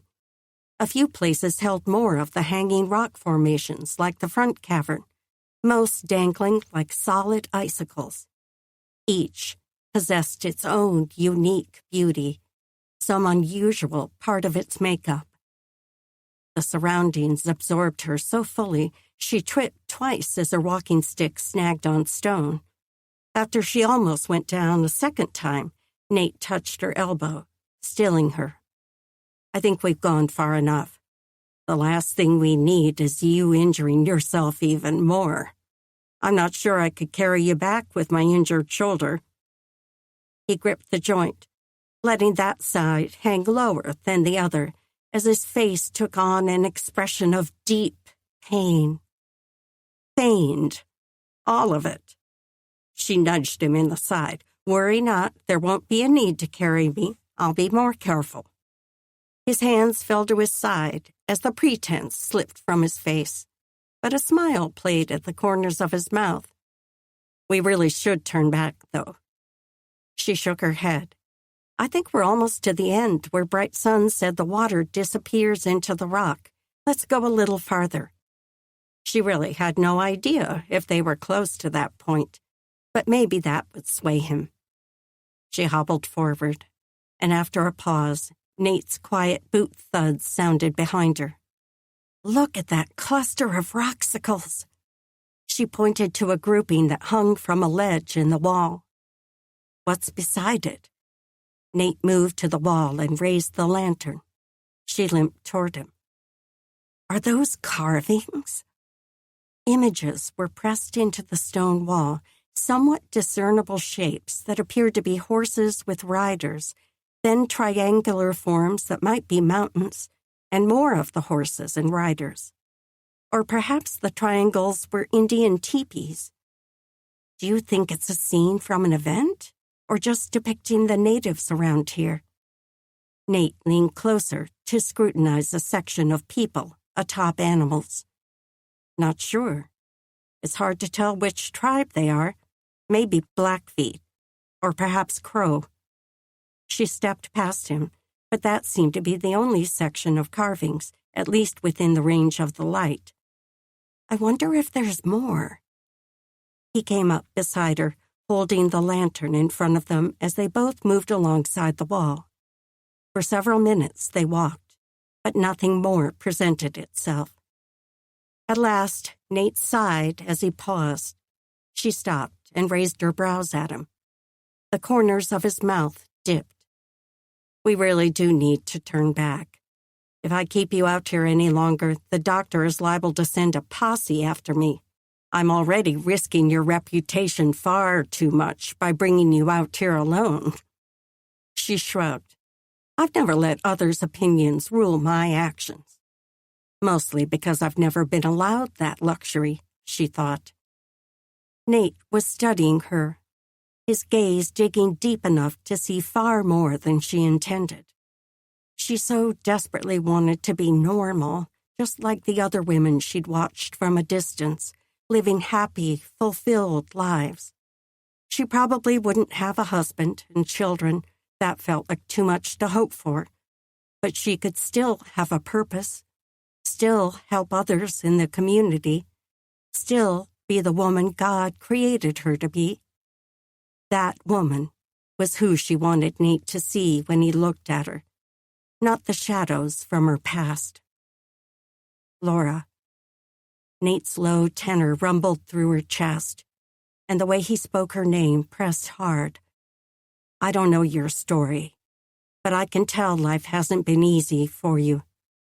His throat worked, his Adam's apple bobbing. I'm sorry for the part my brother and the others played in adding to your struggles. Raw pain crossed his face. For her part, she could barely draw breath. Was he really going to bring up the kidnapping? They'd never spoken of it, not since returning to Settler's Fort. His shoulders rose as he drew in a deep breath. I'm more sorry than I can say. I know Aaron is too. I only wish... His voice cracked, then faded away completely. She had to put a stop to this conversation, to his pain. She placed her hand on his arm, and he stilled. It's forgiven, Nate. I know you didn't want any part in the kidnapping. You tried to stop the others. You don't need to apologize. But I do need to. I know you probably don't want to talk about it. A huff slipped through his mouth. You probably don't even want to think about it. But I needed to say that. He scrubbed a hand through his hair as he turned to look anywhere but at her. Did he still hold so much guilt? She tugged on his arm. Nate, look at me. He turned his head to her, but not his body, as though he would whirl away the moment she released him. I've seen the man you are, a man who sacrifices himself to help those around him, a man working to grow in his faith. To be honest, I can't reconcile who you are now with how you and the others lived. But as far as my kidnapping, I hold nothing against you, I promise. His shoulders rose, then fell. Physical pain crossed his face, and his mouth opened like he meant to speak. But either he couldn't find the words, or he couldn't force them out. God help him, Laura thought. Show him his worth as your man. She waited, keeping her hand on his arm, a steady presence. And Aaron? Nate's voice cracked, but it did nothing to diminish the blow packed into his words. She dropped her gaze. Could she forgive his brother? Aaron had been part of her kidnapping. He'd been there the day Bill's mammoth grip closed over her arm, jerking her up like a cloth doll. Eventually, Aaron had attempted to help her and little Samuel escape, but not at first. She tried so many times to forgive him. She'd chosen to forgive, as the Reverend said to do.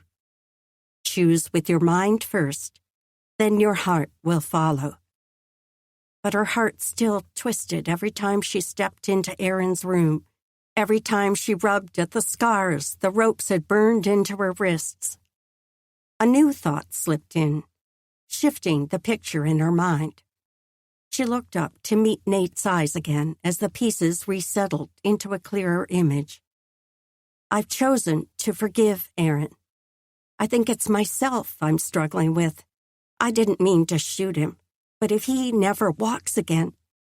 She couldn't bring herself to speak aloud what might happen if he never walked again. Laura. Nate's voice took on strength, and his eyes pierced her. What happened to Aaron wasn't your fault. It was Rex's. He raised the gun and pulled the trigger. He planned to take a life in that moment. His voice softened. And I'm just grateful you and Aaron are both still here. Pain sliced through her chest, raising a surge of tears to burn her eyes. But that's exactly what I'm afraid of. Anger rose in her throat as she fought hard to hold the tears at bay. My little brother lost his leg in the war, blown off by a cannonball. By the time he came home, the stump had healed, and he could move around with walking sticks, but he hated it. Her voice shook with the memories.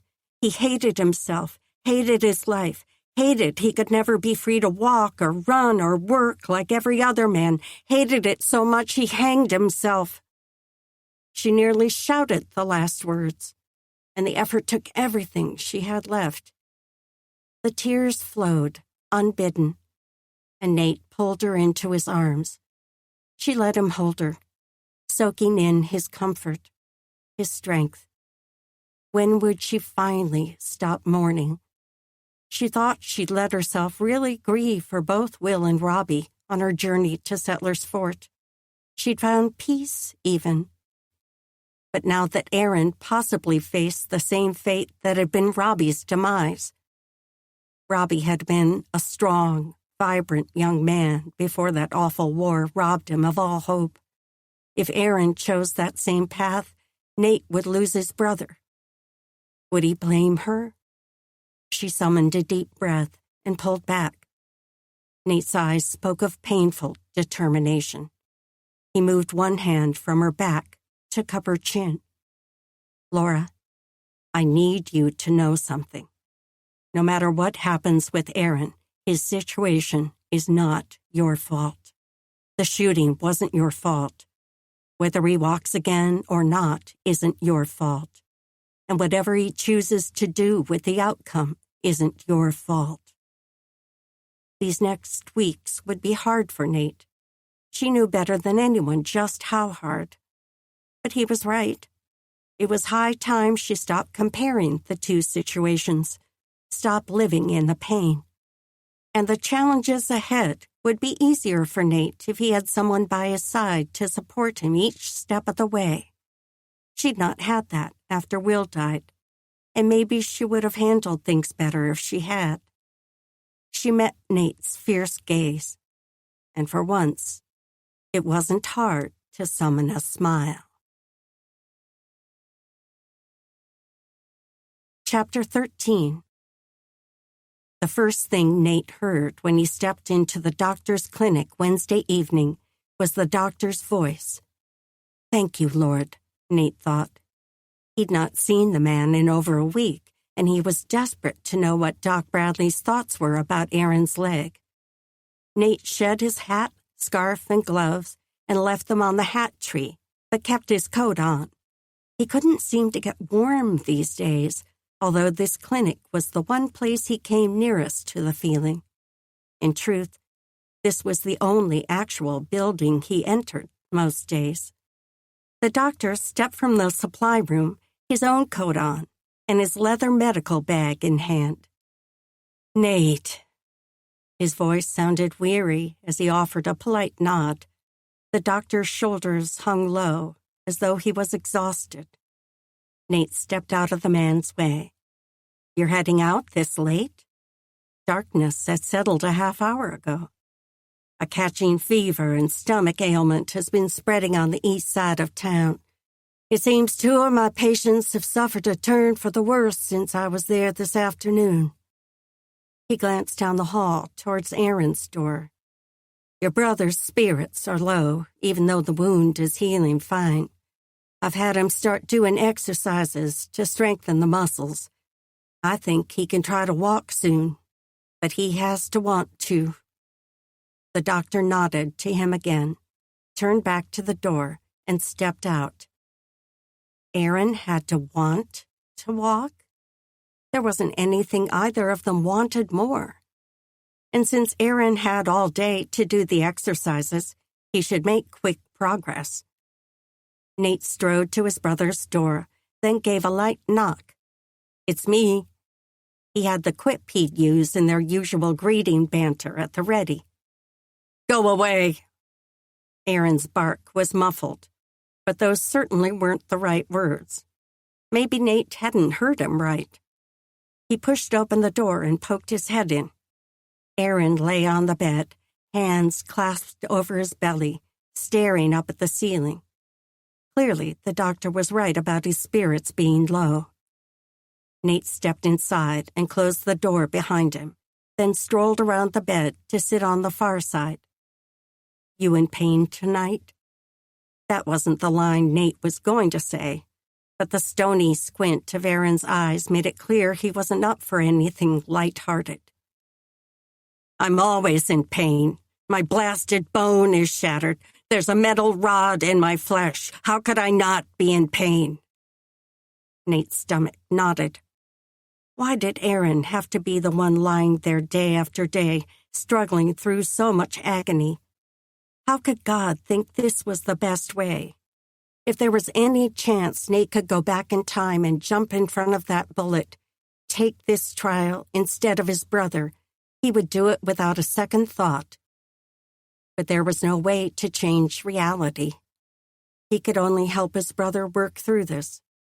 He focused his gaze on Aaron, but his brother didn't meet it. Still, Nate pressed forward. "Doc Bradley said he showed you some exercises to strengthen the leg. He said you could be up and walking soon if you do them." Aaron snorted. "He's just trying to pacify me, trying to hold me off a little longer so I don't tell everyone he's a fake, that all his grand learning isn't real." Nate pulled back. It wasn't just the bitter tone Aaron used, but what in the world did he mean by his words? "You mean the surgery to add the metal plate? You have to give it more time, Aaron. It's only been 2 weeks, and he said now is the time to start strengthening the muscles. You've not used them in months. It's a process, is all. The doctor said the wound is healing fine, so that's good. Just buck up and do the work he gave you."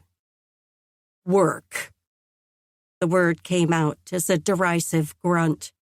"I don't need work. I need something to stop this blasted pain. No one wants to give me anything. They don't care a lick, not even that girl you can't stop ogling." Nate straightened. He didn't ogle Laura. He respected her far too much for that. At least, he hoped he'd never given that appearance. Surely Aaron was just trying to get a rise out of him. Forcing himself to breathe through his anger, he focused his response on the one comment he had to address. "Be careful how you talk about these people, Aaron. You got yourself in this mess by going along with Laura's kidnapping in the beginning. They've done nothing but be kind to you ever since you got here. If you were a little nicer now, maybe they wouldn't be so reluctant to come check on you. I suppose putting a bullet in my leg is kind in your book? Is that what your new religion says? Turn the other cheek? More like turn the other leg." Nate pushed up from the bed. This had to be the pain talking. Aaron knew Laura's shot hadn't been intended for him. Only a twisted accident had landed that bullet in Aaron's leg, an accident that still haunted her if he gauged her reaction correctly the other day in the cave. But was anything really an accident with God in control? How could the God who'd forgiven Nate of so many sins have intended all this pain and misery for Aaron? Was this what his brother needed to bring him to the point of repentance? The thought roared in his mind like volleys of opposing gunfire, but all the questions were merely to make sense of the past. The answers would not change the fact that Aaron needed to do everything he could to walk again. He needed to pull from the melancholy and anger that seemed to be taking over. Nate moved to the foot of the bed and turned to face his brother. "You know, you're not the only one having a hard time here. I'm working myself into the ground trying to pay back our debt. I need you to do your part and exercise if the doctor tells you to." Not giving Aaron a chance to respond, Nate spun and walked out of the room. A few strides down the hallway, he slowed and forced his racing pulse to calm. Some days he just wanted to shake his brother by the shirt front. But Aaron was in pain. He should be at least a little more patient and understanding, and now he needed to see about getting his brother some relief. The sounds of industry drifted from the family's quarters, but he didn't dare pass through the doorway into their private rooms. "Mrs. Bradley? Laura?" The moment the name slipped from his mouth, he wanted to call it back. He should have called her Miss Hannon. She'd never actually given him permission to use her Christian name, and he wasn't certain when he'd started using it more than just in his thoughts. But in company, he needed to take more care to safeguard her reputation. People might assume there was more between them than friendship. Soft steps sounded, walking his direction. His body tightened in anticipation. There was no denying he hoped it would be Laura. As much as he liked Mrs. Bradley, Laura had woven her way through his life and heart in a way no woman ever had. He was falling for her, although he shouldn't be. He was in no position to care for a woman, but he'd need to have that talk with himself later. Right now, Aaron had to be his focus. Laura's lithe form stepped through the doorway. Her smile looked a little weary as she wiped her hands on her apron, but she wasn't using the walking sticks. That was a good sign. And even though her eyes didn't shine as much as usual, she was still the prettiest thing he'd laid eyes on in months, maybe years. His mouth stumbled over the words clogging his mind, and he worked to say something, anything. "You're not using the walking sticks?" Well, maybe that wasn't the smoothest opening he could have mustered, but her smile brightened. "Sometimes, but I don't need them as much. What can I help you with?" To the point. She'd not come to stand and make awkward small talk. He did his best to push aside his disappointment. His own weariness must be muddling his brain. "Aaron seems to be in a lot of pain. Could he have some of the medicine?" Her brow furrowed for a moment, then she nodded. "If he needs it. The doctor said he could have it up to twice a day. I administered some this morning, so I suppose it's fine for another dose now." She moved down the hallway. A limp slowed her stride, and he had to bite back the desire to step close and help support her. As she passed Aaron's room, she motioned toward the door. "I'll bring it in a second." That was probably her way of saying to go visit with his brother and stop ogling her. Nate pulled his gaze from her pretty form and turned toward his brother's room. He needed to keep his focus on what mattered right now. He couldn't afford distractions, especially when it wasn't fair to Laura to raise any hopes, if she even was remotely interested in a courtship between them. Even if he ever reached the place where he could offer for her hand, Why should she consider him? She deserved far more than an outlaw like him. Delivering medicines to the east side of town was the least Laura could do. Doc Micah and Ingrid had done so much for her, still did so much every single day, and she struggled to find enough ways to repay them. The doctor had been out late the night before with patients, and then the clinic had been nearly overrun that morning with people suffering all the ailments the winter season brought on. It was a good thing Doc Micah had finally allowed her to step out and help with these poor people suffering on the east side of town. He didn't speak much of the cases he treated, but apparently there was something of an epidemic happening there. Fever and stomach complaints of the worst kinds. He'd lost one of his most elderly patients 2 days before, and that seemed to be weighing heavily on him. She couldn't imagine the weight of having so many people depending on him to make them well. Lord, strengthen the doctor, Laura thought. Give him your healing touch. She needed to be more diligent to lift him up in prayer. Ingrid, too. She reached the first house Doc Micah had described, a small, whitewashed home about half the width of the buildings on either side of it. He left out the fact that the whitewashing had almost completely flaked off, and the boards that made up the walls looked like they would peel away next, as warped as they were. The houses on either side weren't in much better condition, although they were indeed larger. Still, 4 of those structures could fit inside the building that housed the clinic and Bradley residence. The tiny house didn't have a porch, so she stepped straight to the door and knocked. Voices sounded inside, and then the door scraped open. She couldn't help widening her eyes at the dirt floor. Even the rough cabin she'd grown up in had had a puncheon wood floor, and they'd not even lived in town. How much more work she would have had keeping house if they'd been forced to live in this little shanty. She lifted her gaze to the worn, shadowed eyes of the man who opened the door. His hair stood in awkward spikes, and his shirt looked to be a soiled mess. She extended the cloth sack that held the elderberry tonic and willow bark tincture. Dr. Bradley sent some medicines for Mrs. Wilkinson. The man took the bag and turned away to cough, a dry, barking sound. Then he looked back at her. Whatever life his eyes had held now drained out of him. Not many of us left now that Ma's passed. I hope this helps Penny.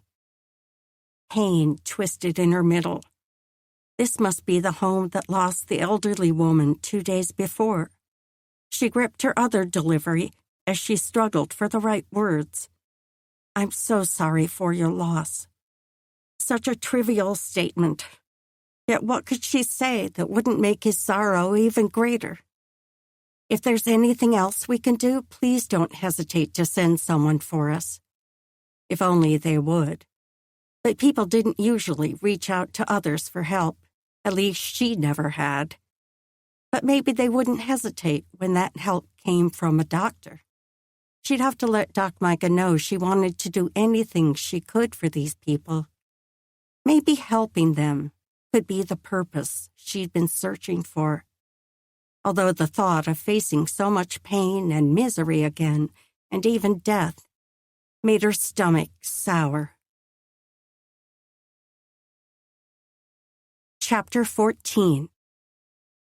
After bidding the man farewell, Laura walked over to her other stop, a home 1 street over and 3 doors down.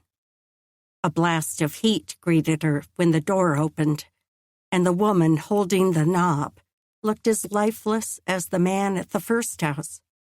A flush lit her cheeks, and the paleness of her other features proved the bright color wasn't her normal complexion. But at least she had the benefit of a wood floor and a larger home. The paint wasn't peeling as badly on this building, and the walls seemed in better condition. Still, the weary sag weighing the woman's shoulders proved the better abode wasn't easing her distress. Laura handed over the satchel of medicines. "The doctor sent these and bid me help in any way you need. What can I do for you?" Doc Micah hadn't exactly said that last part, but he would do the same if he were here. She should have thought to ask him exactly who was ill in each home. That way she could ask about each by name. The woman shook her head. "There's too much sickness here to let in outsiders. Tell the doc. Thanks for this." She glanced behind her, giving Laura a view of the dim room. A fire crackled, and a smoky haze seemed to hover over the space, almost concealing the pile of blankets stretched out in front of the hearth. With a warmth emanating through the open door, anyone who lay that near the flame would be in danger of overheating. A cough sounded from inside, and one of the blankets moved. People were lying in front of the fire. "Thank you again."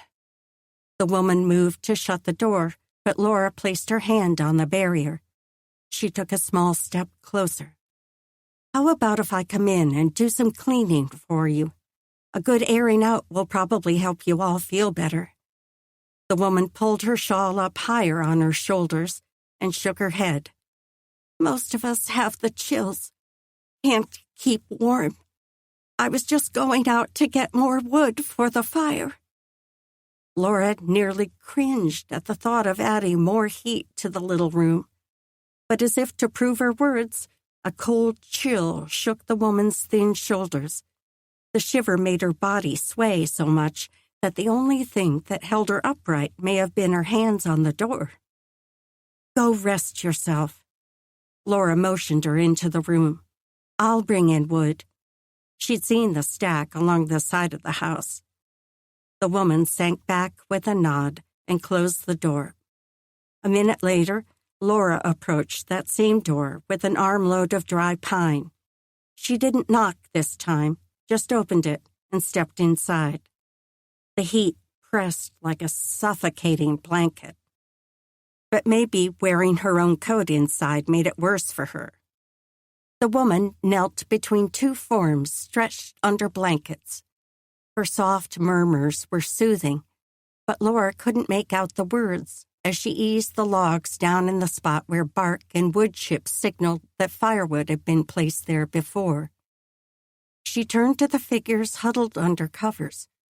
She dropped to her knees beside one little head that poked above the blankets.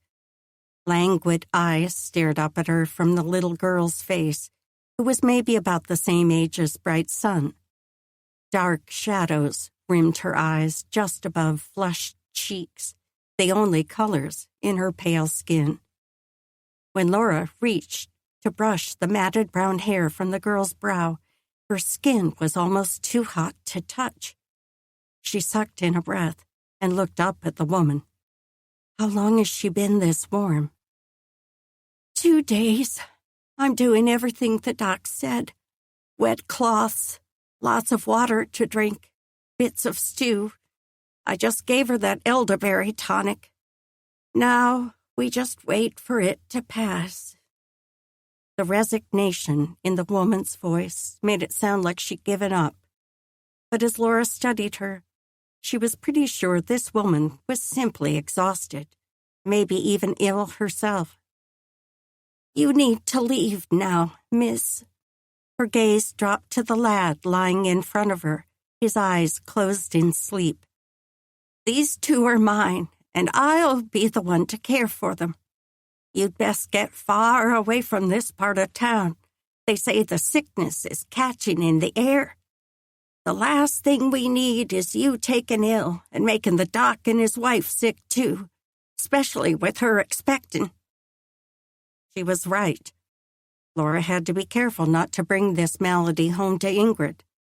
But the thought of leaving these people in such a state felt just shy of heartless. "We have the medicines now. I expect these two will be perking up before the sun sets. You best get back to helping the doctor." The woman spoke the words with a firmness that seemed to take a great deal of strength. Laura nodded. She didn't want her presence to make things harder, and this determined mother was right about needing to be mindful of Ingrid's delicate condition. After stroking the girl's hair one more time, she pushed to her feet. "Please send someone for us if you need anything at all. Either the doctor or I will be back to check on you soon." The woman nodded and turned to pull a dripping cloth from a basin of water. As Laura let herself out the door, the weight on her chest made it hard to breathe, even with the blast of fresh air. What could she do to help these people? The stench of sickness reminded her too much of those last days before Pa died. His illness had been brought on by the barrels of drink he consumed, but the suffocating weight of despair had been almost the same as what she just felt.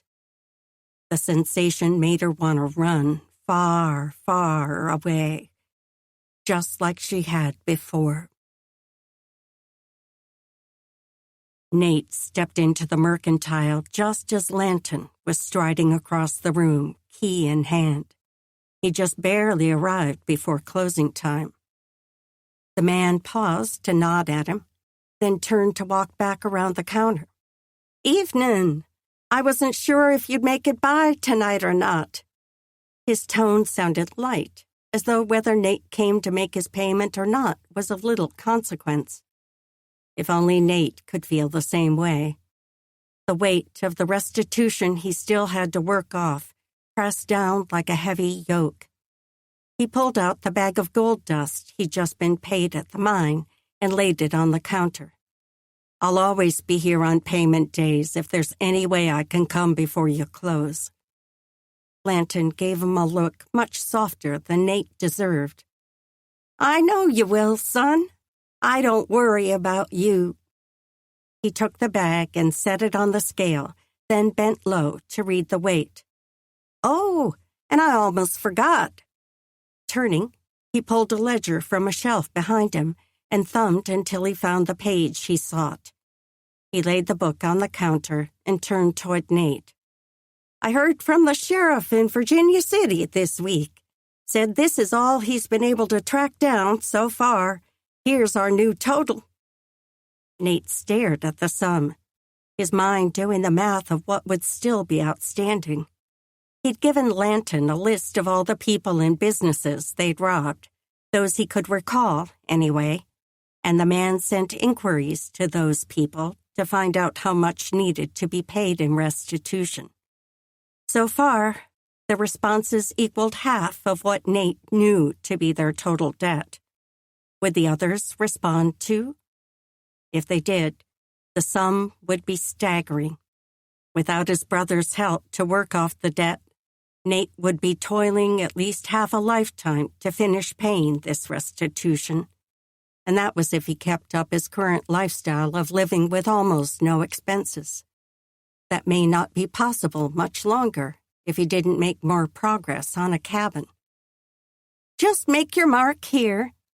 Lanton held a pen out to Nate and pointed beside the payments he just entered into the ledger. "I'll sign beside yours."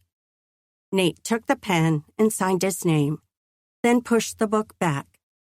As glad as he was to have the amount owed drop a little more, seeing the numbers in bold ink pressed hard on his chest. He worked hard to push the melancholy aside. One other thing. Lanton looked up from tucking away the ledger. "Yep. Do you know of anyone in town missing some crates of supplies? I saw some in a cave out past the mine. I can't imagine someone lost them, and I don't want to think they're stolen, but just thought I'd inquire." The last thing he wanted was for someone to think he'd stolen the goods. The man studied him, then offered a slow, thoughtful nod. "I'm glad you said something. But no, I've not heard of anyone missing supplies. How many crates did you say?" Nate scanned his memory of the stacked boxes. At least a dozen, marked his peaches, hunting knives, sewing notions, among others. The grooves in Linton's brow deepened. I'd have heard if that much went missing. I'll keep an ear out, though. After thanking the lawman, he stepped out on the street, then headed toward the clinic. No matter how weary he was, he had to take a few minutes to check on his brother. And maybe, just maybe, Laura would be around, the one bright spot in a week of drudgery. Was he a terrible brother for being more excited about the prospect of seeing her than his own flesh and blood? His twin, at that. Aaron had been so grumpy of late, almost unbearable. Probably because the exercises were painful. But they were making him stronger. Nate had seen the evidence of it the night before when Aaron had lifted his leg a handbreadth off the floor. Thank you, God, Nate thought. That single feat wouldn't be possible if the leg weren't healing. A fresh surge of relief washed through him, pushing back some of his exhaustion. He stepped onto the clinic's porch, then pulled open the door. The light and warmth inside pulled him like the star drew the wise men to Bethlehem. Nate, come in where it's warm. Laura's voice thawed his insides more than the heat drifting down the hallway. He turned to see her stepping from the examination room, a broom in one hand and a stack of cloths in the other. Her smile truly was a ray of sunshine, lighting the dim hallway and spreading even to the darkness outside.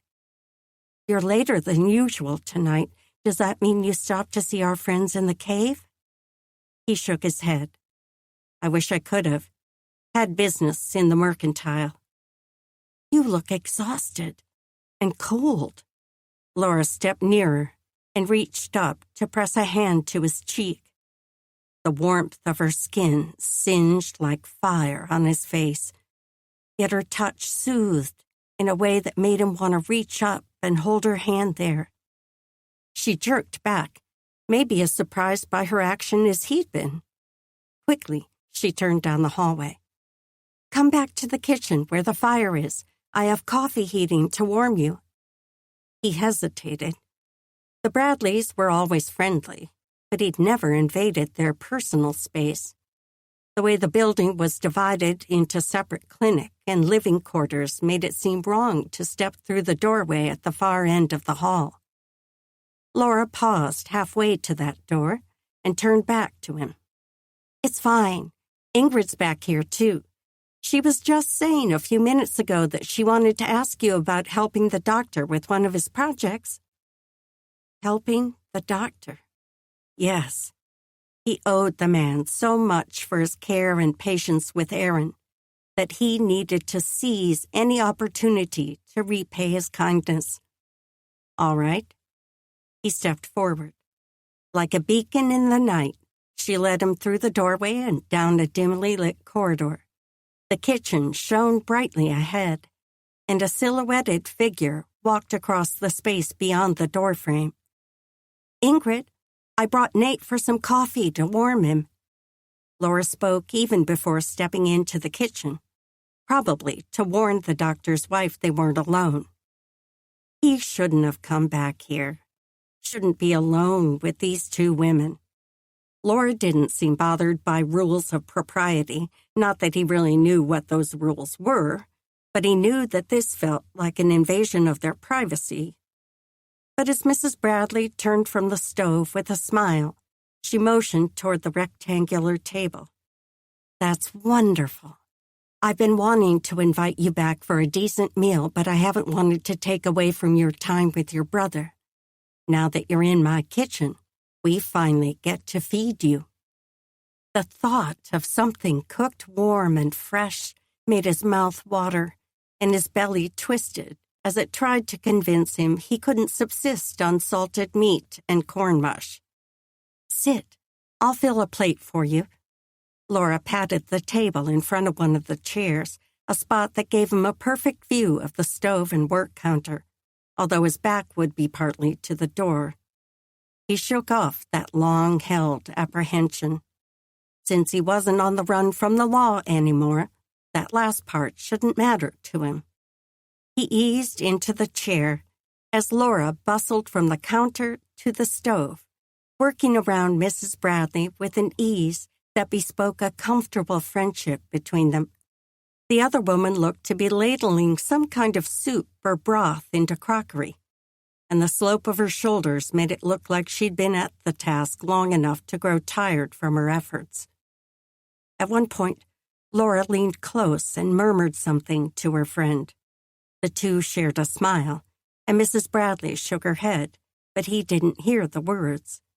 He didn't mean to eavesdrop, but it was hard to keep his eyes from following Laura with every graceful movement of her willowy form.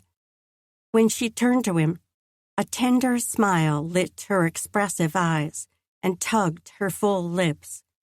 His gut nearly flipped inside him. As good as that gravy-covered mass smelled, he'd rather sit and watch her for the next few hours than turn his focus to the food. "This should warm you." She set the plate in front of him, and the scent wafting up dragged his attention downward.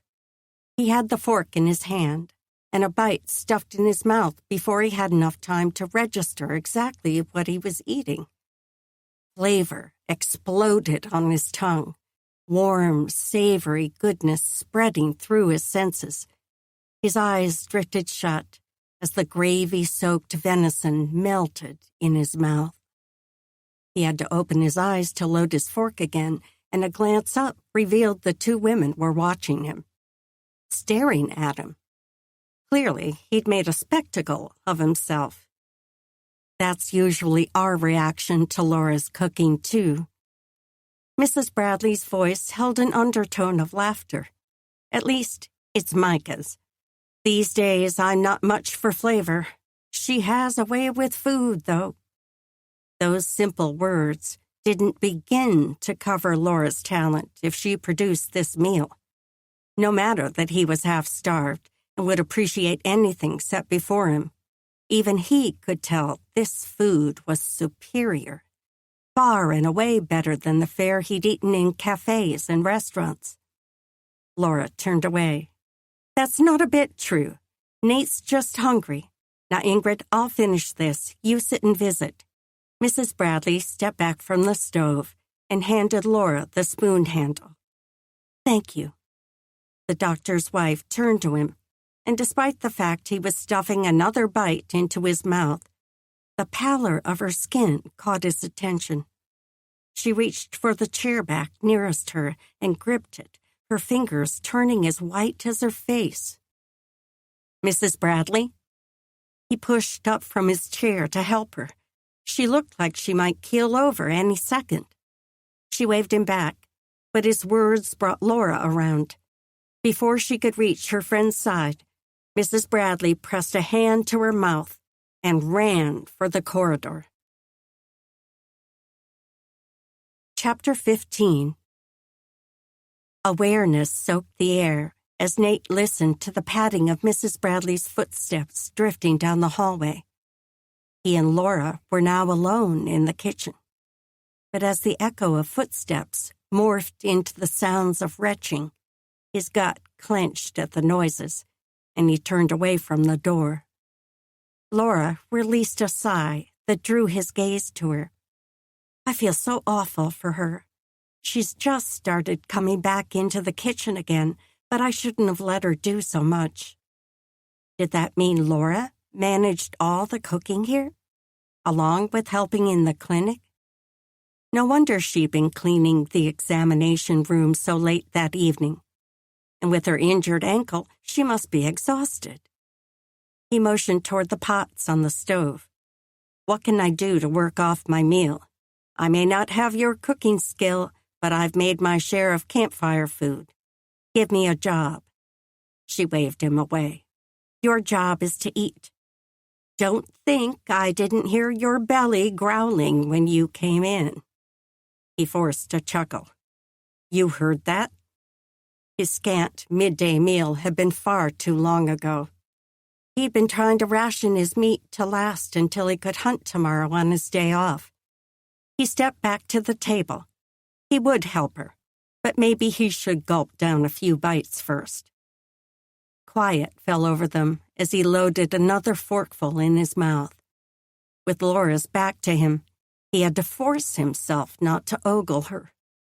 A thought slipped in, and he swallowed his bite so he could ask, "I didn't hear what it was I can help the doctor with."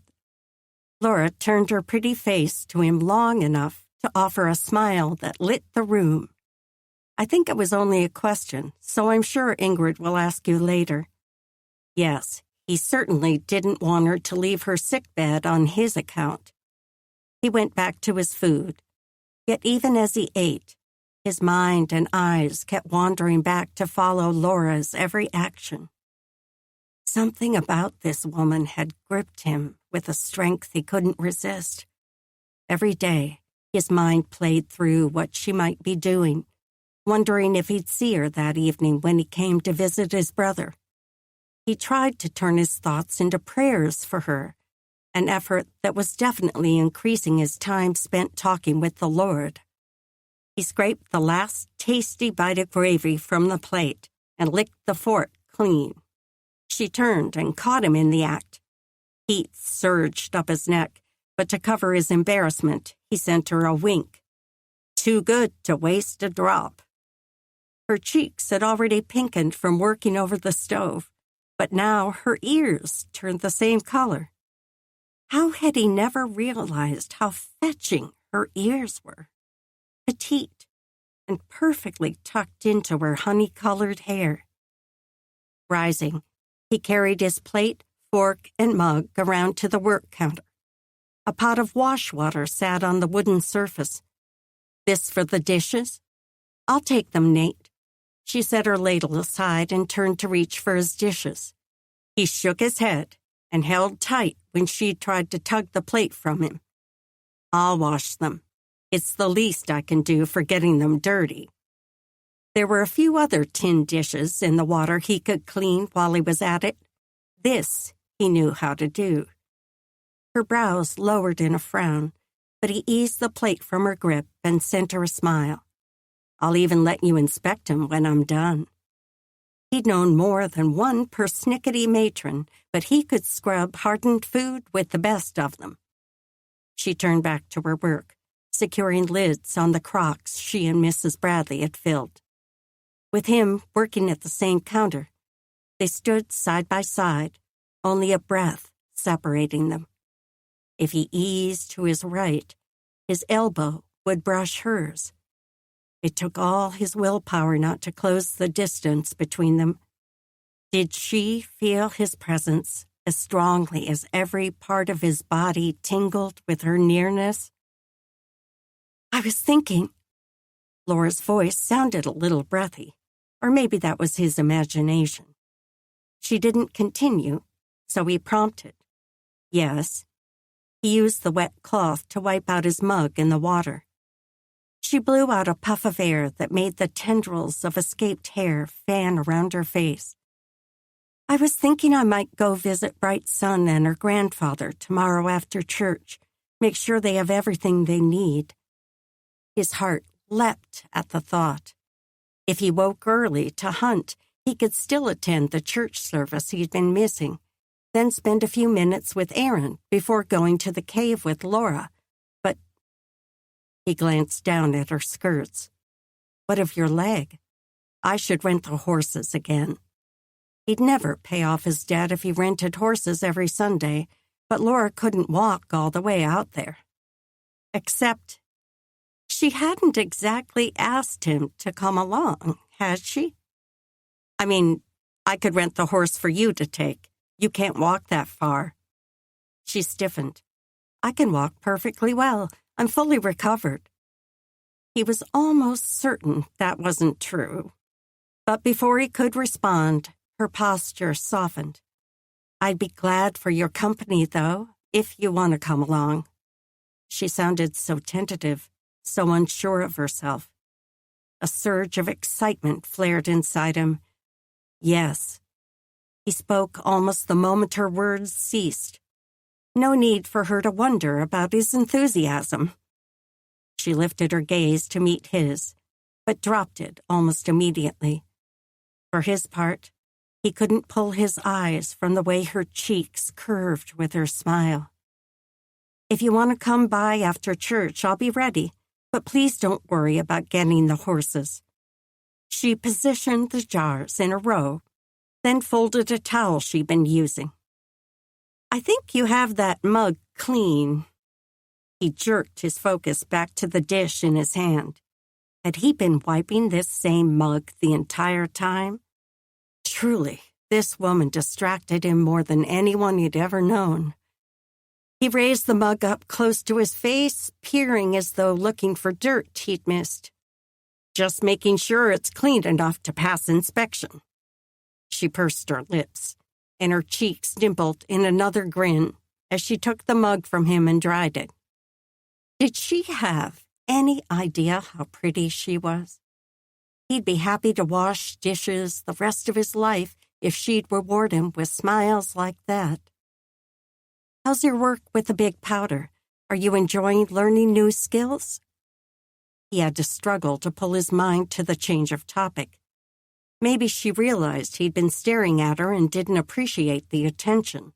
The last thing he wanted was to make her uncomfortable. Reaching back into the wash pot, he wiped off his fork, then the other spoon clanging in the water. The challenge is good. It's hard bearing the responsibility of knowing any error could hurt the others, but I'm careful. So careful that his shoulders always seem tied up in knots from the constant strain. She looked up at him, the normally smooth skin of her brow forming indentations as she studied him. He met her gaze, and her forehead eased, but she still kept those luminous brown eyes focused on him. "I don't like you in the way of so much danger, but I understand why you think you need to do it. I just wish—" Her words died away, but the earnestness in her eyes turned almost haunting. His chest squeezed at the look. What had she been about to say? What did she wish for him? He scanned her face, letting his focus roam from her long lashes over the soft curve of her cheeks, down to her lips. He'd never let himself linger on her lips before, but it was impossible not to see at a glance how perfect they were. The upper bow slightly smaller than the lower, neither too full, but just the right size for kissing. Those perfectly shaped lips parted, and he forced his gaze back up to her eyes. Did she read his thoughts? Heaven forbid, she would hate him for such a notion. But it wasn't hate he saw there. Her eyes had darkened, their intensity shifting to a yearning that resonated through every part of him. Like the North Star, she drew him, and he slipped his hand around the back of her head. His fingers slid through the soft tendrils as he lowered his face nearer to hers. She must have stretched upward, for her breath brushed his chin. A small space still separated them, and her eyes, so round and expressive, searched his, seeking something. Did she wonder if he was worth the kiss? He wasn't. No question about it, he was nowhere near the man she deserved. But with everything in him he wanted to be. He wanted to protect this woman, to care for her, to cherish her as God created her to be cherished. His fingers wandered deeper in her hair, and she responded to the contact. Her eyes drifted shut, pulling him in. He closed the distance between them, brushing her lips with his. Oh, sweetness.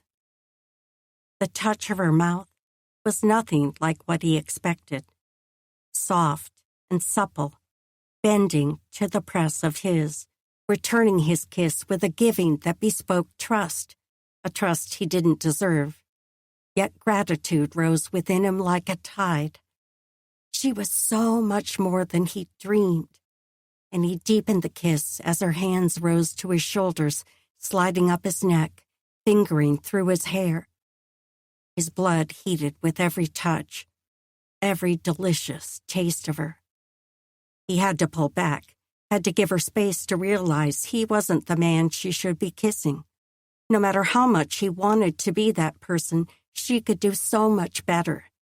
With every bit of strength he had left, he eased back, putting a bit of space between them. "Laura?" Mrs. Bradley's voice came from the doorway. Nate stepped back as he spun, his stomach dropping to his toes. No, he thought. He didn't mean to besmirch Laura's reputation. He shouldn't be in the kitchen alone with her, much less kissing her until his insides lit on fire. "Ingrid." Laura stepped toward her friend. Her voice sounded much steadier than his would have. Maybe the kiss hadn't affected her the way it had him. Even now, his legs wobbled. He gripped the work counter for a little more stability.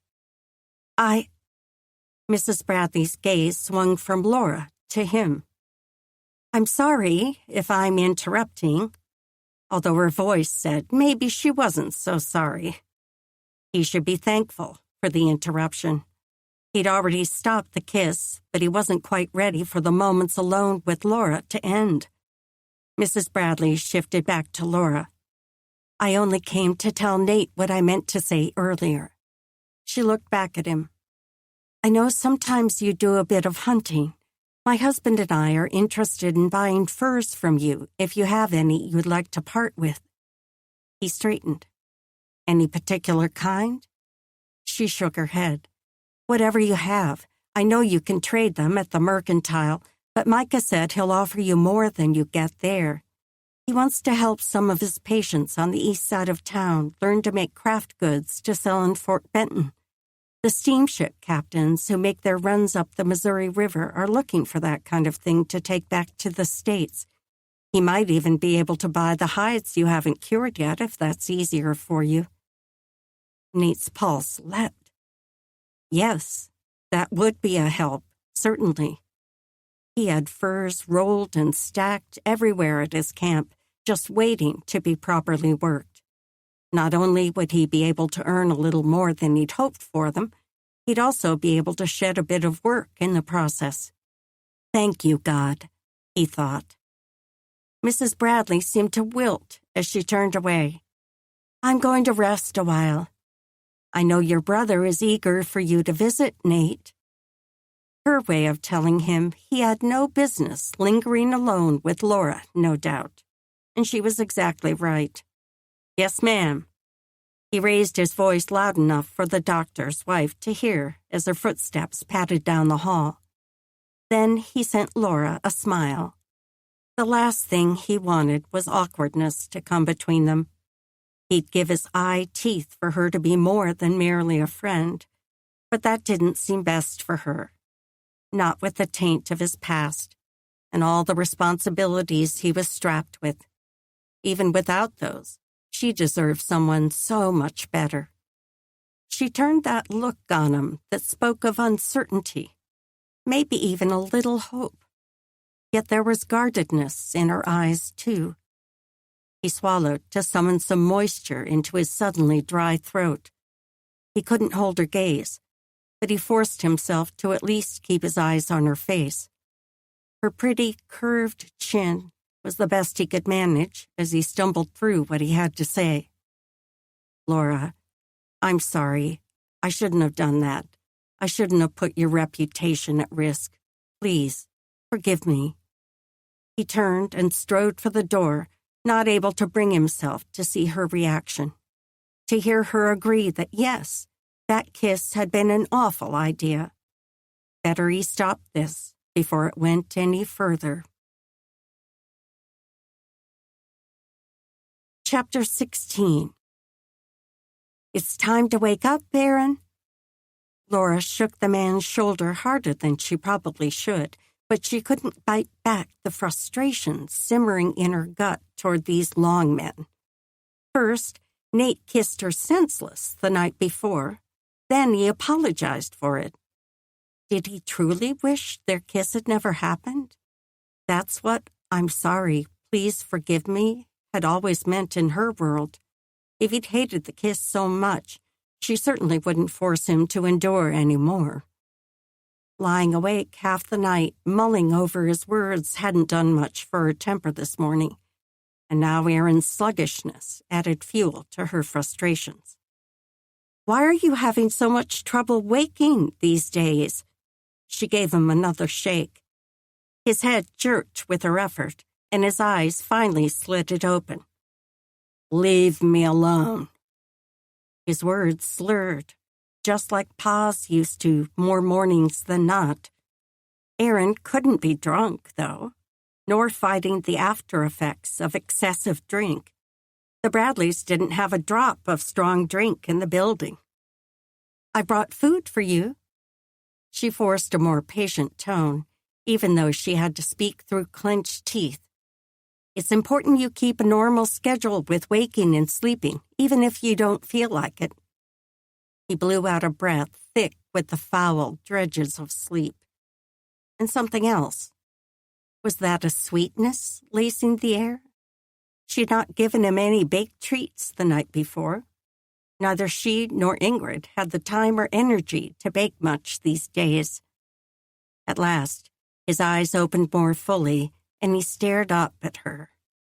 Red rimmed his whites, and the brown centers bore a glassy sheen. Bile churned in her gut, and she stepped back, pulling her hand away from his shoulder. "What have you been drinking, Erin?" She'd coddled her father through his drunken binges most of her life, then Robbie after he lost his leg. But those days were behind her. She crossed her arms over her chest, wrapping her hands around her elbows to keep them from gripping his neck. Or maybe to keep him from gripping hers. The flurry of unwanted emotions had her insides jumbled, and she had to brace herself to keep from backing away. She'd never wanted to feel this fear again, had promised herself she never would, but the anger was almost as bad. "I didn't drink nothing." His words were definitely slurred. Get away, Laura thought. The thought welled in her chest, stealing her air and constricting her lungs. She spun and lunged for the door. Thank God the doctor was here. He would get to the bottom of this. She didn't have to face it alone. Not this time. Laura clamped her hands over her ears to seal out the yelling as she curled onto her bed. Maybe a childish gesture, but the words Erin hollered were taking her right back to her childhood. This time she had her own room to hide in, but only a single wall separated her from Erin's raging. As soon as she told the doctor what condition she'd found Erin in, he got in to question the man. Why hadn't she left then? It had been too early for church, so she'd thought to keep herself sequestered in her room until the time came for her to accompany Ingrid and the doctor to the little chapel at the edge of town. But now, she couldn't imagine sitting quietly on a wooden bench with Erin's accusations ringing in her memory. She'd never be able to focus on the Reverend's words, no matter how badly she needed to hear them. Unbidden, the image of the mountain settled in her spirit. The mountain. She needed the peace that always came from standing on the edge of the precipice, feeling God's touch in the breeze brushing her skin. Surrounded by His creation was where she always felt the Creator nearest. Erin's voice rose louder as his curses rang through the clinic. Doc Micah's voice rose along with it, trying to quiet the man. The doctor probably needed help, but she couldn't be the one this time. When drunks became angry, there was nothing that could be said to silence them. You could either listen to the raging or get away from it. This time, she could get away. Jumping from the bed, she ignored the pain shooting through her ankle. She grabbed her coat and hat, then slipped through her door and down the hall. Aaron's words rang even louder in this larger space, ricocheting off the hallway walls. At the front door, she pulled on her coat and slipped outside. A blast of cold air struck her face, and she sucked in a deep breath. In 2 strides, she crossed the porch, and if it weren't for her weak ankle, she would have leapt over the steps altogether. She needed out of here, needed freedom. As she hobbled down the road toward the outskirts of town, her mind spun back to all those times she'd stepped out of their cabin, desperate for escape. So often, Will would ride out of the barn just then, reading her mind. He'd have a bridle on the old mare, but never a saddle. Even before Pa sold the saddle to pay for his wretched habit, she and Will had considered the contraption as only a bother. He'd help her climb aboard the mare. Then she'd tuck herself in behind him. The mare would dance as Will held tight to the reins. Then he'd give the old girl her head and a mighty kick with his scrawny legs. Those moments of flying were the best of her childhood. If only she had a horse right now. But she didn't. So she strode forward as fast as her ankle would let her, soaking in the blustery wind pulling tendrils of her hair loose, just like when she rode with Will. God, I miss him, Laura thought. She let the tears fall as she walked, let them blur her vision, and only swiped at her nose when she couldn't bear the annoyance. Not until the long, grueling days of her journey west had she finally learned how to grieve for Will, for all her family, but especially him. He'd been her lifeline, her rock through some of the hardest years of her life, a true blessing from God. Although she'd been so angry with the Lord at the time for taking Mum, she'd not been willing to ascribe anything good to him. Even then, he'd been patient with her. The tears fell without restraint as she walked, retracing one memory after another with Will. There had been so many good ones. With Robbie, too, especially after he'd grown old enough to be more playmate and less responsibility. A few times, they'd all 3 climbed aboard the mare, but the poor horse was getting older by then, and she'd not been able to manage much of a run. And Laura had been so worried about Robbie slipping off or getting knocked by one of the branches overgrowing the trail that she'd enjoyed those outings more when it was only her and Will. Being responsible for Robbie had been her life, a hardship most times, but one she wouldn't have traded. Had Will felt the same way about her? He'd only been 2 years older than her, so she thought of him more as a friend than a brother. Her best friend.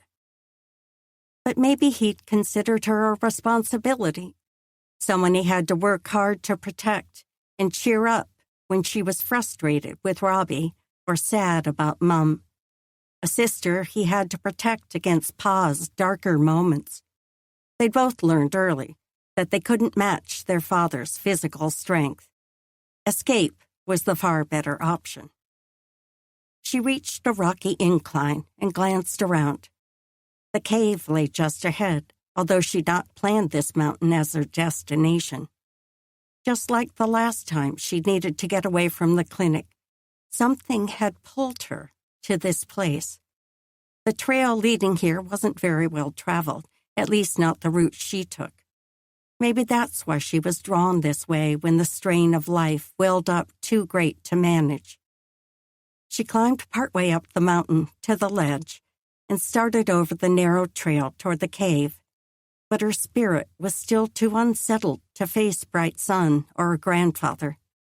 Seeing them would require her to offer a strength and support she didn't possess at the moment.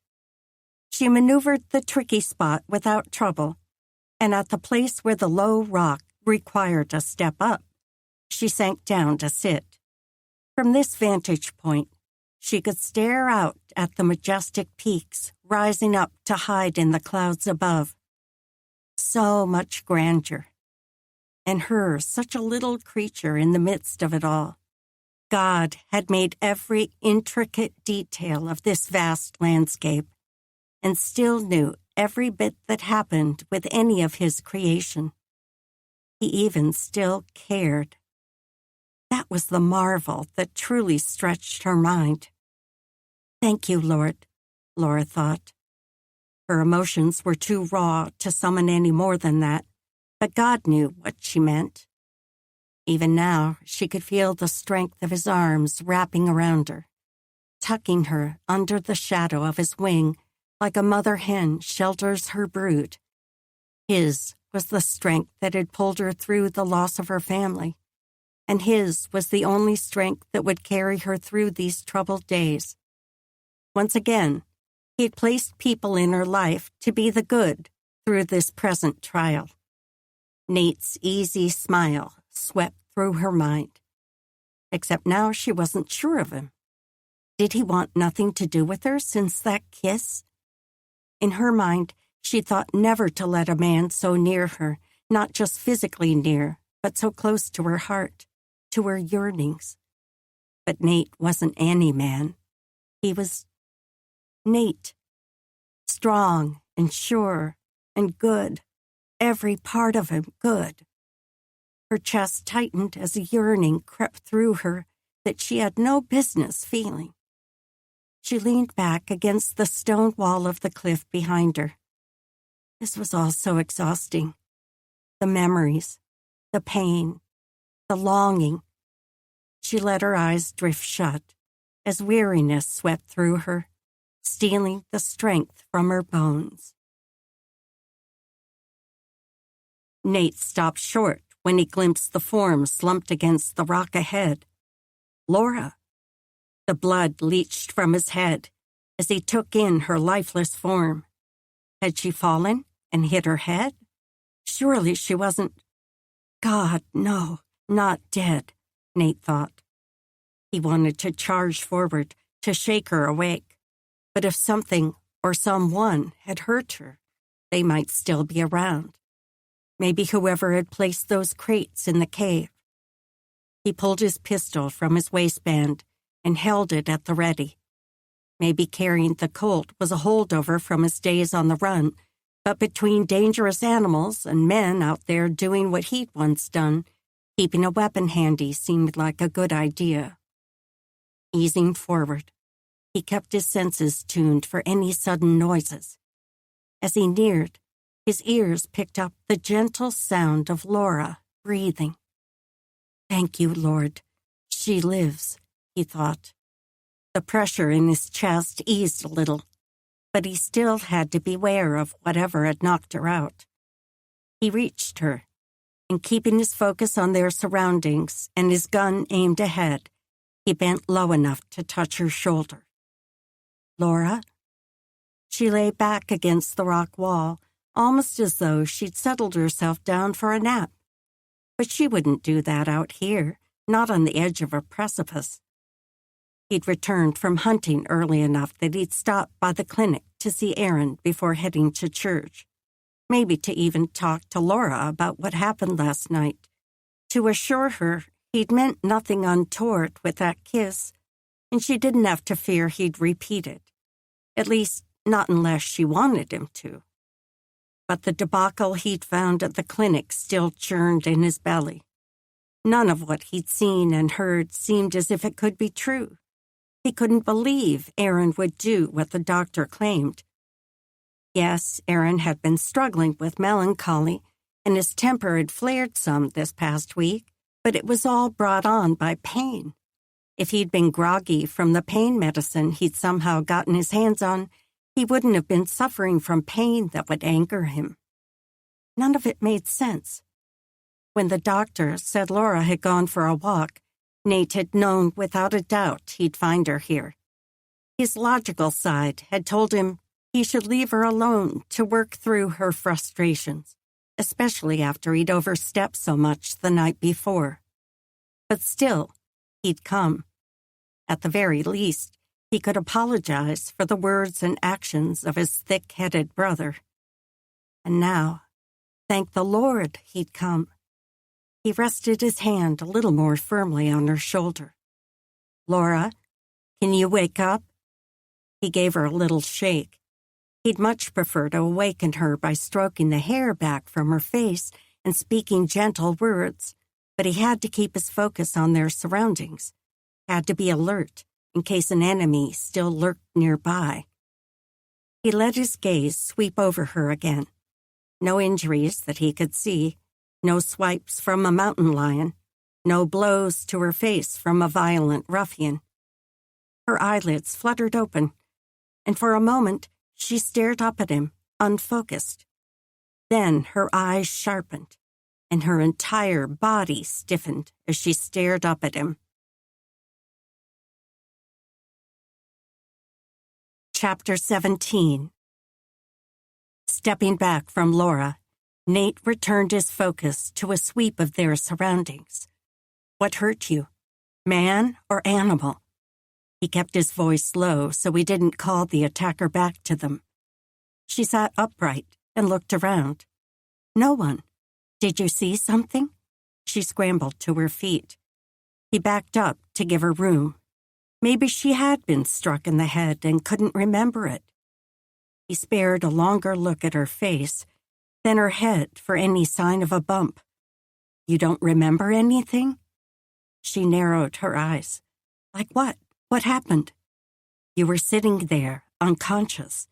He motioned toward the rock wall, almost like you were sleeping. I haven't seen whatever struck you. Where do you hurt? He glanced toward the cave. The opening couldn't be seen from this spot, but it lay just around the curve in the wall. Maybe Bright Star had seen or heard something. I think I was sleeping. Laura's voice emerged quietly, as though she wasn't sure if her words were true or not. He darted his gaze back to her face. Why would you be sleeping out here? She must really have lost her memory. But her eyes sharpened, turning a glare on him.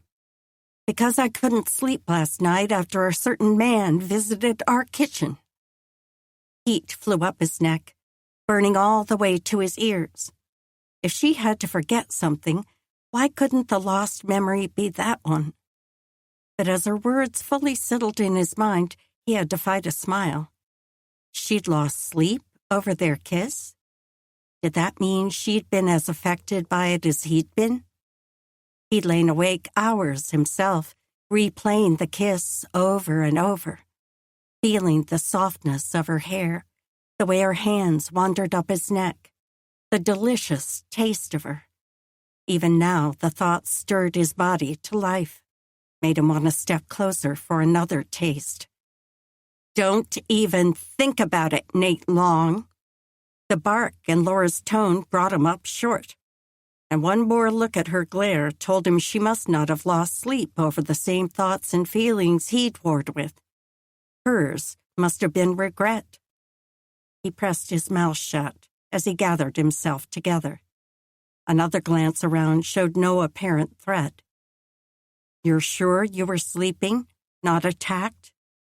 Fairly certain. He'd have to take her word for it, but he'd keep his senses on the ready just in case. How are Bright Sun and Eagle soaring? I haven't been in to see them yet. He raised his brows. You haven't? She just stopped here on the trail to sleep? That didn't make sense. A hint of something, sadness, regret, slipped into her eyes. I just needed a few minutes first. Understanding crashed over him. Aaron. A surge of anger rushed through his veins. If he could clobber his brother with a hard right hook, he would. Just enough to knock some sense in him. How could Aaron have been so harsh that Laura had to leave her own home to escape, to recover from his barbs? The doctor's tale of the morning's events must have held more truth than Nate had wanted to believe. Then another realization washed through him. He cocked his head to study Laura. That first day when you hurt your ankle, had you come up here to get away from Aaron? He'd not known her nearly as well then, so he might not have seen how caring for his brother had worn on her. Maybe Aaron said things to hurt her even back then. She raised her chin, as though trying to appear strong. Resolution shone in her eyes. Determination not to reveal pain. The adrenaline leaked from his limbs. Ah, Laura. He wanted to step forward, to draw her close, and take away all the misery she'd suffered, especially the pain from anyone he'd ever been connected with. Grief he'd caused, too, for he'd made his share of stupid mistakes. But he knew better than to touch her, especially after last night. He scrubbed his hands through his hair to occupy them. That move only made his sore shoulder ache, so he dropped his hands to his sides and looked at Laura again. I know you said you've chosen to forgive, Aaron. I also know from experience that making the choice can still mean it takes a while to finish the forgiving part, especially when that person keeps on causing pain. As the words tumbled from his mouth, his chest tightened like a weight was being pressed against his lungs. Aaron is struggling. I guess no one knows that better than you. The pain in her eyes pressed the weight even harder. I can't dismiss his words and actions, especially the ones that hurt you. His voice cracked, and he had to swallow hard before speaking again. But don't let his brokenness break you down, please. Only God could heal his brother. That truth was painfully clear all the way to his very core. But he couldn't stand by and let Laura fracture because of his brother's struggles. She was strong, and together, maybe they could help her stay that way. She met his gaze, but her eyes had turned distant, as though her mind was drifting far away. Maybe back at the cabin, where the kidnapping had ended in salvation for Laura and Samuel, but also in the end of Aaron's hope for ever breaking free from the bonds that locked him in misery. Laura didn't move, just stood staring. Then a sob erupted from her throat. She pressed a hand to her mouth, wrapping her other arm around her middle as she dropped her face, pain riddling her features. Dear Lord, Nate thought. He sent up the prayer as he stepped forward, everything in him wanting to bring her comfort, to do something to ease the agony shaking her shoulders. She looked like sobs might shatter her. He touched her arm. When she didn't pull away, he gave a gentle tug, and she came to him, letting him wrap his arms around her. As he cradled her, she began to relax, one breath at a time. Her sobs turned to gasps, as though she struggled to rein in a runaway horse. He held her tight with one arm and used the other to stroke her hair. Cry, Laura. Tears are good. Healing. Why he said that, he wasn't sure, but the words just slipped out. The depth of her pain seared all the way through him. An overwhelming mountain of sadness and fear, almost too great to overcome. Had Aaron's words resurrected another tragedy from her past? She'd said she lost her parents and 2 brothers, and that was certainly enough to bring on this misery. But was there more he didn't know about? How much had this woman suffered through her life? He'd admired her strength from the first moments he met her. He should have known that kind of calm determination in the face of danger had come from a history of facing demons. Help her, Lord, Nate thought. Help me help her. Laura's tears finally came. Not the writhing sobs she'd fought at first, but true crying, with giant drops streaming down her face. They soaked his sleeve within moments, making him thankful he'd taken a few extra minutes that morning to change shirts after hunting. He'd certainly not expected to have this woman in his arms again, but he could only pray this helped her. He prayed, in fact, with every other breath he took. At last, her inner spring ebbed, and her tears turned to sniffles. For a long moment, she rested her head against his shoulder. It was his injured shoulder, but he'd gladly bear the pain of her slight weight if he could offer comfort. She finally pushed away from him, straightening to stand on her own. She sent a hesitant glance his way as she sniffed again and wiped her cheeks with her palms.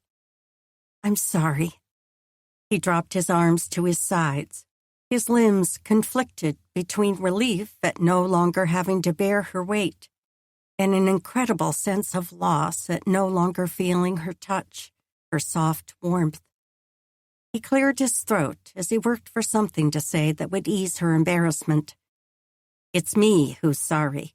I should carry a handkerchief, but I've gotten out of the habit." The kind he'd carried before had been larger than the dandies used, more the size to cover a man's face while he robbed an unsuspecting stranger. He'd gladly burned all those handkerchiefs. He'd rather give her his shirt to use if she needed a cloth, but that wouldn't be acceptable either. She inhaled a long breath, then blew it out with a shudder. "I suppose I needed that." She turned to stare out at the mountains around them. "My father spent most of his days either drunk or sleeping off a binge. He would get angry if my brothers or I bothered him unless he needed something. I suppose what happened this morning resurrected some memories I hadn't—" She paused, seeming to search for the right words. "Sorted through yet." As she spoke, pain pressed his chest again, shortening his breath. He'd suspected there was something in her past, but hadn't realized how closely Erin's actions must have mirrored her father's. There was probably much more than she'd said, but his imagination could fill in many possibilities. He didn't want the image that flooded his mind. Laura, as a little girl, hair in twin braids and wide brown eyes filled with fear as her father raised his hand to strike her. Anger pulsed through him, feeding through his veins with every pump of his blood. He had to force himself to push the mental pictures aside, to focus on what she needed here and now. She was pushing the stray tendrils of hair away from her face, trying to tuck them back in her braid. Despite the red streaking her eyes and spotting her face, she looked remarkably normal, more like the strong Laura he'd come to appreciate so much. She turned an expectant look on him. "Shall we check on our friends now?" If he had to name the emotion blooming in his chest, he'd have called it affection. Very strong affection. He reached out and tweaked her chin. "Let's do it." He probably shouldn't have touched her that last time. If they were past her moment of need, he should go back to keeping his distance, keeping himself from tainting her prospects. But he couldn't quite bring himself to regret any contact with her, especially when she graced him with the hint of a smile. Chapter 18. Nate moved to the cave opening with Laura close behind him. "I'll go in first and light the lantern." He ducked in before she could protest. In the darkness, his fingers found the match case and lantern easily, right where he'd left them. After striking the flame, he sent a glance around before lighting the wick. Bright Sun stood in the center of the main cavern, as still as a stone. He should have expected her to be there, but the sight of her sent his heart into his throat.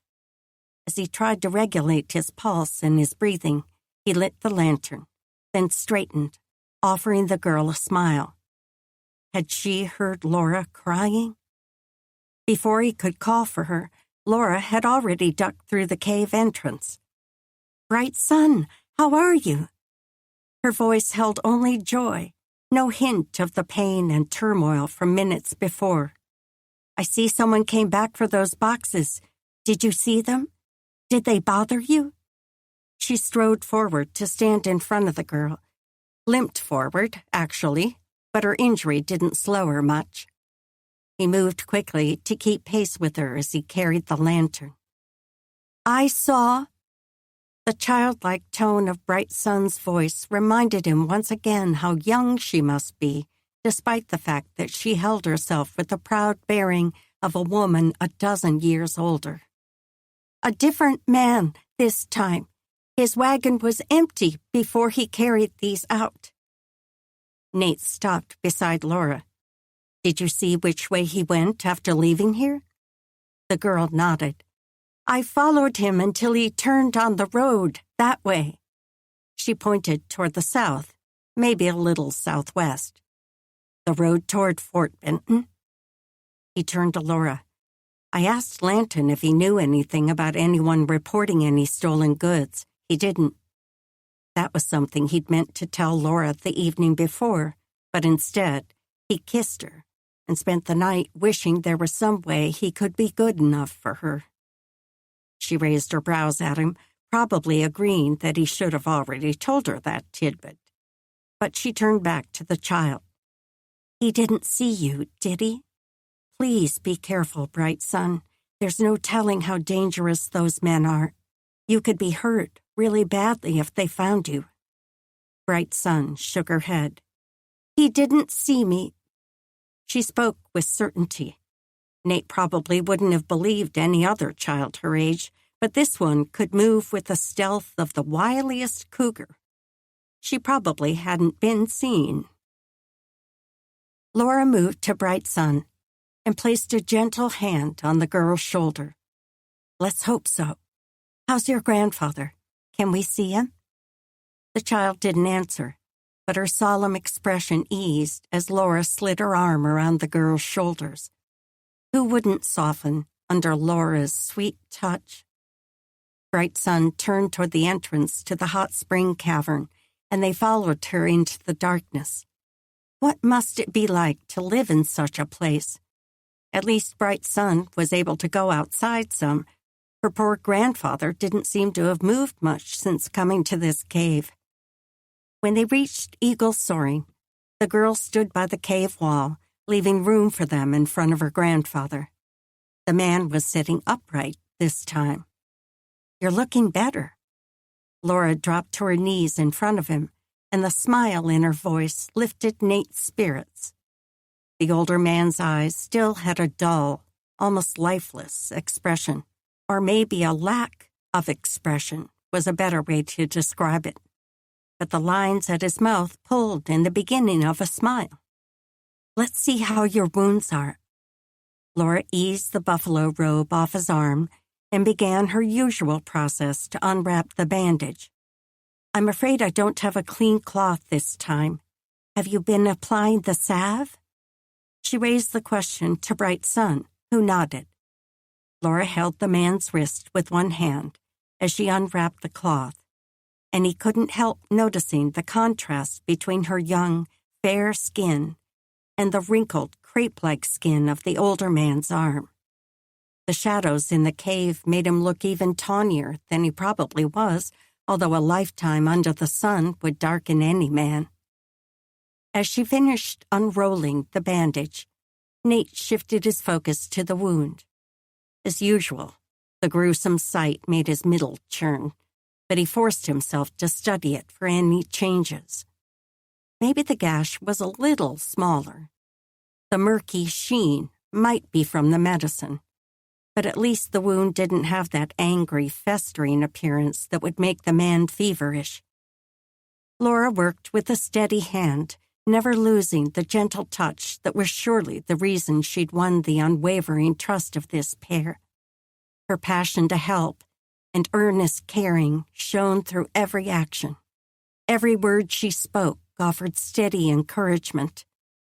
She'd almost finished redressing the man's leg by the time the thought sprang to him that he should do more than gawk. He turned to Bright Sun, who'd been doing her own staring, albeit while answering Laura's occasional questions and interpreting her words for Eagle Soaring. The girl met his eyes, and a hint of guardedness crept over her face. If only he could break through that barrier the way Laura had. He offered a smile. Have you enough food? I can bring more venison in the morning. I'll leave it near the lantern at the cave entrance. He hated the way his gut clenched when he offered up his own food stores, but everything he gave away meant he'd have to take more time to hunt instead of working on his cabin and fulfilling his responsibilities with Aaron. Ingrid has some food set aside, too. Laura glanced at him. Perhaps you can get it from the clinic this evening. Good. With a combined offering, hopefully there would be enough to see these two for another week. Hopefully. He turned back to the girl. Have you heard from your people? Do you know when they might come? They could plan better if they knew how much longer it would be before these two would be reunited with their tribe. A flash of uncertainty crossed her face. Because she didn't know the timing? Or because she wasn't sure anyone would be coming for them? His stomach plunged. Surely the latter wasn't true. Without Laura and him continuing to provide food, these two may not survive all winter on their own. Do you know where your people are? Laura's words pulled him back from his spinning thoughts. She'd focused her sweet smile on the child, and Bright Sun seemed to be struggling over how to answer. At last, the child's voice came out in a tentative murmur. I don't know. We fell behind when the others were seeking a winter camp. I thought someone would look for us, maybe seize all, or 3 elk. But they haven't. For the first time since he'd known her, the girl's eyes glistened with tears, and her voice cracked. Oh, honey. Laura pushed up to her feet and pulled Bright Sun into an embrace, much like a mother comforting her child. He could never remember feeling a hug like that, yet instinctively he knew how wonderful it must have felt. Even with her future looking so uncertain, did Bright Sun know how fortunate she was to have Laura Hannon as a friend? Tiny sobs hiccuped from the girl as Laura cradled her. This had to be healing for the child who worked so hard to be strong, much like Laura herself. He backed away a little to give them space. More than one female crying on him within a single hour might be more than he could handle. Laura's soothing was clearly more effective than his had been, for only a few minutes passed before the child's sniffles faded. She backed away, wiping a sleeve across her face and straightening her shoulders. It was such a picture of Laura's own recovery a half hour earlier that he had to fight back a smile. Staying low, so she was eye level with the girl, Laura brushed hair from the child's face. Don't worry, Bright Sun. Nate and I will make sure you and your grandfather have everything you need until your people come back. We're going to take care of you, I promise. She sent a glance to Nate, and he nodded. She'd said it so much more eloquently than he could have. But there was one more thing she wouldn't know to add, or rather, to ask.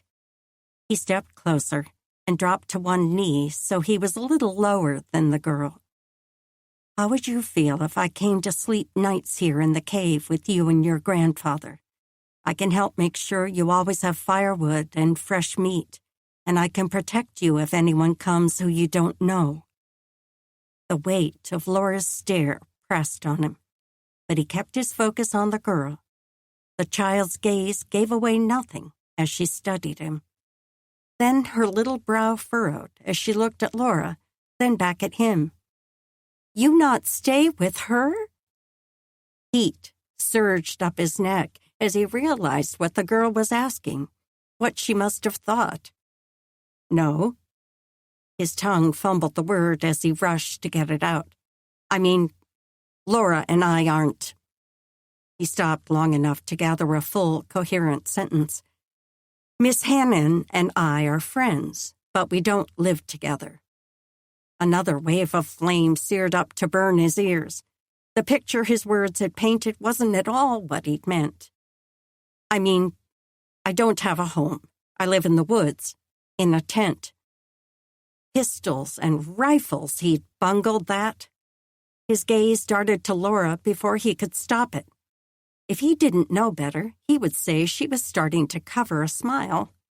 Either that or she was doing a better job than him at hiding a blush. He turned back to bright sun and took in a steadying breath. What I mean to say is, I need a warm place to stay this winter. And if we all pitch in together, the three of us can get by easier, at least until your people come back for you. What do you think?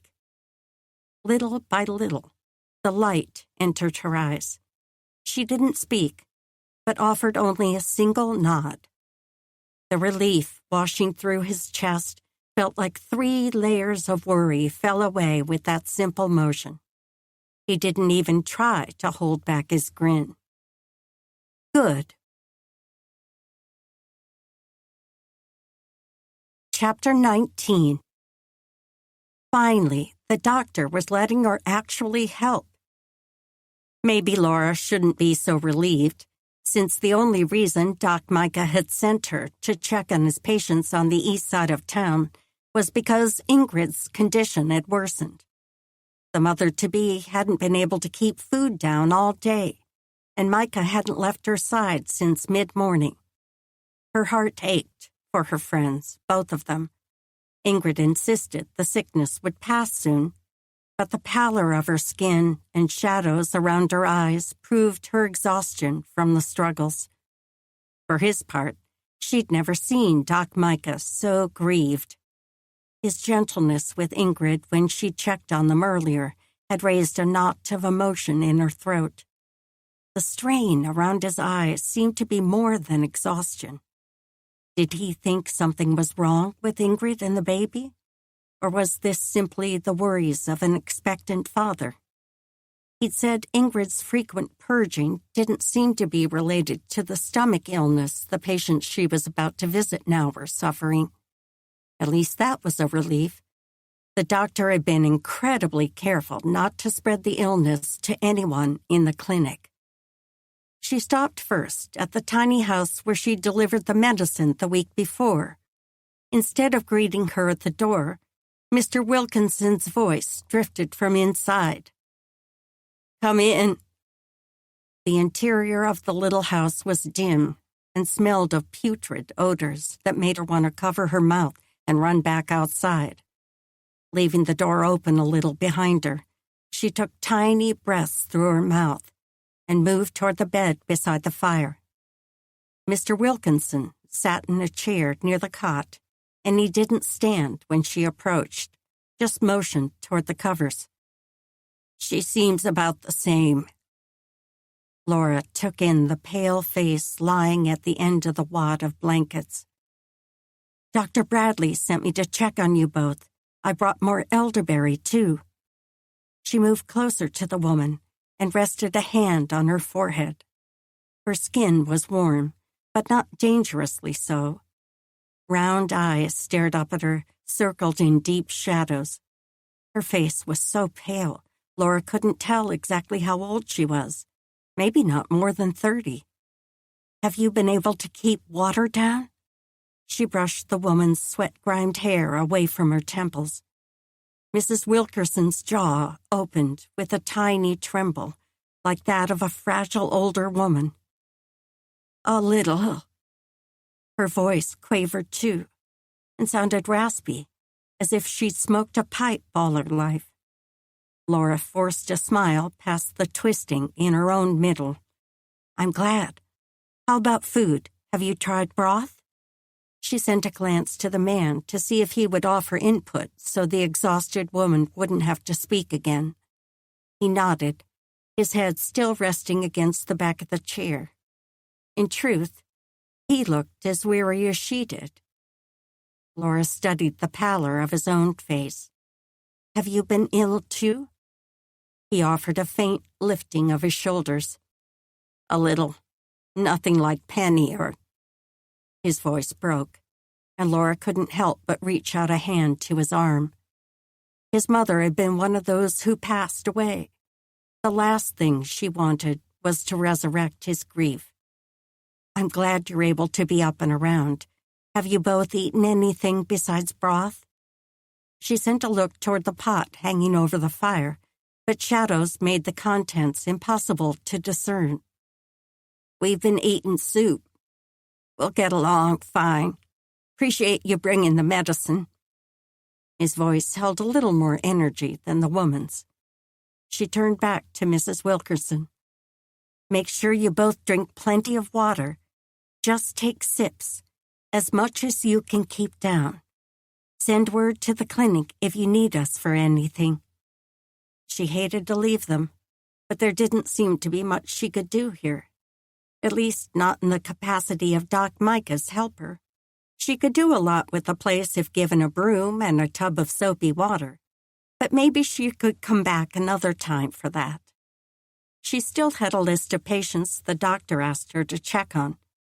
No wonder he rarely came home before dark. But she couldn't deny the sense of purpose filling her chest as she marched to the next house and the next soul in need. "How could you do it, Aaron? How could you be so cruel? These people have been nothing but kind to you." Nate wanted to bite back the words the moment they slipped out. He'd spoken truth, mostly. The doctor and his wife had been gracious beyond anything he'd expected. And Laura, he still couldn't fathom how she could care for his brother with such unrelenting kindness, even at the expense of her own peace. But his comment would remind Aaron that she'd shot him in the first place, even though it had been purely an accident. Red crept up his brother's face, a welcoming change from the shiny pallor he wore most of the time. But Nate steeled himself for an explosion. "You call destroying my leg kind? That—" "Watch it, brother." Nate plunged in before Aaron could start up the tirade that had disturbed Laura so much on Sunday. Thank the Lord she wasn't in the clinic to overhear now. "You know that was an accident. You can't hold it against her. If you hadn't gone along with the kidnapping in the first place, you wouldn't be in this mess." He dropped his voice, praying with everything in him his words would break through Aaron's belligerent glare. "It's time to let it go, Aaron. You can't move forward if you hold that grudge forever." His brother looked away, staring across the room. But this time, his brow didn't furrow with belligerence. The line of his jaw eased, almost sagging under the beard Aaron had let grow lately. Shoulders that had finally risen, albeit in anger, slumped again, just like they'd been for weeks now. "I know." The words came out as a mumble, but at least they'd been spoken. Thank you, Lord, Nate thought. Acknowledging the need was surely a big step. Nate leaned forward, regretting having put so much space between him and the chair and his brother on the bed. He thought that would keep Aaron from feeling hemmed in during this overdue confrontation. But he and Aaron were twins, brothers, connected long before they'd even been born. Separation was hard on them both. He inched a little closer to the edge of his chair. "I'm here to help you, Aaron. Whatever you need, we can do this together."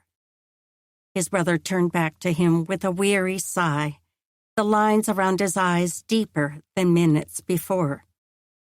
"Then do something about this blasted pain, will ya? They won't give me anything to take the edge off. I can't stand it every minute of every hour, day and night. It's enough to push a man out of his mind, Nate." Nate leveled a look on his brother. "They won't give you anything? Doc said he'd give you small doses of laudanum to wean you off, and he'll also give you something different to help with the pain." But thank the Lord, the doctor had moved the addicting stuff to some other location where Aaron couldn't find it. That morning, Laura had come upon him in such a stupor his condition was because he'd somehow managed to get into the storeroom and find the key to the locked drawer where the doctor kept a bottle of laudanum. That couldn't happen now. But Aaron had to have hope. that he wouldn't be forced to deal with unrelenting pain day after day. Nate released his own sigh and slumped against the chair back. I'll see what I can do, but you have to promise you'll pull out of this slump. Do those exercises the doc showed you. He said you could even be walking with sticks now if you'd been doing them when he first said to. Although Aaron had apparently used the walking sticks to get the laudanum, was he more capable than he let on? Surely not. Surely if Aaron could get around without help, nothing would keep him in this room. That must have been driven by sheer desperation. He'd seen that motivation push men into much harder things. I will, Nate. The earnestness in Aaron's voice eased some of the tension coiled in Nate's shoulders. I know I haven't done the exercises the way I'm supposed to. They just make my leg hurt more. And I get so tired of the pain. If you can get me something to help, I'll do better. I promise. Nate stood and moved to his brother's bedside. He gripped Aaron's shoulder, feeling the fleshiness that had taken over where firm muscle once dominated. I'll talk to the doctor now. Laura squeezed her eyes shut against the light-headed sensation. When she opened them again, the world seemed a little firmer. Good. She reached into the wash bucket and pulled out another plate, but another spasm shot through her, nearly doubling her over with its intensity. She clutched the work counter. Had there been something wrong with the beans and cornbread she'd served? Both had been cooked fresh, and she didn't usually suffer ill effects from beans like some did. But the cramping in her belly bespoke something very wrong. Were Ingrid and Doc Micah afflicted by the same pain and clamminess? Poor Ingrid. At least she'd been feeling a little better today, but rancid food was the last thing she needed to suffer in her delicate condition. Bile churned, rising up to her throat. She inhaled a slow, deep breath, trying to stave off what seemed determined to come. Panic swamped her as she scrambled for an empty pot. She'd barely plunged her face into it before the first heave came. Over and over they surged, until finally she had no accounts left to cast up. A hand rested on her back, soft and gentle. Only Ingrid could manage a touch so soothing. Laura pulled the stray tendrils of hair away from her face, then took the damp cloth Ingrid handed her.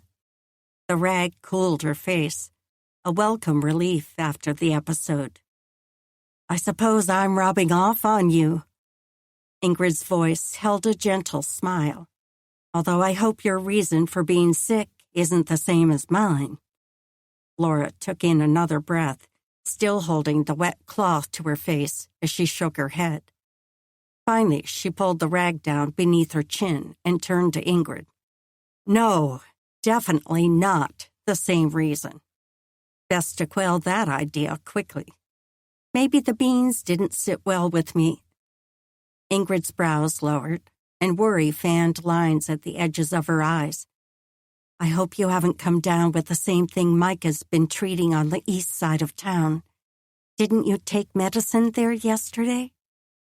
A sinking feeling dropped in her middle, starting up a fresh churning there.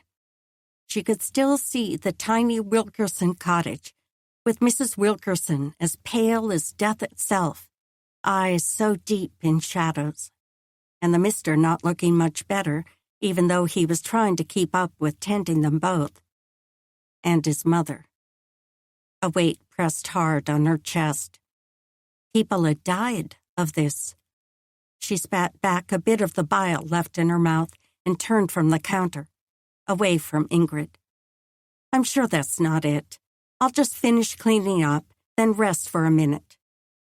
No, you won't. Ingrid came behind and gave her shoulders a nudge. Go lie down. You've nursed me for weeks now. The least I can do is clean my own kitchen. A wave of chills passed through Laura, stealing the refusal she should have given. Lying down for a few minutes wouldn't hurt. This would pass all the sooner with a short rest. Chapter 20. She's been in bed for 2 days? Nate wanted to spin and march back out of his brother's room, down the hall, and barge through Laura's door.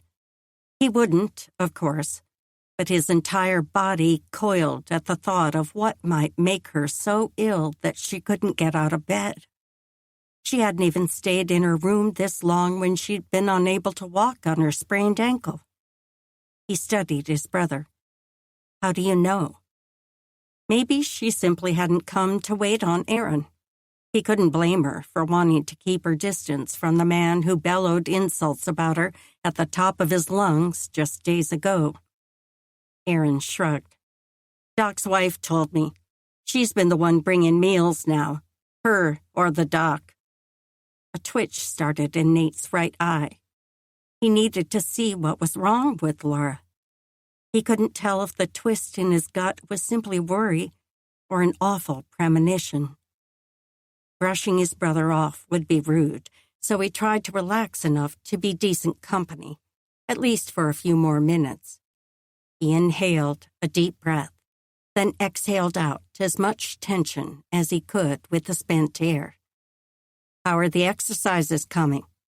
A snort filled the air. Without decent pain medicine, not so well. His muscles tightened again. I spoke with Doc Bradley. He said he'd give you something whenever you asked for it. That watered-down drink he calls tea doesn't do a thing, and he's only giving me a few drops of laudanum. The doctor must still be weaning Aaron off the laudanum. From the way Aaron tended to exaggerate when he was in a mood, the doc was probably using a little more than Aaron made it sound. And the watered-down tea must be the other pain remedy the doctor had spoken of. He should ask, just to be certain. In the meantime, he focused on the other fact the doctor had shared. He said you shouldn't be experiencing very much pain anymore. The incision site is healing the way it should. You might have some discomfort from the exercises for a few days, but once you work through it, it won't hurt as much the next time. I told him you've always been able to push through more than a little pain. Hopefully, that last bit would prod Aaron's pride enough to get him started. That should tell you this is more than a little pain. His brother sent him a glare. Nate clamped his jaw against a grunt of frustration. He wouldn't be able to hold it down much longer, so he pushed to his feet. Buck up, Aaron. I'll talk to the doctor again, but you better make sure you're doing your part, too. We all have to do our part. He turned and marched out the door before his brother could respond.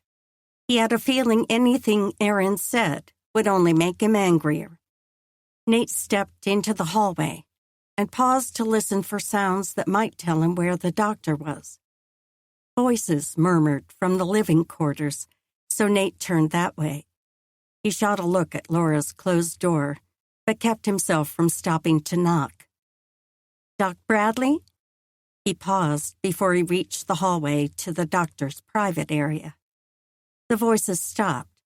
Then the sound of footsteps accompanied a call of, "Be right there." The doc was in his shirt sleeves and brushing something from his hands as he stepped through the doorway. He raised his brows when he saw Nate. "How's your brother feeling tonight?" "Says his leg's still hurting pretty bad. Before I ask about that, though, he also said that Laura's ill." The doctor's brows rose again, an obvious question in his eyes. "It looks like the same illness we're fighting on the east side of town. From what I've seen, it's very contagious, so I've asked her to stay confined to her chamber." Relief washed through him like an avalanche. So she's not really that ill? She's just in there to keep from spreading the sickness? Well, she's certainly not fine. The doctor's frown tightened all his nerves again. Is there any way I can see her? Talk to her from a distance, maybe? Why did this feel so important? The doctor wouldn't allow it, surely, and if she was in her bedchamber, he shouldn't go in. Would it be less improper because of her illness? He really had no idea about such rules. The doctor's brows lowered, so his eyes were only slits. Is there a message I can pass along? Nate scrubbed a hand through his hair. Was there one thing he wanted the doctor to tell her? How could he narrow it down? I just wanted to see her, to see if there's anything. With a sigh, he met the doctor's gaze. He'd have to just pass on simple well wishes and hope Laura understood how much he meant them. But the doctor spoke before Nate could open his mouth. I suppose if she feels well enough for a visit, you can stand in the doorway and talk a few minutes. He leveled a firm look on Nate. No more than a few. She's still very weak. The breath gushed out of him as another wash of relief passed through. Thank you, sir. He waited like a nervous schoolboy while the doctor slipped into Laura's room to make sure she was up to a visit. He could hear Doc Bradley's deep murmur, but not Laura's response. Was she asleep? Or so ill she couldn't speak?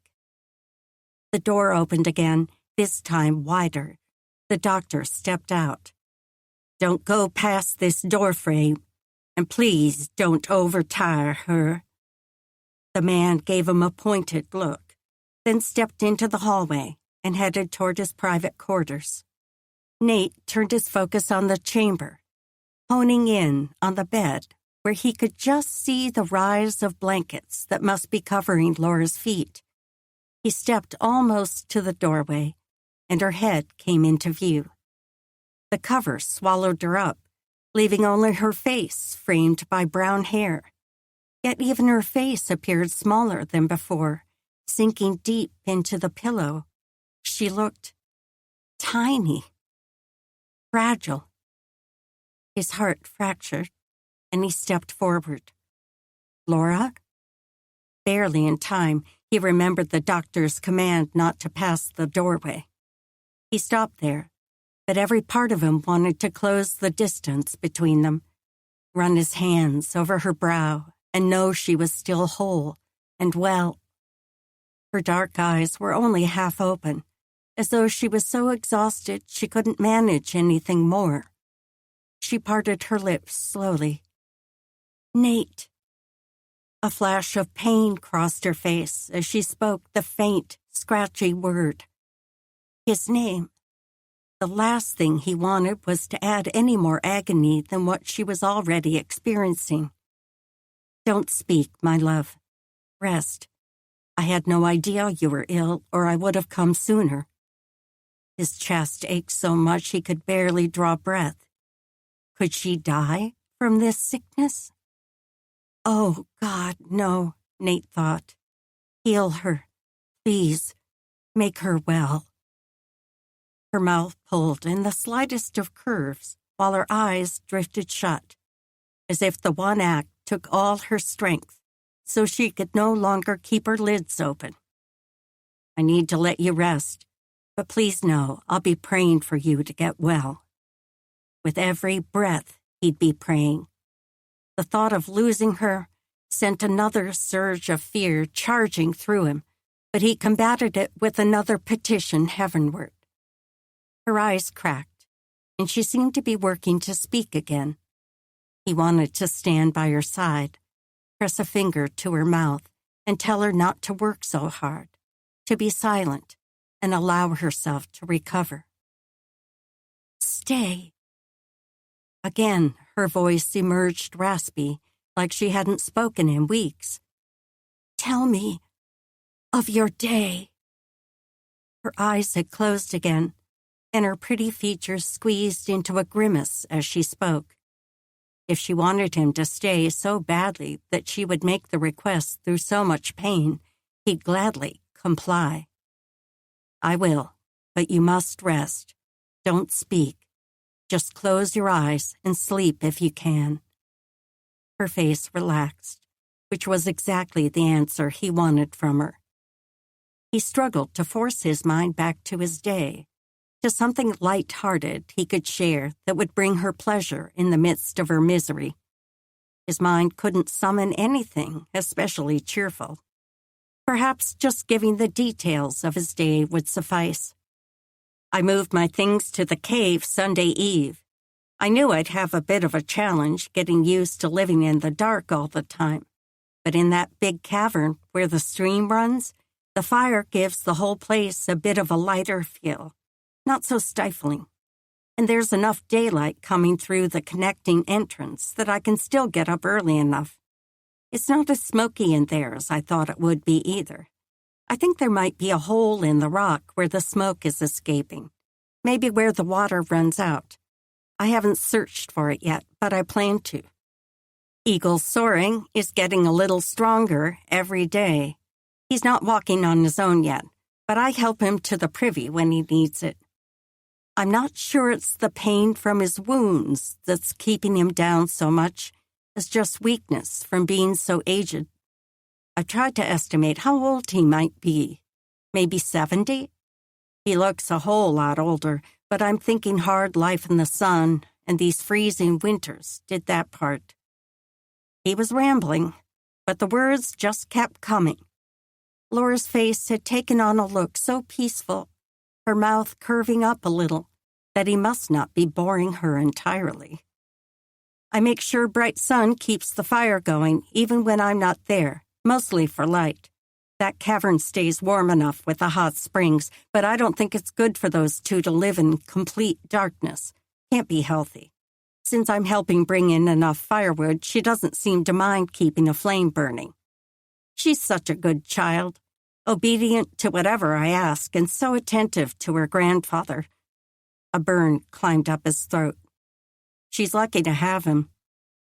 Did both of them know just how blessed they were to have each other? He suspected they did, at least in part. When our ma died, Aaron and I would have done anything for a grandfather or any family member to raise us until we could stand on our own. We had people who took us in, but we never stayed in one place very long. Now that he was older, he could be thankful for each one, even those who told them daily how much trouble they were, like the uncle who switched them for every infraction. From what he remembered, none of their sins had been so awful. Not bringing in firewood each morning without being asked, not dropping on their bed pallet each night the moment they were told to. But he and Aaron must have been considerable trouble for one relation after another to send them away.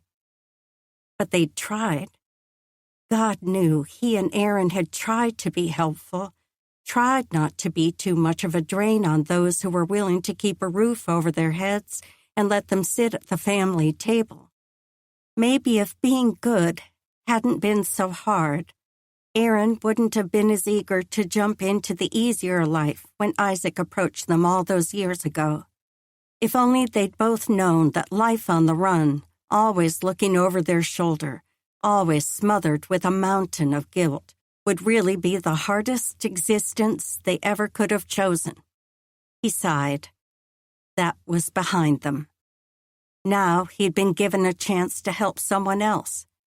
He'd do everything in his power to keep Bright Sun and her grandfather together and restore them to their people, if possible. He blinked, refocusing on his surroundings. Laura had asked him to talk, but how long had he been silent, wrapped in his thoughts? She still lay with her eyes shut, face serene, steady breaths barely lifting the blanket. Had she heard much of what he said? He'd always craved the chance to watch her openly, to take in every beautiful feature with all his senses, to memorize every nuance of her. But just now, the pallor of her skin and the darkness shadowing her beautiful eyes made his heart ache. She needed sleep, deep, restful sleep. He best be on his way so he didn't wake her. He still had so much to do if he was going to help a certain girl and her grandfather live the life they deserved. Chapter 21. Every part of Laura ached, but at least she hadn't been doubled over a bedpan in several hours. She'd long since had nothing left inside her to cast up, but the dry heave still came with a vengeance. This was the longest spell without vomiting she'd managed in, she had no idea how many days. Seemed like half a lifetime. A soft knock sounded on her chamber door, and her heart leapt in a hopeful surge. The tap was too gentle to be Nate, but that still didn't keep her from longing for him to come again. The small bit of insight he'd given into his and Aaron's childhood made her ache for him and Aaron both. If they'd had a father and mother who raised them until they were fully grown, would they have ever joined Bill's gang? And if they hadn't, would her and Nate's paths have ever crossed? She couldn't ponder that now. She tried to swallow before she pushed her voice over her raw throat, burned from so much bile passing through. Enter. The door pushed open, but it wasn't Ingrid's smile that appeared in the opening. Joanna? Laura tried to sit up as joy rushed over her. What are you doing here? Joanna stepped inside, a tray in her hands. We came into town for supplies, but when I heard about everything happening here, I decided to stay overnight to help out. Laura looked to the doorway. Isaac and Samuel are with you? And Mr. Bowen? Joanna and Isaac were still newlyweds, and the love between them was obvious with a single glance. She had a feeling that if Joanna was staying the night in town, Isaac would be nearby, likely with little Samuel perched atop his shoulders. Joanna's cheeks and ears turned pink. Isaac's pa stayed at the cabin to tend the animals. My husband and son are getting settled in a room at the hotel. If Laura didn't feel weak as a newborn pup, she would have grinned at the pleasure marked all over Joanna's face, especially when she said the words, my husband. All she could manage as she sank into the pillow was a smile. I'm happy for you, Joanna, so happy.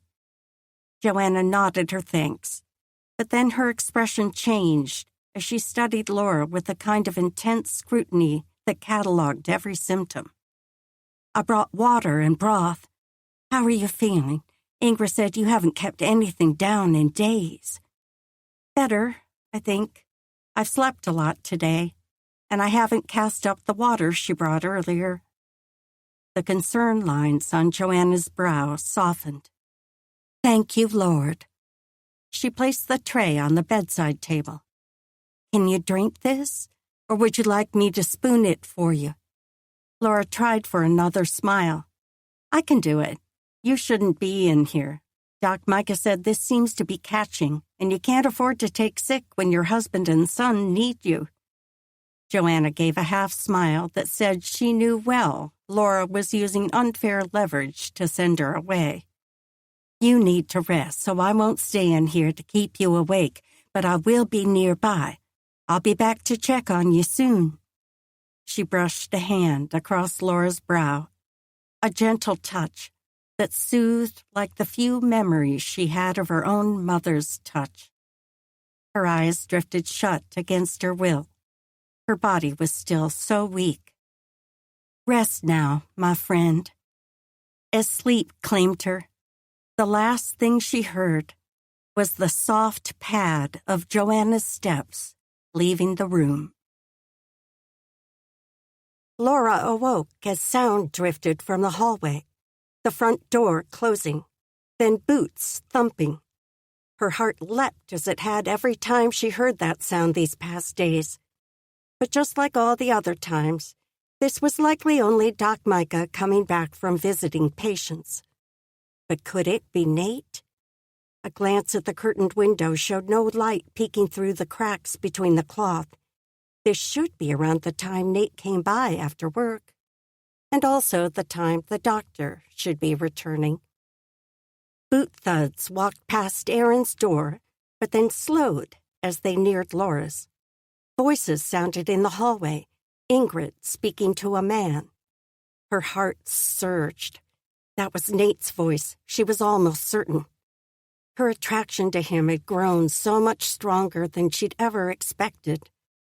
Yet how could she not come to care so much for him when she saw daily examples of his goodness, his kindness, his devotion to those honored enough to be called his friends, the strength of character that must have lain deep inside, suppressed by so many years of being an outlaw.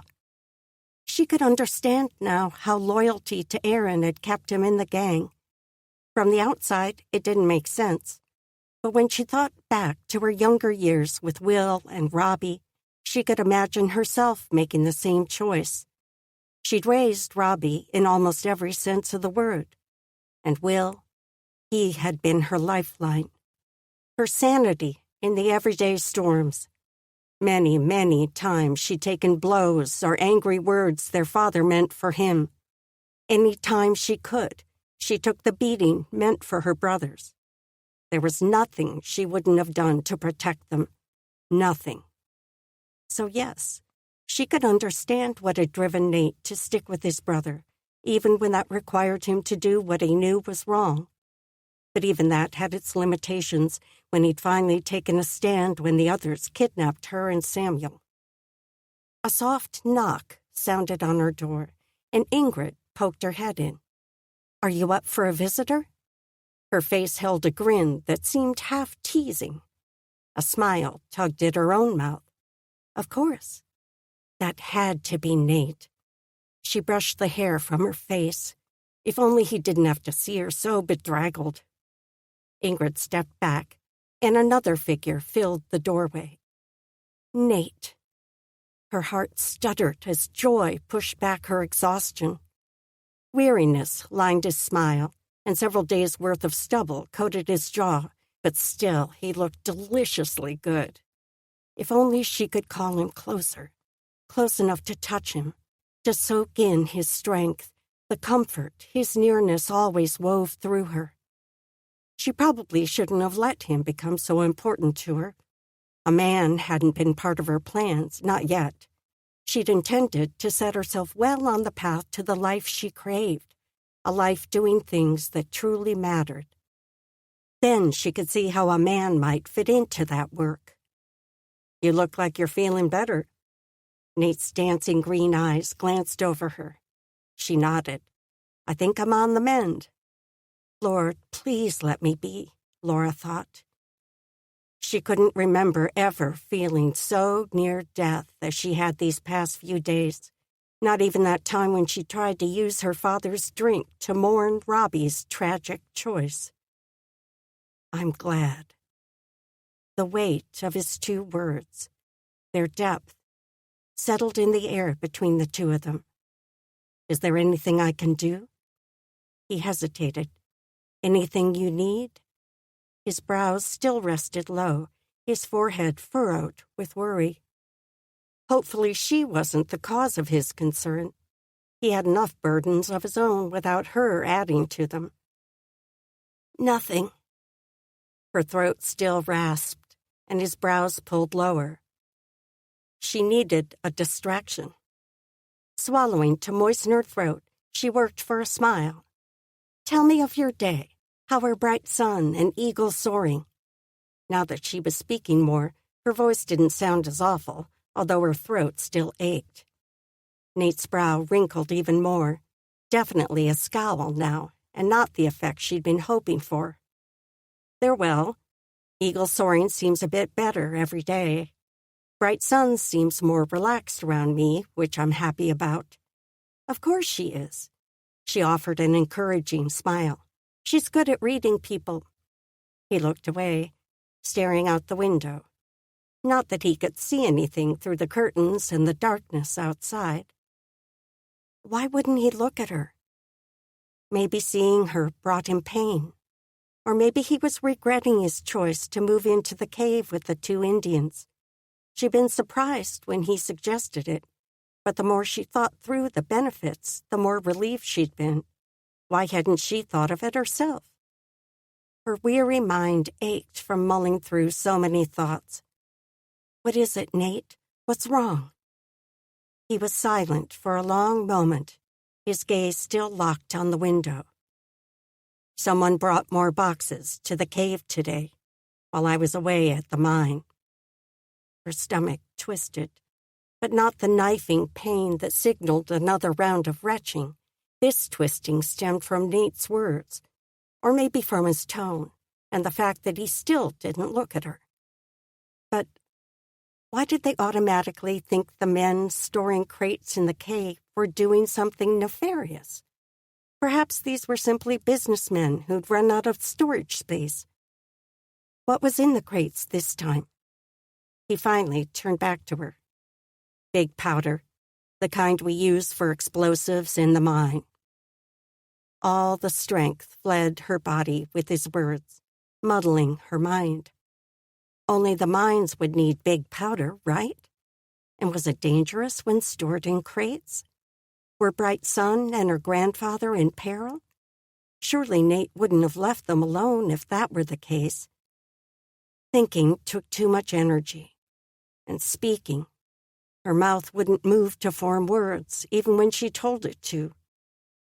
"Laura?" Nate's voice called through her fog, through the darkness. When had she closed her eyes? "Laura, what's wrong?" The fear in his voice infused enough strength for her to force her eyes open. "I'm just tired. So very tired. I'll leave so you can rest. Please rest.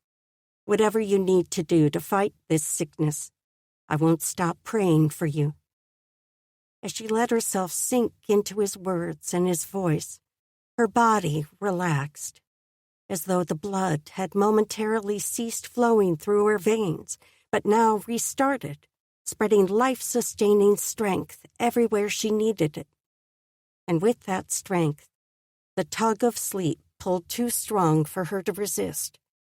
The last thing she remembered was the steady thump of Nate's boots on the hallway floor. Nate jerked awake as a bolt of pain shot through his shoulder. He grabbed for the hand shaking him as he struggled to make sense of his surroundings. His gaze finally made out Bright Sun in the dim firelight, and everything flooded back. But why did she wake him? Maybe morning had come and he'd overslept. He blinked but couldn't see any daylight coming from the opening into the front cavern. He sat up and focused on the girl who still hovered beside him. "What is it?" "Men!" Her voice couldn't be called a whisper, but the sound barely reached across the short distance between them. Every one of Nate's nerves leapt to alert. "Where?" He stopped breathing so he wouldn't miss the girl's response. "Taking the boxes." He pushed up to his feet. "Light a lantern for me." He had to catch them. Something wasn't right about the mysterious crates, especially this last group full of explosive powder. And why else would they make all their visits in the dead of night? He'd planned to ask one of the supervisors at the mine if they knew of missing powder. Or maybe they were storing the crates here intentionally. But if these men stole the boxes away in the middle of the night, he might be accused of scheming with them. He had to know better what was happening. Then he'd decide if he needed to talk with someone at the mine. After slipping on his coat, he reached for the rifle he always kept beside him when he slept. This chamber that held the hot springs stayed toasty warm, but the other cavern, with the outside entrance, was just the opposite, especially since that evening it had felt like snow would begin falling any minute. When he turned back to the girl, she stood staring at him, the unlit lantern still on the floor where he'd placed it before going to sleep. "They'll see the light." She was right. He must still be daft from sleep. He nodded. "Let's go." Bright sun led the way toward the front cavern with all the hanging rock formations. During the day, sun rays shining through the cave's main entrance gave enough light to maneuver that front chamber without a lantern, as long as his eyes had fully adjusted to the interior. But he wasn't so sure he could move quietly among the dangling rock icicles with only moonlight filtering through. He moved in front of Bright Sun to peer into that room first. At the entrance, they both paused, and he strained to hear or see any sign of the men. All seemed quiet. No shadows moved near the cave opening. Maybe Bright Sun had been mistaken. And why would she have been awake and wandering the caves to see strangers in the first place? He'd have to question her later. Bright Sun stepped around him, and before he realized what she was doing, she'd started forward and was weaving her way through the obstacles in the cavern. He reached to grab her, but she was too far ahead. He couldn't call to her, for his voice would echo off the stone walls. He charged forward, doing his best to focus on all the rock formations that seemed to rise up from nowhere or drop in front of him with little warning. Yet he also had to keep an eye on the girl a half-dozen strides in front of him, as well as the cave entrance where potentially dangerous men might be lurking. His pulse thudded hard in his neck when he finally caught up with Bright Sun in the open area near the cave entrance. He dropped his hand on her shoulder and struggled to keep both his breathing and his voice quiet as he leaned close to speak. "Don't run ahead again, please. I need to deal with these men." He didn't have time to watch for her response, for he'd already taken in the empty wall where crates had stood when he'd come in for the night only a few hours before. The gaping space showed no sign anything had ever been there. Moving toward the opening, he kept his stride light. At the rock wall, he ducked low to peer inside. The thickness of the stone archway was about twice the length of his foot, and he crouched low and leaned out enough to look both ways. The path stretched empty around the edge of the mountain as far as he could see in the darkness. No sounds drifted to him, save the regular gusts of wind. Should he go right or left? To the right, the mountain goat trail continued around one more turn, then ended in a small patch of evergreen shrubs. The men could be hiding in them if they'd heard Nate in the cave, but he suspected they'd not heard him. More likely, the men had finished retrieving their treasure and were even now loading the crates in a wagon or driving away. He turned left, winding his way around the side of the mountain. He stepped over the familiar rise in the rocks, balancing carefully through the dip where the stone had broken loose and he'd ended up with a dislocated shoulder joint. Just before he reached the place where he should be able to see a wagon parked on the dirt and rock hillside, he slowed. Then he crept forward. But the hillside sat empty.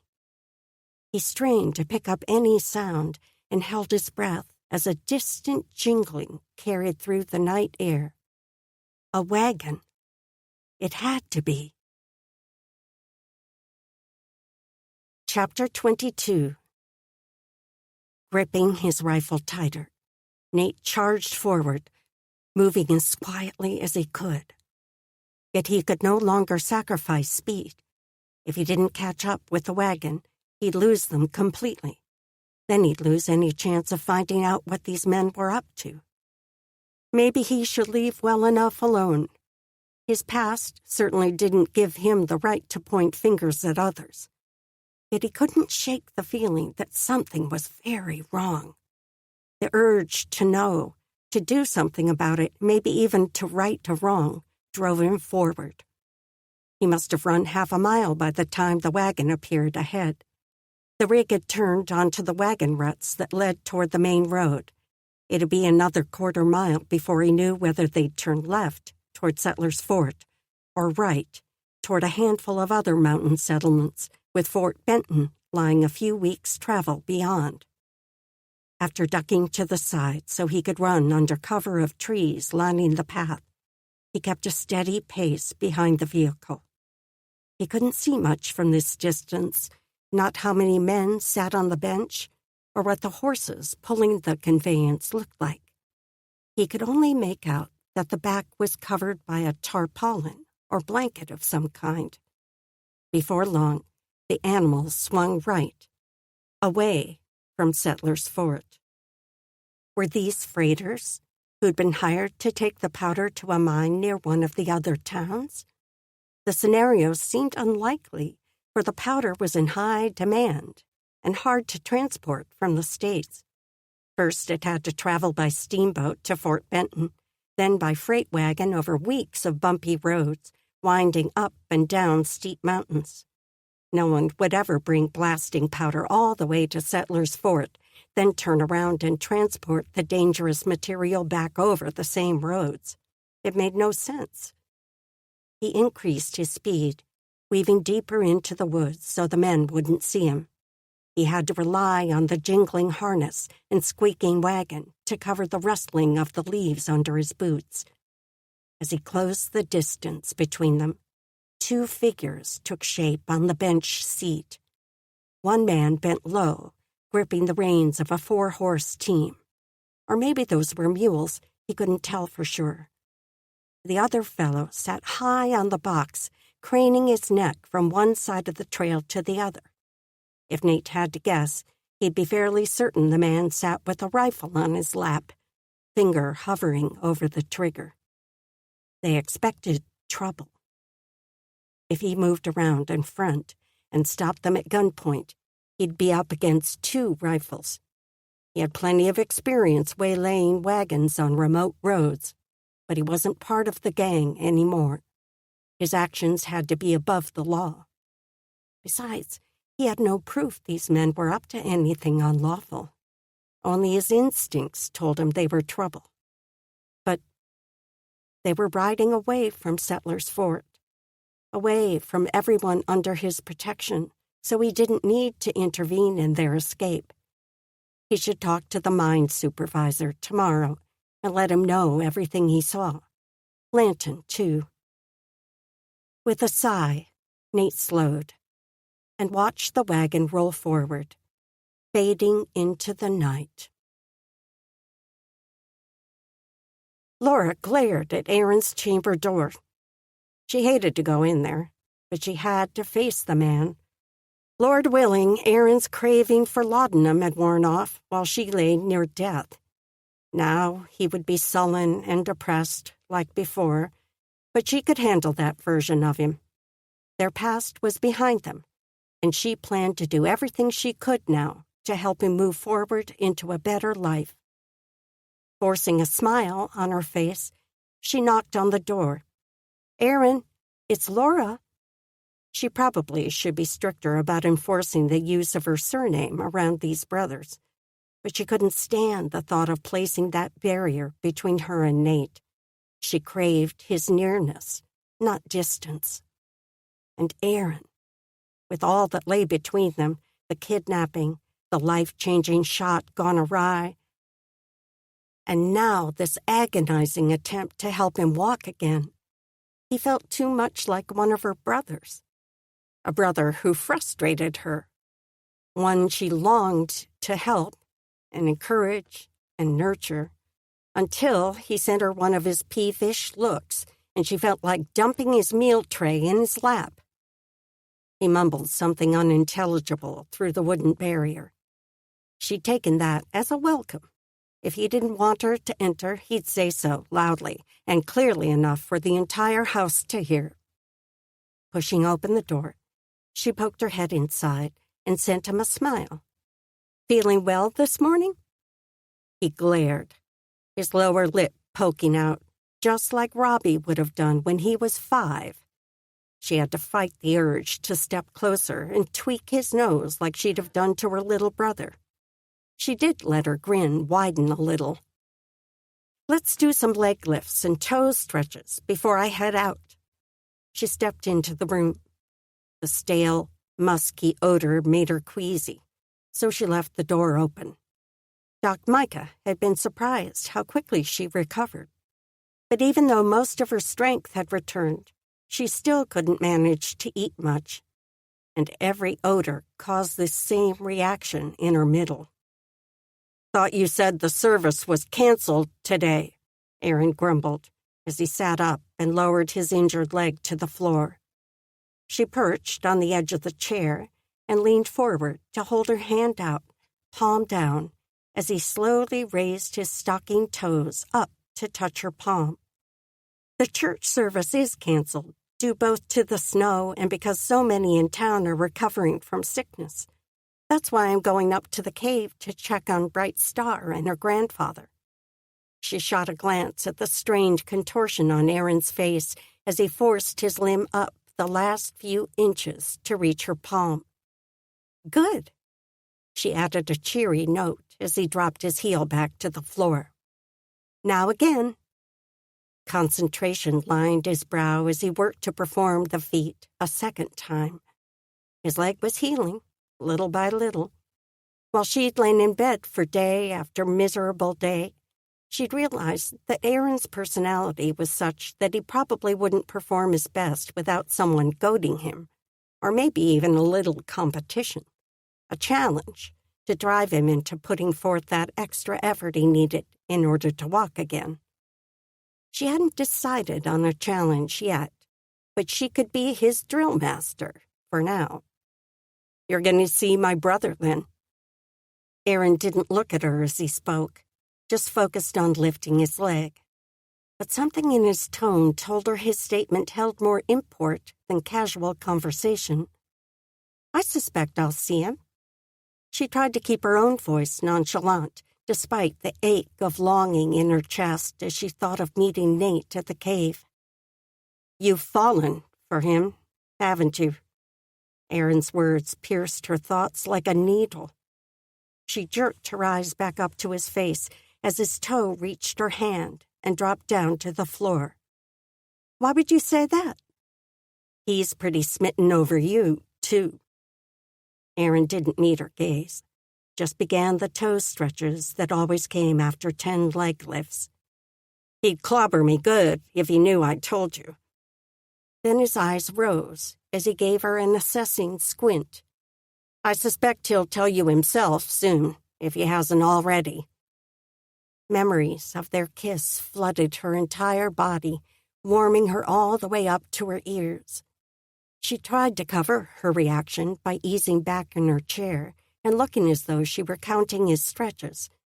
In truth, her mind swam with image after image of Nate, riding beside her on their way to the cave, his off-kilter smile that showed his dimple. That smile had the power to make her follow him like a puppy tagging along behind its favorite boy. And maybe this walk to the cave had more to do with his smile than she'd let herself believe. She did desperately need to get out of the clinic for a few hours, especially since the sun was already setting fire to the snow crystals cloaking the ground. This was the perfect chance for a walk, and what better place to go than to visit her friends? And Nate. Aaron had become silent, maybe because he focused on the effort required for each stretch. Or maybe he was waiting for her to comment on what he'd said about Nate's affections. She wouldn't. Her feelings about Nate were not his brother's concern, at least not for now. If anything ever came of them, maybe. Another wave of heat surged to her ears. She'd not really let herself think of a future with Nate. There. Aaron relaxed his foot, letting it rest at a slight angle. "Run along now. Tell my brother I said to enjoy himself. He deserves it after all I've put him through." She jerked her face up to study Aaron's. Was he acknowledging how hard he'd made life for Nate these past years? His expression lacked the sullenness that usually turned down the corners of his mouth. His eyes held an alert look she'd only started seeing since she recovered from her illness. His craving for laudanum must have finally loosed its hold. Yet the new quality, his expression wore now was an earnestness that hadn't been there moments before. His brown eyes fixed on her. I know Nate only stayed in the gang because I wanted to. 10 years ago, when Isaac quit us, Nate tried to talk me into stopping. He wanted to do something honest where we didn't have to always be on the run. His tone never flinched, just kept its solid gravity. He sacrificed every day after that to keep us together. Did things I know he hated. I didn't always realize it back then, but I do now. I've had a lot of time to think lying in this bed. Now Aaron's mouth curved in a sad look that could almost have been a smile. Almost. I want my brother to be happy. I'm not convinced you're the one who can help him get there. But I want him to have the chance to decide. Emotion clumped in her throat. Aaron's words weren't the most eloquent blessing, but she'd not thought he'd ever voice even this. She could only manage a nod. He waved her off like he was shooing a pesky servant. Go on now, we're done here, and you'd rather see him more than me anyway. You may be right about that. She managed a teasing tone and sent him a shaky smile, then stood and strode to the door. Somewhere deep inside, a mountain was where she wanted to be just now, with a man who she could now admit had won her heart. Chapter 23. Nate couldn't seem to get through his list of catch-up chores. His spirit craved a trip to town, namely to the clinic to visit Aaron and see if Laura was still recovering the way the doctor hoped she would. He'd had to hunt to replenish food stores the night before instead of his usual Saturday night visit, and taking down the bull elk had been a blessing. But now that meant hours of preparing the meat and hide for curing. Bright Sun was helping, of course. Still, as mature as she was for a child of 7 or 8 years, he couldn't expect her to manage adult tasks with the experience needed to do thorough work. She'd been roasting meat inside the cave under her grandfather's watchful guidance when Nate left to head back out to the grassy area to scrape the hide. As he stepped off the stone ledge onto the rock-strewn grass, a motion in the trees down the hillside caught his eye. He stopped and honed his focus. A woman stepped from the woods onto the snowy open hillside. His heart leapt in his chest, and his feet turned to stride toward Laura before he realized he was even moving. Since he was walking downhill, nearly running, actually, he reached her not far above the tree line. It took everything in him to stop a few steps in front of her, not to close the distance and take her in his arms, hold her tight, and breathe in the fact that she was well, whole. Heavy breaths raised her chest as she slowed to a stop, but he forced his gaze not to linger there. Her face still lacked color, except for rosy patches at her cheeks and nose. She looked like she wasn't completely recovered and probably shouldn't be out here. Had the doctor even allowed her to come this far? But the sight of her, in all her beauty, stole not just his breath, but also his words. "Hello?" Laura's soft greeting tugged him from his reverie. A silly grin pulled at his mouth. "You're better." "Much." She offered her own smile, but her eyes lacked their normal sparkle. He needed to get her to a place where she could sit and rest. Stepping to the side, he motioned toward the path he just traversed. "I was about to scrape an elk hide from last night's hunt, but you probably want to see Bright Sun and eagle soaring." "I do, but then I can come back out and help with the hide." Her less than enthusiastic tone brought a chuckle from him as he fell into step beside her. "After what you've been through this week, working with that mess is the last thing you need. I've plenty of time to get it done." Maybe he could talk her into sitting with him while he worked. He still couldn't believe how much he craved her presence, but not at the cost of her health. He couldn't let her wear herself out and suffer a relapse. As they retraced his many tracks through the snow, Laura seemed to slow, and her breathing grew thick, probably from the steepness of the hill. He moved closer and offered his elbow. She might decline, but he couldn't watch her suffer without trying to help. She took his arm without a word, and the pressure of her touch, even through her gloves and his coat, sent a flood of heat up his arm. He let her pass the hide he should be working on, then stayed close behind her as they navigated the stone ledge. I cleared a path through the ice so it's not too slippery for bright sun. That's good for you, too. We can't have you dislocating that shoulder joint again. He grimaced. That, too. When they reached the cave opening, he touched her arm. Let me light the lantern first. He was half surprised when she obliged without argument. Clearly, she wasn't her usual independent self. When they'd both ducked into the cavern and paused to adjust their vision to the darkness inside, Laura's gaze wandered to the place where the crates had sat against the wall. Any sign of the men with the boxes? Not since the two took the big powder in the middle of the night. I asked Bright Sun more about the men who delivered them, and from her descriptions, I think those were different men than those who picked them up. It seems like this cave is being used as a holding place for freight, maybe goods that are being sold. She turned to study him, and he soaked in the way her luminous brown eyes glimmered in the lantern light. You think they're being sold unlawfully? He shrugged.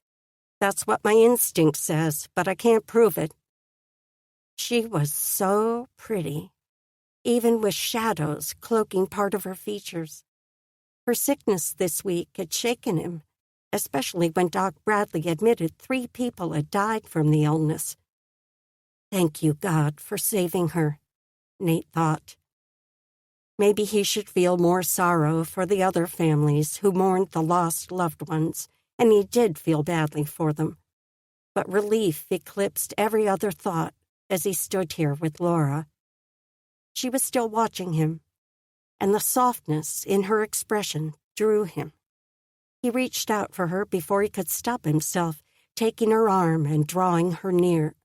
She came to him, nestling into his chest as though she craved his touch as much as his body needed to hold her, to feel for himself that she was whole and very much alive.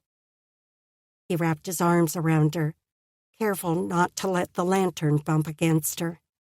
Raising his free hand to cup the back of her head, he pressed his face into her hair and breathed in her softness, the sweet essence of her. This woman brought him alive like nothing ever had. He could feel himself with her every day for the rest of his life and still not get enough. Too soon, she shifted in his arms. He had to let her go, had to put some distance between them. He certainly couldn't kiss her again, no matter how much his body craved that deeper connection. He forced himself to loosen his grip and slide his hands to her upper arm so she could pull back if she wanted to. She did, though only enough to look up into his face. Her eyes shimmered with a glaze that almost looked like the sheen of tears. Her lips parted, and her mouth turned up the tiniest bit. I've missed you. He focused on her words, tearing his attention from her mouth back up to her eyes. I'm glad to see you as well. You have no idea what a scare you gave us. He should have said me instead of us. He'd meant to say me, but lost his courage at the last minute, stroking his thumb over her coat as he still held her upper arms. He offered a sheepish smile. You probably scared the others, too, but I'm really talking about me. When the doctor said 3 people had already died from what you had, I nearly lost my meal then and there. I can't imagine what I'd do if something happened to you." He frowned as one of his earlier thoughts slipped back.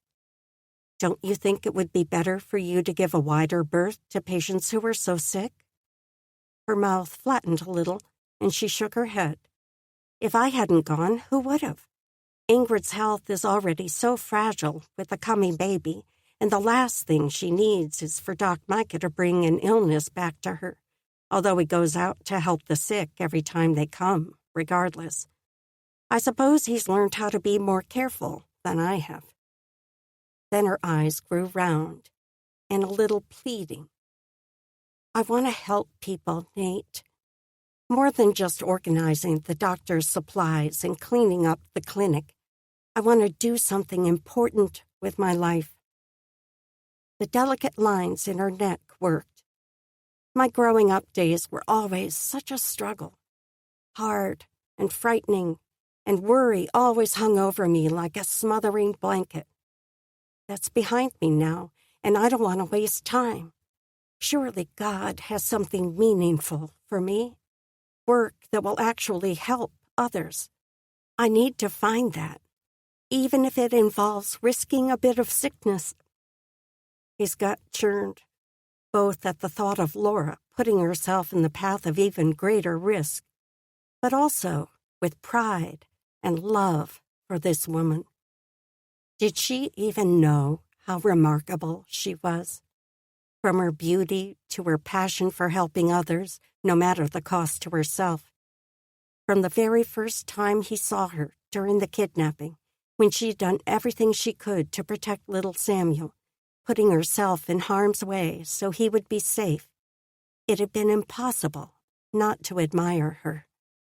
The more he came to know her, the more certain he was that he couldn't imagine a life without her. At least, not a happy life. As the thought spun inside him, the sudden urge to tell her what he'd finally allowed himself to realize nearly burst inside him. Before he could speak, she pulled away. Disappointment washed through him as she turned her back to him. "Bright sun?" The girl stood only a few paces behind them. Laura must have heard her, but he'd been so focused on his thoughts he'd missed all other sounds. Not only was he losing his finely honed instincts, he must be losing his mind to let a woman, even this woman, affect him so. Laura moved to the girl's side and hugged her. When she pulled back, the child's face shone in a smile, a real grin that flashed white teeth, the first he'd seen from Bright Sun. He couldn't help a matching grin. No one would be able to resist that sweet smile. And no wonder a hug from Laura had been the cause. She'd had that same effect on him only moments before. "Tell me, how is your grandfather?" Laura brushed the black strands that hung in front of the girl's eyes. "He's better. Right now he's watching the meat cook so I could come see you." "I'm glad to hear it." Laura's voice was rich and warm, so motherly that the sweet sound tightened something in his chest. "Should we go visit with him, too?" Laura sent a smile over her shoulder as she turned Bright Sun toward the cave's interior. He nodded and motioned for her to go ahead. As he followed near enough that light from his lantern would guide their way, he couldn't help the thought that his chance for happiness strode just ahead of him, almost within his grasp. If he didn't step forward and claim it soon, his opportunity might disappear forever. Nate crouched in front of the hole he'd hacked in the stone, smoothing the explosive powder so it filled each crack. His heart pulsed hard in his chest as he rose to his feet and studied his work. Was he missing anything? Setting a blast without Barlow or one of the others to oversee still made his palms clammy, but this was only a small charge, and he'd gone through all the steps they taught him. "You down here, Long?" Nate spun at the voice calling from the other end of the tunnel. "I'm here. That was Marson, if he wasn't mistaken. "I'm coming through. Don't blow me up." The words pulled a half smile from him as boot thuds echoed off the mine walls. Yep, that was Marson's measured drawl. He brushed his sleeve over his face to wipe away any powder that might be smudged there. The act might only make him look worse, depending on how much black powder clung to his shirt and how grimy his face was. At least he looked the same as everyone else working in the place.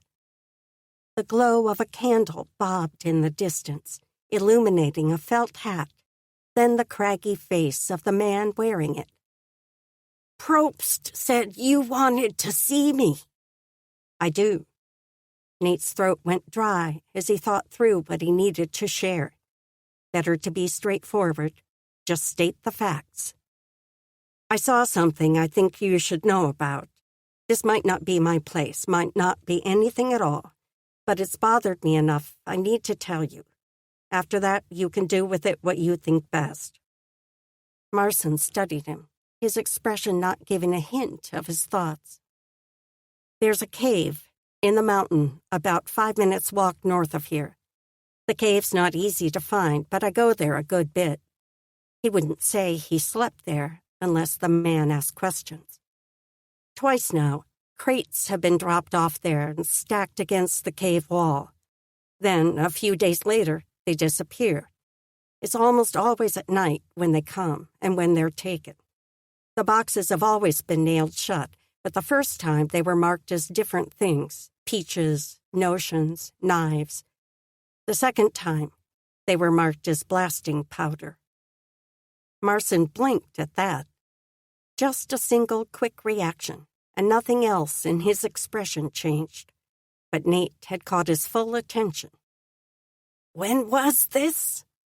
His voice held the rasp of a man who'd worked many years amidst the dust of a mine.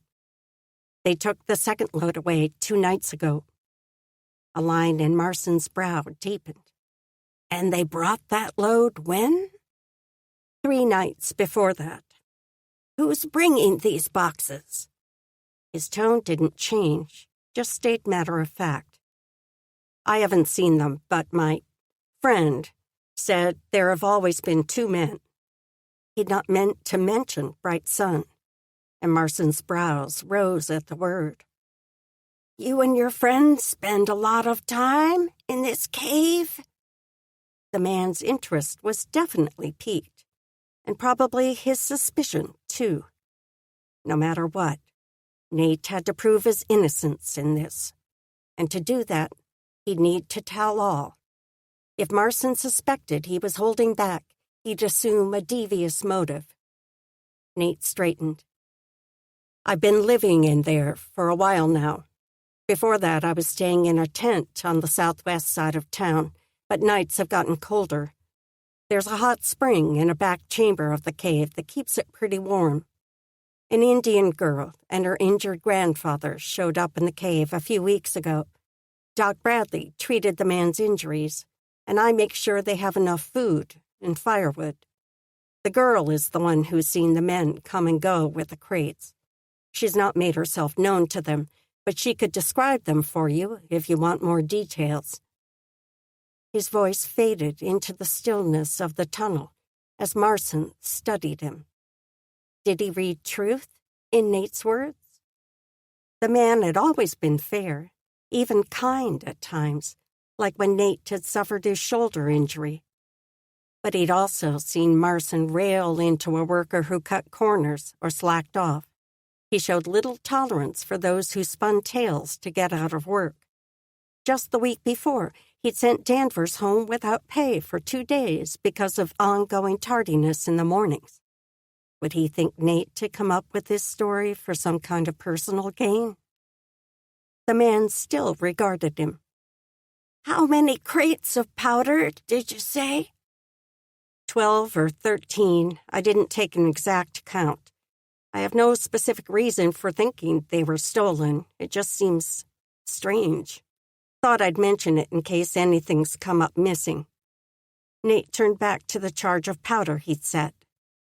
"I appreciate you telling me.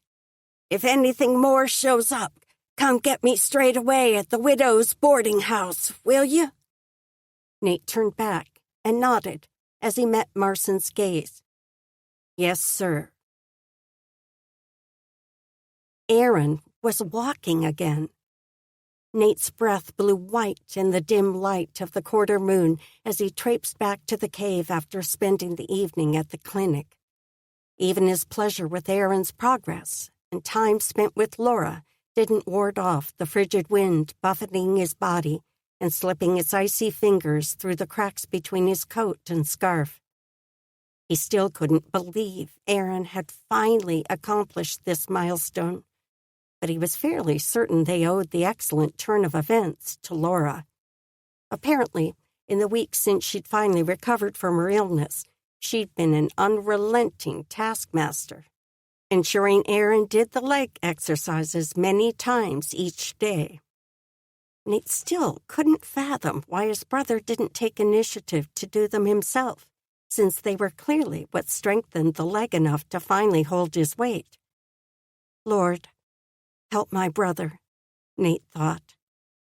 Aaron seemed to be on the mend in his body, especially with Laura nearby to goad him into the necessary effort. But his spirits were still so low. So often despair seemed to settle over him. Nate reached the edge of the trees and paused, staring up at the lofty peak that concealed the cave he now called home. God had provided shelter for him through the winter, although certainly not what he'd expected.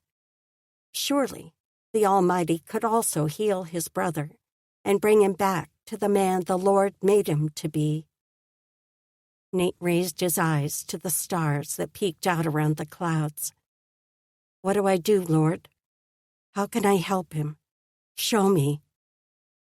He waited, the pounding of his heart and the whistle of the wind the only sounds in the still night. He was still learning how to hear God's leading. Reverend Vender said the Lord's voice often came so quiet that the message settled more like a feeling, like certainty and intuition. But he'd know it was God because of the peace that came with the thought. Nothing slipped into his mind that fit that description, but he kept his face upturned to the heavens. "When you're ready, Lord, show me what to do." He breathed in a lungful of frigid air, letting the burns saturate his chest. Then he exhaled, surrounding himself with a white haze. He'd best get inside now. Bright sun would be waiting up for him. Eagle Soaring still slept a good deal most days, although during his waking hours, he seemed to be getting stronger. Nate wasn't sure whether he should worry about all the sleep the man seemed to need, or if that was typical for a fellow of his years. He should ask the doctor the next time he saw him. After trudging up the rocky hillside, Nate gained the ledge and stepped carefully over the icy rock around the side of the cliff. As many times as he'd traipsed this path lately, he knew better than to get too confident about even one step. Each time he'd let himself believe he'd mastered the same skill as a mountain goat, he'd slip and add another bruise to his backside. This time, he managed to make it to the cave without incident and ducked inside. Thick darkness settled around him as he crouched down to where he kept the lantern just beside the entrance. A scuffing sounded behind him, and he turned to look for bright sun among the shadows. A blow slammed hard into his head, knocking him sideways. His breath jerked out of him as light exploded in his vision. Another blow to his back threw him forward. His head smashed into the rock wall. Pain radiated through his skull, even after the darkness closed in. Chapter 24. Something wasn't right. The thought had niggled at Laura throughout the night, waking her more than once with an overwhelming sense of dread. She'd even risen from bed and walked through the house and clinic just to make sure someone else wasn't up and suffering. All seemed quiet, except the gentle snoring drifting from the Bradleys' chamber. The common areas were empty. But now, as she stood outside Aaron's chamber, no sounds came from within. Not Aaron's steady snore that always murmured from inside when he slept. Was he up and searching for laudanum again? Lord, no, Laura thought. I thought we were through this. But addiction's cruel claws gripped its targets with a relentless hold, rarely letting go with only one bout. She tapped on his door. Aaron? If he was skulking through the house, seeking Doc Micah's new hiding place for the medicine, he wouldn't answer. What? The voice from inside didn't sound drowsy, as if she'd awakened him, nor slurred, like it would if he'd found the laudanum. Relief eased through her, and she pushed open the door enough to poke her head in. He sat on the edge of the bed, fully dressed, and the coverlet straightened. Are you all right? His brow wrinkled. Yeah, but his expression bespoke the lie. She pushed the door wider and leaned against the frame. You're up early. Was he hurting again? Maybe he was after walking for the first time last night. She didn't dare ask him, though. She still wasn't sure how much of his supposed pain was real and how much was his attempt to get laudanum. His brows sank lower. Can't sleep. Then he looked at her, as if finally seeing her. You're up early, too. She wrapped her hands around her elbows. I couldn't sleep either. Something doesn't feel right. And saying it out loud gave urgency to the knot in her stomach. All seems well in the house, though. I wonder if something's wrong at the cave. The thought tumbled out of her mouth before she stopped to examine it. He studied her. I was thinking the same thing. Not that I can do anything about it. Purpose sluiced through her. She pushed away from the wall. I'm going up there, just to make sure they're all right. If you hear the doctor or Ingrid stirring, will you let them know where I've gone? His mouth pinched. Maybe I can go with you. She barely bit back a snort. You took your first steps last night. There's no way you can walk all the way to the cave, even with walking sticks. She pulled the door behind her as she went for her coat and her possibles bag. I'll just check on them and be right back. The wind gusted around her as she stepped off the porch and set off in long strides toward the mountain. Snowflakes began falling before she left the outskirts of town. Would Nate be working in the mine yet? He said he started just after sunrise, so maybe he was only now entering the darkness of the tunnel. Would he be warm enough in there? She'd heard that mines dug down below ground grew excessively hot inside, but the place where he worked had been hacked sideways into a mountain cliff, which probably wasn't nearly as warm. She should ask if he needed any extra clothing sewn, maybe a scarf, too. She was halfway to the cave when movement ahead caught her focus. Through the falling snow, Laura could make out a dark figure. She tensed, but then she made out the form of someone too small to be a man. Bright sun? She plunged forward to close the distance between them, her heart racing. What had happened? She'd never seen the girl outside of the cave. What is it? Upon reaching the child, Laura took hold of her shoulders and pulled her into a quick hug, just to assure herself the girl was real. Then she pulled back and studied Bright Sun's face. What's wrong? Is it Nate? Your grandfather? Bright Sun usually guarded her expressions so they could be impossible to read at times, but this wasn't one of those times. Fear swam in her dark eyes. They took him. Nate wriggled his wrists, trying to loosen the cord strapping them behind his back.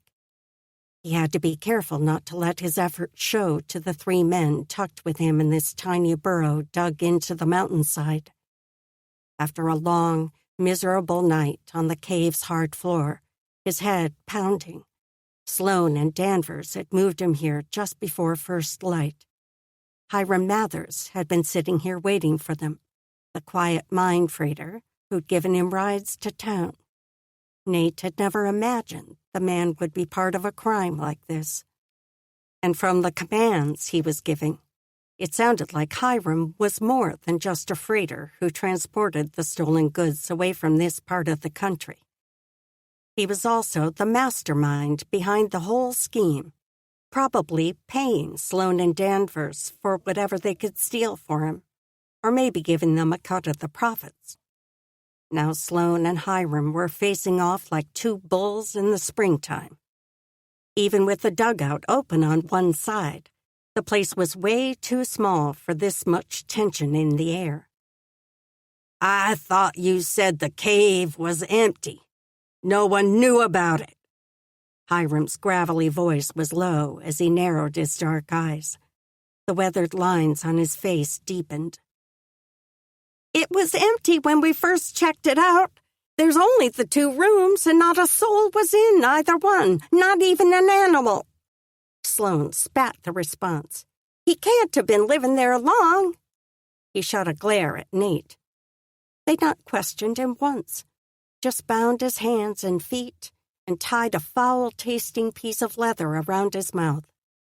For the walk from the cave to the hideout, they'd had to untie his legs, but securing them again was the first thing Danvers did after pushing him down to sit in a back corner of the dugout.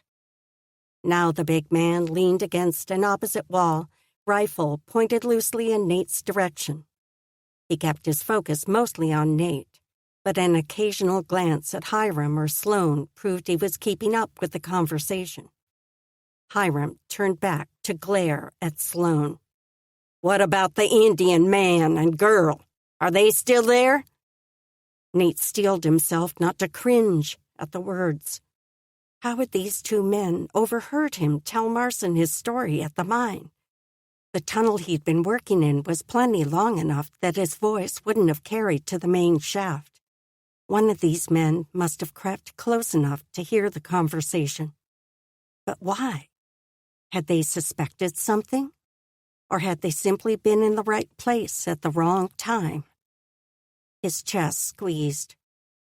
Nothing was outside of God's control, and surely God wanted these thieves to be brought to justice. From what he could gather, Hiram had a whole chain of thieves working for him, stealing supplies from mines all through these mountains. He went from one to the next with his freight wagon, picking up blasting powder and any other supplies they tucked away for him in hiding places. How long had Sloan and Danvers been working for him? "We didn't see him when we were there just a bit ago." Sloan's voice came out almost a whine. "Did you look?" Hiram was losing patience. That couldn't be good.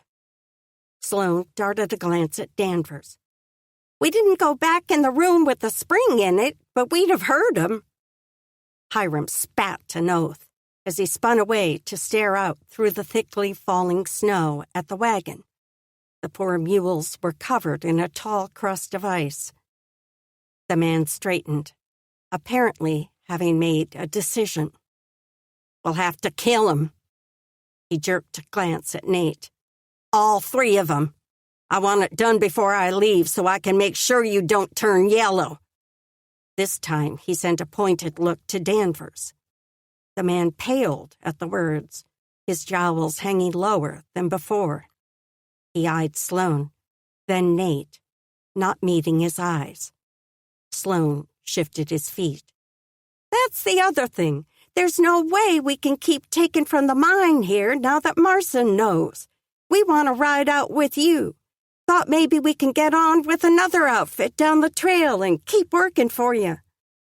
Hiram's breath came hard as his stare slid between the 2 lackeys, and a vein on his temple rose high enough for Nate to see, even in the dim light.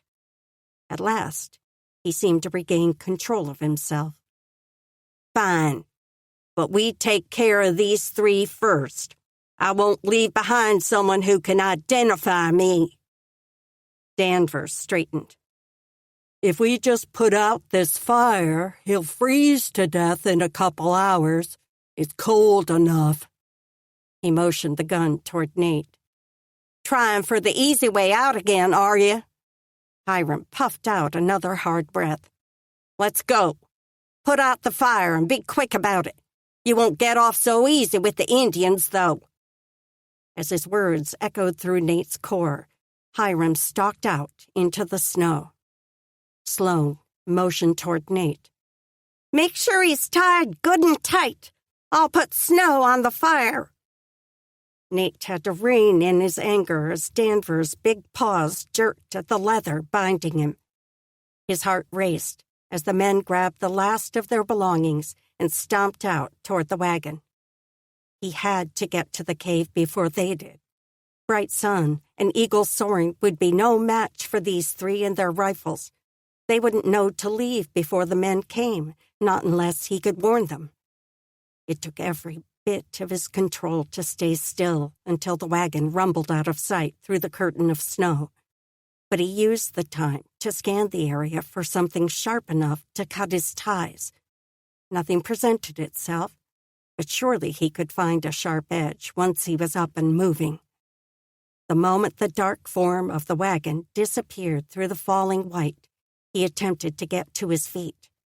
He had to twist to get himself upright with his hands and feet bound, and the numbness in his legs made him totter sideways. He braced himself against the wall until he found his balance. The stinging in his feet and legs brought his entire body to life. But he didn't have time to waste coddling himself. He scanned the area once more for something sharp, then hopped toward the fire, straining to see anything other than coals and ashes and the snow they'd used to douse the flame. Was there enough heat left in the coals to sear through the leather bindings? He turned and bent low to feel with his hands tied behind him, but he was able to touch the embers with no problem. Sloan had kicked so much snow on them that they were barely warm. He let out a frustrated groan.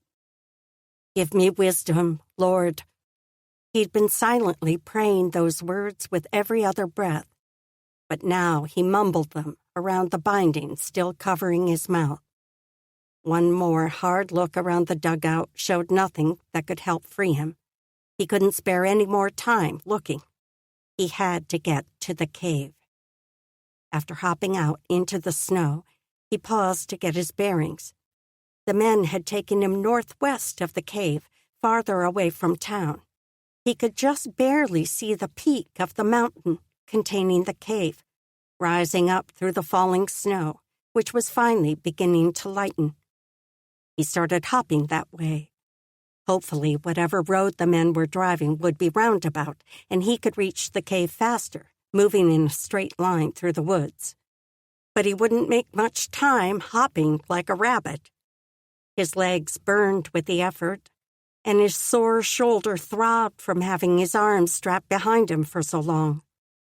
Would all this activity knock the joint out of place again? God, no, Nate thought. He couldn't get to Bright Sun and Eagle Soaring in time if he had to fight through that pain, too. Maybe he could find a rock to scrape the leather bindings against. He'd have to find a sharp one, and quickly. Help me, Lord, he thought. Every part of his body ached as more strength drained out of him with every jump. Would he be faster crawling?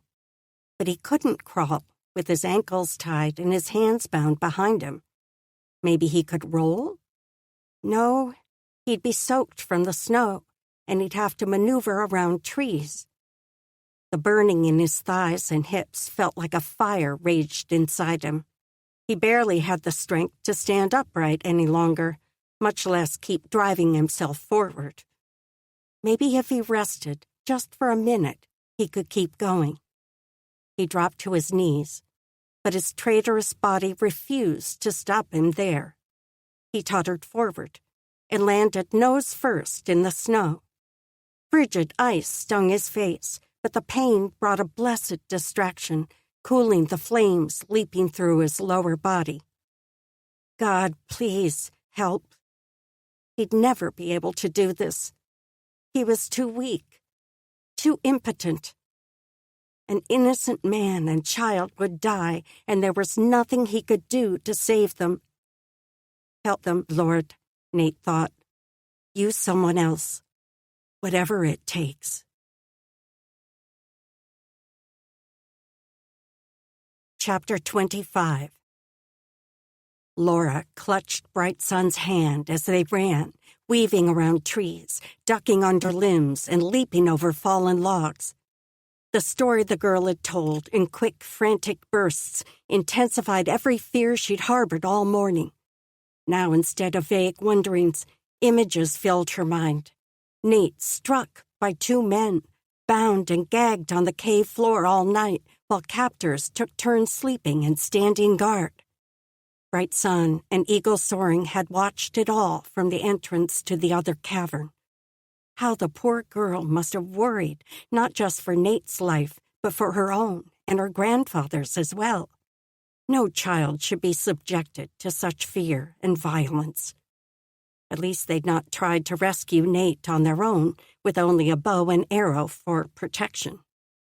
When the men took Nate to another hideout at daybreak this morning, Bright Sun had left her grandfather at the cave and followed the men at a distance to see where they took him. Then she'd come for Laura. God, don't let us be too late. Help us, Laura thought. The fear she'd been fighting pressed in, nearly stealing her breath. She couldn't lose Nate, not when she was just realizing how much he meant to her. Life without him would be... She couldn't think of it. They had to get to him in time. Bright Sun pulled her forward at a breathless pace, leading the way. Branches scraped against Laura's face, and her chest burned from drawing in the cold. Were they almost there? They'd passed the cave at least 10 minutes ago. How much farther had the men taken him? Suddenly, the girl jerked to a halt, yanking hard on Laura's arm as she skidded to a stop. Look! Bright Sun's whisper was frantic as she pointed ahead of them. Had she spotted the men? Laura stepped in front of the girl as her eyes strained to see what had stopped her. A dark lump lay in the snow about 20 strides ahead, not the right shape or color to be a downed tree, and it lay on top of fresh snow. An animal? The form moved, and an arm became visible, wrapped in a dark sleeve. Laura's heart lurched as she surged forward. Nate! He raised his head higher as she closed the distance between them. She had almost reached him by the time she realized his hands were tied behind his back and a strip of buckskin covered his mouth. But he was alive. Oh, God, Laura thought. Nate, oh, God, thank you. She dropped beside him and reached for the cord at his wrists. Even after yanking her mittens off, the knot was pulled too tight for her cold-numbed fingers to work it loose. Here. Bright Sun held out a hunting knife, large enough to be the kind warriors carried. Laura took it and made quick work of slicing through the leather rope around his wrists, even though her hands trembled. As soon as his arms were free, he rolled over and sat up, fumbling with the tie at the back of his head. Muffled sounds spilled from his mouth, but she couldn't understand anything. His green eyes were frantic about something, though. She moved behind him. Be still and let me cut this. Bright Sun's knife pierced through the leather with only a few saws. Nate jerked the gag away and sucked in a hard, raspy breath, as though he hadn't inhaled for hours. His chest heaved as he spun back to them, his eyes even wider. Eagle Soaring, is he still at the cave? He reached for the knife, but his manner was so desperate, Laura almost pulled the weapon away. But she gave it to him. I left him where we sleep. Bright Sun's usual mannered cadence tipped high with worry. No. Nate slashed through the tie at his ankles with a single vicious swipe. They've gone to the cave for him. I have to get there. He stumbled to his feet. Stay here. I'll come back for you. Without another word, he charged forward, knife still in his grip, as he flew over the snowy ground. Laura's heart hammered as she pushed to her feet. Bright Sun had already started after Nate, despite his command. Laura couldn't heed his words either, not with both halves of her heart sprinting toward danger. Neither had a gun, and the knife Nate held would be poor protection against the two armed men Bright Sun had spoken of. Laura patted the satchel holding her pistol, then grabbed the bag to keep it from hitting her side as she took off toward the cave. Nate's heart had never pumped so hard in his chest, not even the moment he'd watched his brother jump in front of Laura's gunshot all those months ago.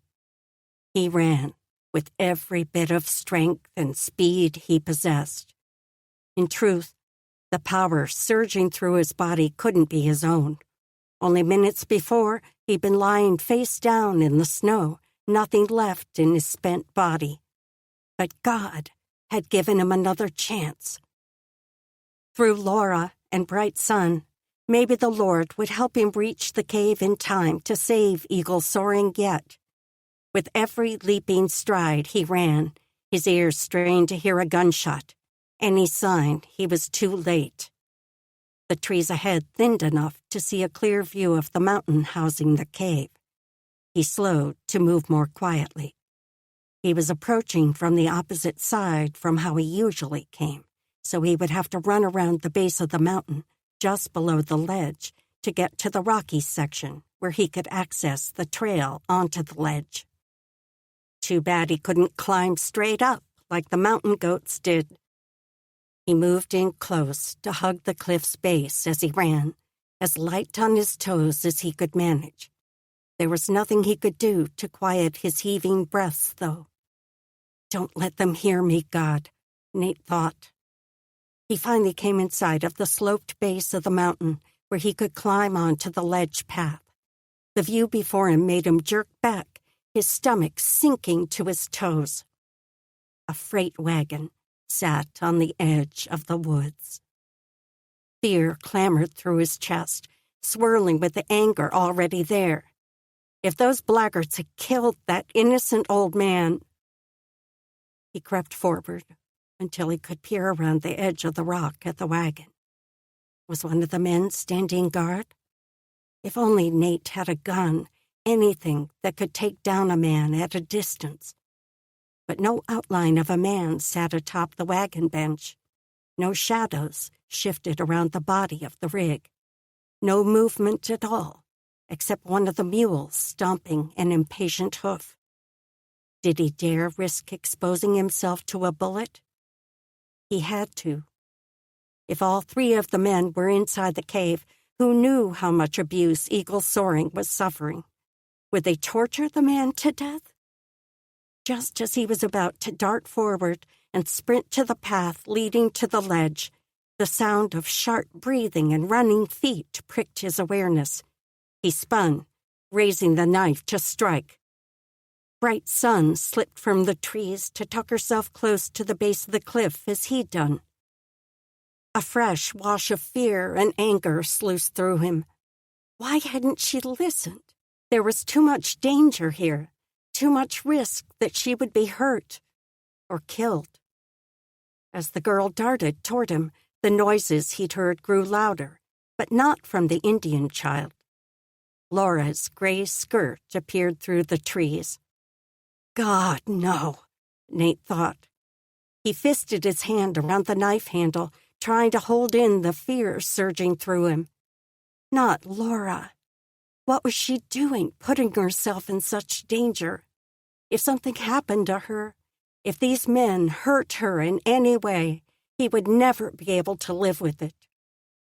As he waited for them both to catch up to him, he tried to take in slow, steady breaths, anything to quell the panic threatening to undo his focus. He couldn't lose his senses.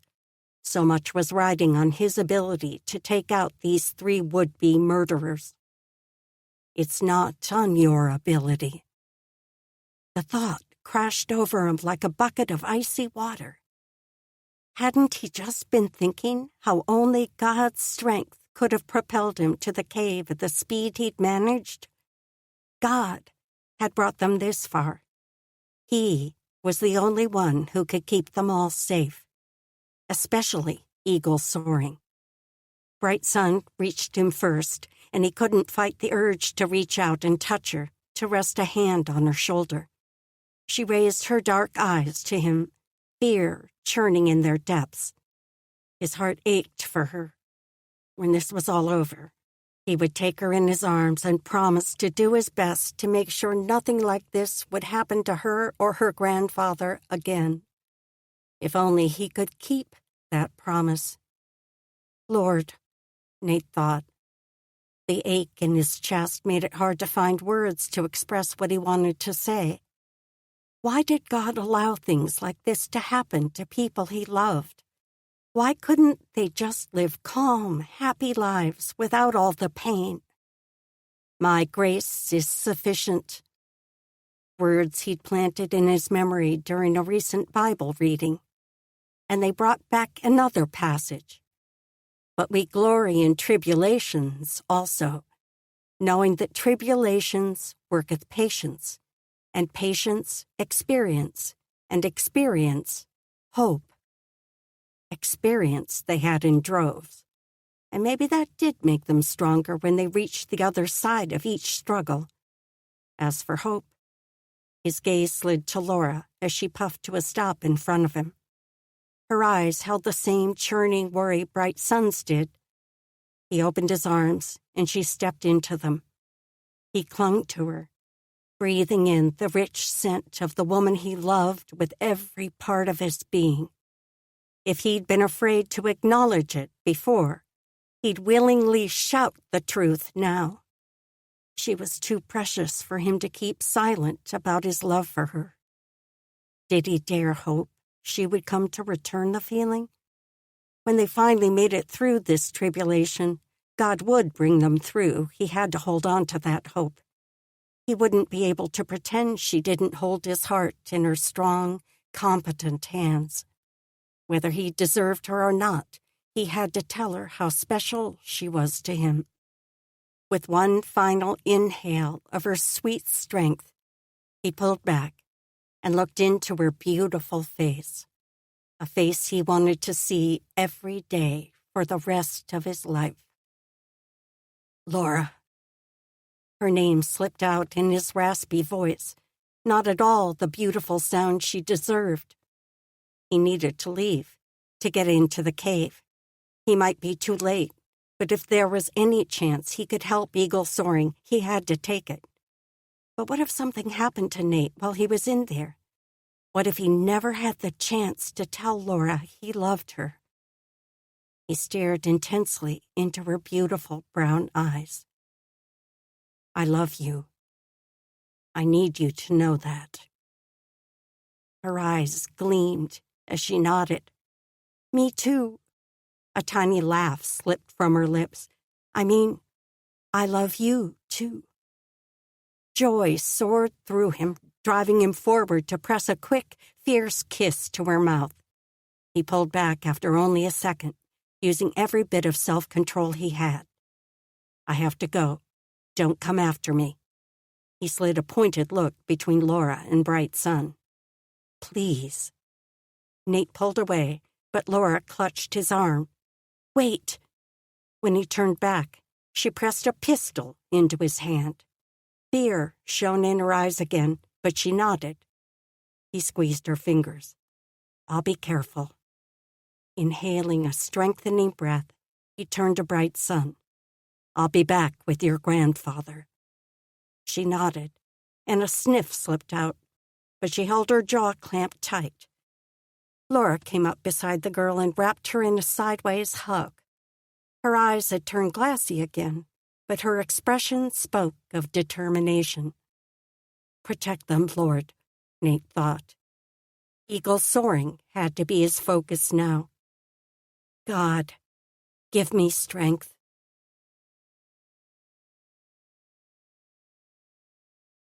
Chapter 26. Nate had only run 3 strides when an explosion thundered from the cave entrance, just like the blast of big powder in a mine shaft. It had to be a gunshot. He looked up, but his position wouldn't let him see anything on the ledge above. More shots ripped through the air. He had to get in there. As he sprinted forward again, a clattering sounded above, like boots on stone. He paused again and aimed the gun to the source of the sound, just above him now. A loose stone skittered off the ledge, dropping down to the ground on his right. He still couldn't see the man, but he was running over the dangerous path above. A shout sounded. "Run!" That growling bark had to be Hiram. The footsteps clambered along the ledge, loud enough that there must be at least 2 men running full tilt. Finally, Sloane appeared ahead, leaping from the rock ledge onto the grassy, boulder-strewn slope. He ran toward the wagon, and Hiram jumped down behind him. His longer legs outran Sloane in 4 strides, passing the miner in a fluid motion as he kept running toward his rig. Nate aimed the pistol. The little gun wouldn't have much power or accuracy at this distance. They looked to be leaving. Where was Danvers? Maybe he should save the shot to face off with him. The indecision swirling in his mind made him hesitate too long. The men were out of range, almost to the wagon. They leapt aboard, Sloane in the bed and Hiram on the bench. The man hollered a vicious obscenity at the mules, slapping the reins hard. The animals jolted, pushing into their harness. He raised a whip and struck the near team. "Get on!" His bark echoed across the distance. Nate didn't have time to waste watching. If they were leaving Danvers behind, what had happened in the cave? Nate had to get to Eagle Soaring. He didn't worry about stealth any longer, just charged forward toward the entrance to the ledge path. When he'd almost reached it, he glanced sideways toward the large freight wagon. The mules pulling the rig had been whipped into a lope, and the conveyance seemed to be rushing toward the road through the woods. A crack split the air. Not loud enough to be a gunshot, but the wagon tipped toward its front left corner. A wheel must have broken off. Nate's chest clutched as the left side of the wagon teetered, bouncing as the force of the mule's efforts dragged the axle over the ground. The animals fought to push forward, but the wagon's weight pressed the axle hard into the snow, jerking the rig in an uneven line. The left side struck a thick oak, and an awful crunch of shattering wood filled the air, mixed with the yells of men. A heartbeat later, flame exploded from the rig, engulfing it in a cloud almost as high as the trees. The ground shook like a violent earthquake, rattling him all the way to his core. Nate's entire body tensed for danger, but he couldn't take his eyes off the cloud of fire. Within seconds, the puff of flame settled into a smaller blaze. Frantic, fear-filled shrieks filled the air. Those poor animals. The wagon must have been loaded with crates of blasting powder. He turned toward the ledge, a cloak of sadness weighing his limbs. No matter how heinous the crimes committed, death of God's creation was no small thing. His body stilled as his eyes took in a figure standing on the ledge.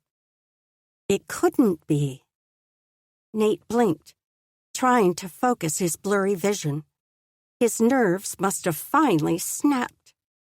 Surely that wasn't Aaron standing on the ledge. Another figure stood behind him. Doc Micah. Aaron stepped forward. No, he hobbled forward, swinging on walking sticks. Now a third man appeared behind the doctor. Could that bent, shuffling form be eagle soaring? Nate took a step back. God could do anything, sure. But this? Why was Aaron out here? And could eagle soaring really be alive? They were drawing close to Nate now, and Aaron's face tipped into an off-kilter grin. The kind of grin Nate hadn't seen in so many months. His heart soared. It was all he could do not to stride forward and wrap his brother in a hug. But the ledge was too narrow for more than one person at a time. Better to wait until they reached the grass. He propped his hands at his waist as he drank in the sight of his brother hobbling toward him. A hand slipped around his arm, and Nate looked down into Laura's face as she tucked herself beside him, just exactly where she belonged. Her expression held the same wonder stirring in his chest. He wrapped his arm around her waist, pulling her closer. Whatever had transpired here at the cave, only God could have orchestrated this outcome. With the woman he loved nestled beside him, his brother walking toward them, and their 2 Indian friends safe and whole. He could only imagine what else God would accomplish in their future. Chapter 27. Laura stepped through the doorway that separated the Bradleys' residence from the clinic, her heart full from the gathering she just left in the kitchen. It had been 2 days since the awful ordeal at the cave, and Bright Sun and her grandfather had settled in well at the clinic. Now, Isaac and Joanna were visiting with little Samuel, and the boy hadn't stopped talking to Bright Sun for the last hour. It turned out Isaac knew a bit of eagle soaring's language, too, and he seemed to be gathering details about where their people had gone. The older man hadn't been hurt by those thieves from the mine, thanks to Aaron, who'd been so worried about Nate he'd insisted the doctor let him come along to help. They'd arrived just in time to meet eagle soaring and defend him from the 3 men who thought they'd have an easy time with a weak old man and young girl. When Danvers fell with a single well-placed bullet, the others decided 2 Indians weren't worth their lives and freedom. Thank the Lord for Doc Micah and Aaron. She paused at the sight of the man standing by the hall window, staring at the white world outside. Aaron. He turned from looking through the glass to regard her. He held a walking stick under each arm, but didn't lean against them for balance. It was remarkable how much he'd improved in the mere 2 days since he'd become mobile again. Good morning. She smiled a greeting, but something about the solemn expression on his face made her pause. The look wasn't his usual sullen melancholy, more like a soberness. Had something happened? Her heart stuttered, then scrambled forward. Is Nate? She couldn't finish the question. Sleeping. Aaron glanced toward his bedchamber door, the room the brothers had shared these past 2 nights. But he was stirring when I left the room, so he'll be underfoot soon. The corners of his mouth curved in what could pass for a smile, but the seriousness didn't leave his eyes as he returned his focus to her. What's wrong, then? What is it? Aaron turned back to the window and stared through the glass. His jaw flexed, an action she could see clearly since he'd shaved the day before. She'd not had the nerve to ask if the act came from Nate's prompting, or if Aaron was taking steps to improve himself on his own. Either way, the change had to be a good sign. I need to tell you. Tension laced Aaron's voice, and when he paused, his Adam's apple bobbed. I need to apologize. He turned toward her again, and pain swirled in his eyes. For the way I've acted, for blaming you for my troubles. I knew it wasn't right, but I just couldn't face. A sigh leaked out. I knew what happened was payback for everything I'd done. all those years. I just couldn't make myself face it. Red rimmed his eyes. None of that was fair to you, and I'm sorry. Laura's thoughts had frozen at the word apologize, and her numb mind struggled to keep up with each comment after that. She eased out a breath. Thank you for saying that. You can't imagine how many times I've regretted that day. A corner of his mouth tipped in a sardonic half-grin. That makes both of us. The tightness in her chest eased a bit with a little chuckle. I'll bet so. Then his face straightened, his eyes showing that soberness again, and an earnestness. I also wanted to say thank you. Again, his words stole her breath. He was thanking her? For shattering his leg? For not giving up on me. For not showing how much you hate me. His gaze shifted back to the window. I know you must, at least a little, for everything I was part of. But you've never once made me feel that way. I don't hate you.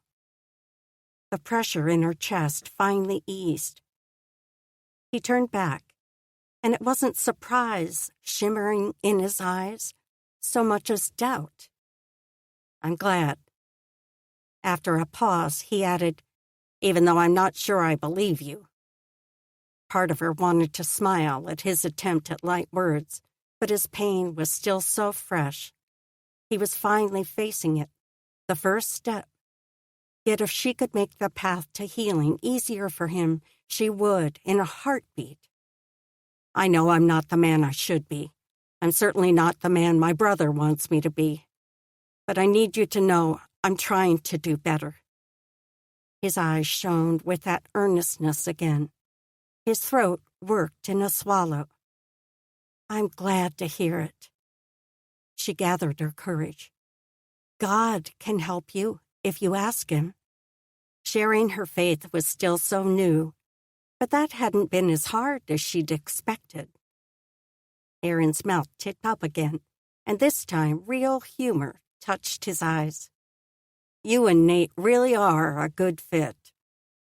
He held the look for a moment, then nodded, as though he'd confirmed something inside himself. I'm trying. Let's just leave it at that. Me and God are talking finally, so we'll see if anything comes out of it. For the first time since she'd come into Aaron's presence, the knot in her middle finally unclenched, and the last of the weight lifted from her shoulders. She couldn't have stopped her smile if she'd wanted to. I'm glad. A sound from down the hall drew her attention as Nate stepped through the bedroom door. He paused, standing in the hallway, strong and tall. Her heart surged with a love she no longer tried to deny. He sent her one of those off-kilter smiles that made her stomach flip, and she jerked her focus away from him to stop the heat from surging up her neck, especially with his brother watching. I came to tell you both the morning meal is ready in the kitchen. You're welcome to eat any time. The scuffle of footsteps sounded from the corridor leading to the kitchen. She turned to see Samuel pulling Bright's son by the arm as he rambled on to her. Come on, my daddy and I play it all the time. It's so fun. Laura stepped aside to allow them passage, and Samuel paused long enough to send her a grin. I'm going to show Bright's son the new game me and Daddy Isaac made up. She's going to love it. Bright's son's grin was sheepish, but she let Samuel pull her toward the front door. They made an incongruous pair, the barely 6-year-old boy with his red hair and energy enough for 3 lads, and the staid Indian girl who stood at least a head taller than him.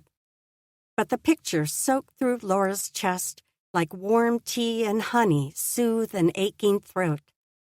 The girl needed the chance just to be a child, and no one could pull her into childish abandon like Samuel Watson Bowen. Guess I'll head to the kitchen then. Aaron's voice pulled her back to the present. She nodded as he walked past, Then she turned her focus to the one remaining person in the hallway. A smile quirked Nate's lips as he strode toward her, and when he stopped in front of her, his nearness seemed to magnify his presence.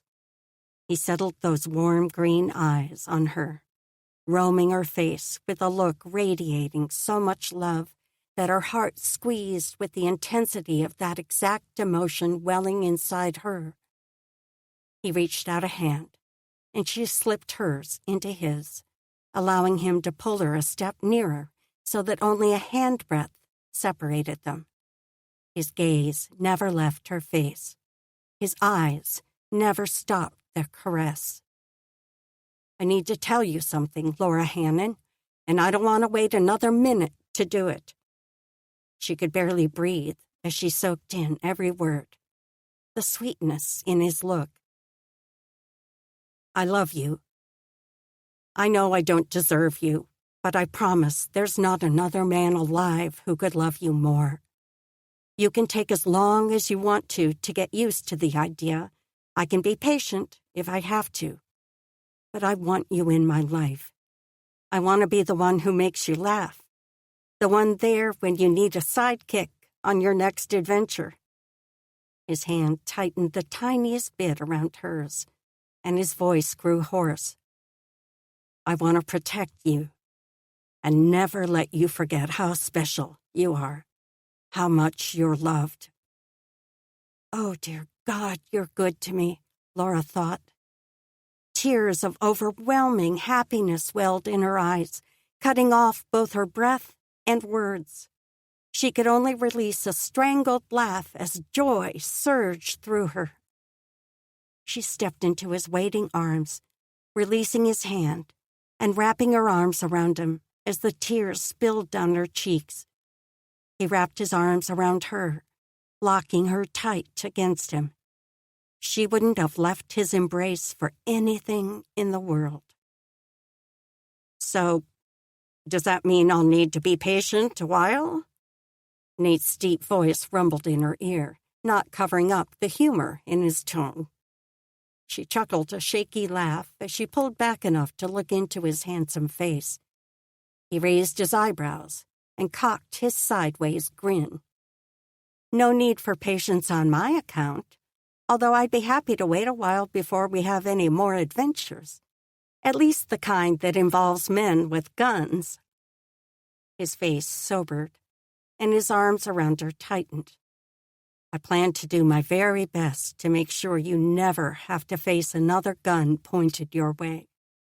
You can be sure that'll be in every one of my prayers, too."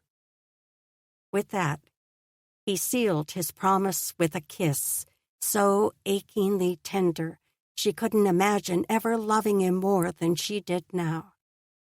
The rest of her life with this man may not be long enough. Epilogue. "Are you sure you know where we're going?"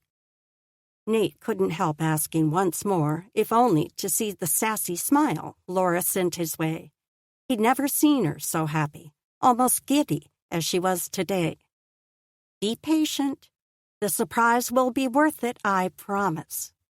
She sent him that gleeful smile, but her attention quickly turned back to the trail ahead of her as she guided her horse through the woods.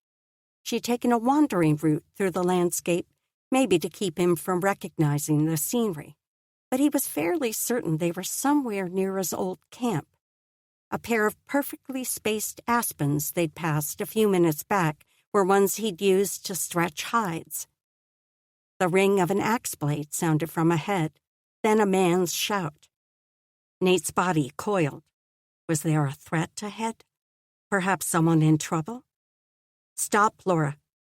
He nudged his horse up alongside hers. "Wait here while I see who that is." "No!" She grabbed his arm, pulling him backward. "That's part of the surprise." He glanced at her as he halted his horse beside hers.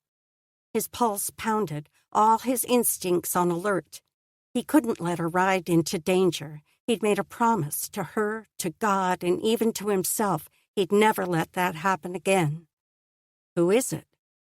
her lips pressed in frustration. They're not a threat. Could he trust that statement? He had to know for sure. He couldn't leave Laura's safety to chance. Not to chance, Nate thought. To God. He eased out a frustrated breath as the thought pounded through him. Lord, he thought. Hadn't he learned this lesson already? That God was the only one truly in charge? Yet how could he let her ride forward without knowing for sure what lay ahead? God knew. He'd have to trust in the Lord's protection. I promise, Nate, this is a good surprise. It's like that verse in Jeremiah. God has plans for peace and not evil. Plans to give us hope for the future. I think you'll be amazed at what he has planned this time. Peace slid through him as he lost himself in the fathomless brown eyes of the woman he loved with every part of his being. He reached out, letting her hand slide down his arm and into his palm, taking her gloved fingers in his own. I'm amazed at a lot of things these days. A ball of emotion lodged in his throat, and he swallowed to clear it. Her smile turned impish. Let's get moving, then. He let her take the lead again, and this time he did his best to enjoy the scenery. Yet as they progressed, the axe blows grew louder. Not just one man cutting, at least 2 or 3. Occasional calls and shouts mixed with the blows, but the trees muffled the words so he couldn't make them out. The scenery around them looked as familiar as his left hand, but he couldn't quite place it. Someone had been cutting trees through here, leaving stumps scattered all around. At last, the trees ahead thinned, showing people moving around the half-built frame of a cabin. His stomach dropped with realization. His cabin. Laura had led him around to enter from behind instead of the trail he usually took, and where he'd managed to lay a single foundation, the logs now rose up almost to the height of a man. 3 men were hoisting a log up a pole ramp, settling it in place to form the start of another layer. Emotion warred within his chest. Had someone else taken over his claim? Built on what he'd started? But Laura said this was a surprise for him. How could all these men working here have anything to do with him? He sent a quick glance her way to see if her expression would give him answers. She nearly bounced in the saddle, her face glowing with unfettered joy. Isaac and Doc Micah mentioned to a few men from the mine that you hadn't been able to finish your cabin. They all wanted to pitch in and help. His mind struggled to make sense of what he was hearing and seeing. The words she spoke formed complete sentences, but they couldn't be right. Isaac and the doc and other men from the mine? Why would they do this? He turned back to the scene before them. Isaac strolled across the open area, an axe over his shoulder. When he saw the 2 of them, he waved and shifted his direction toward them. Nate's gut clenched as the man approached. Isaac had been one of the founding members of their gang of thieves, but he'd had the good sense to get out after the first year.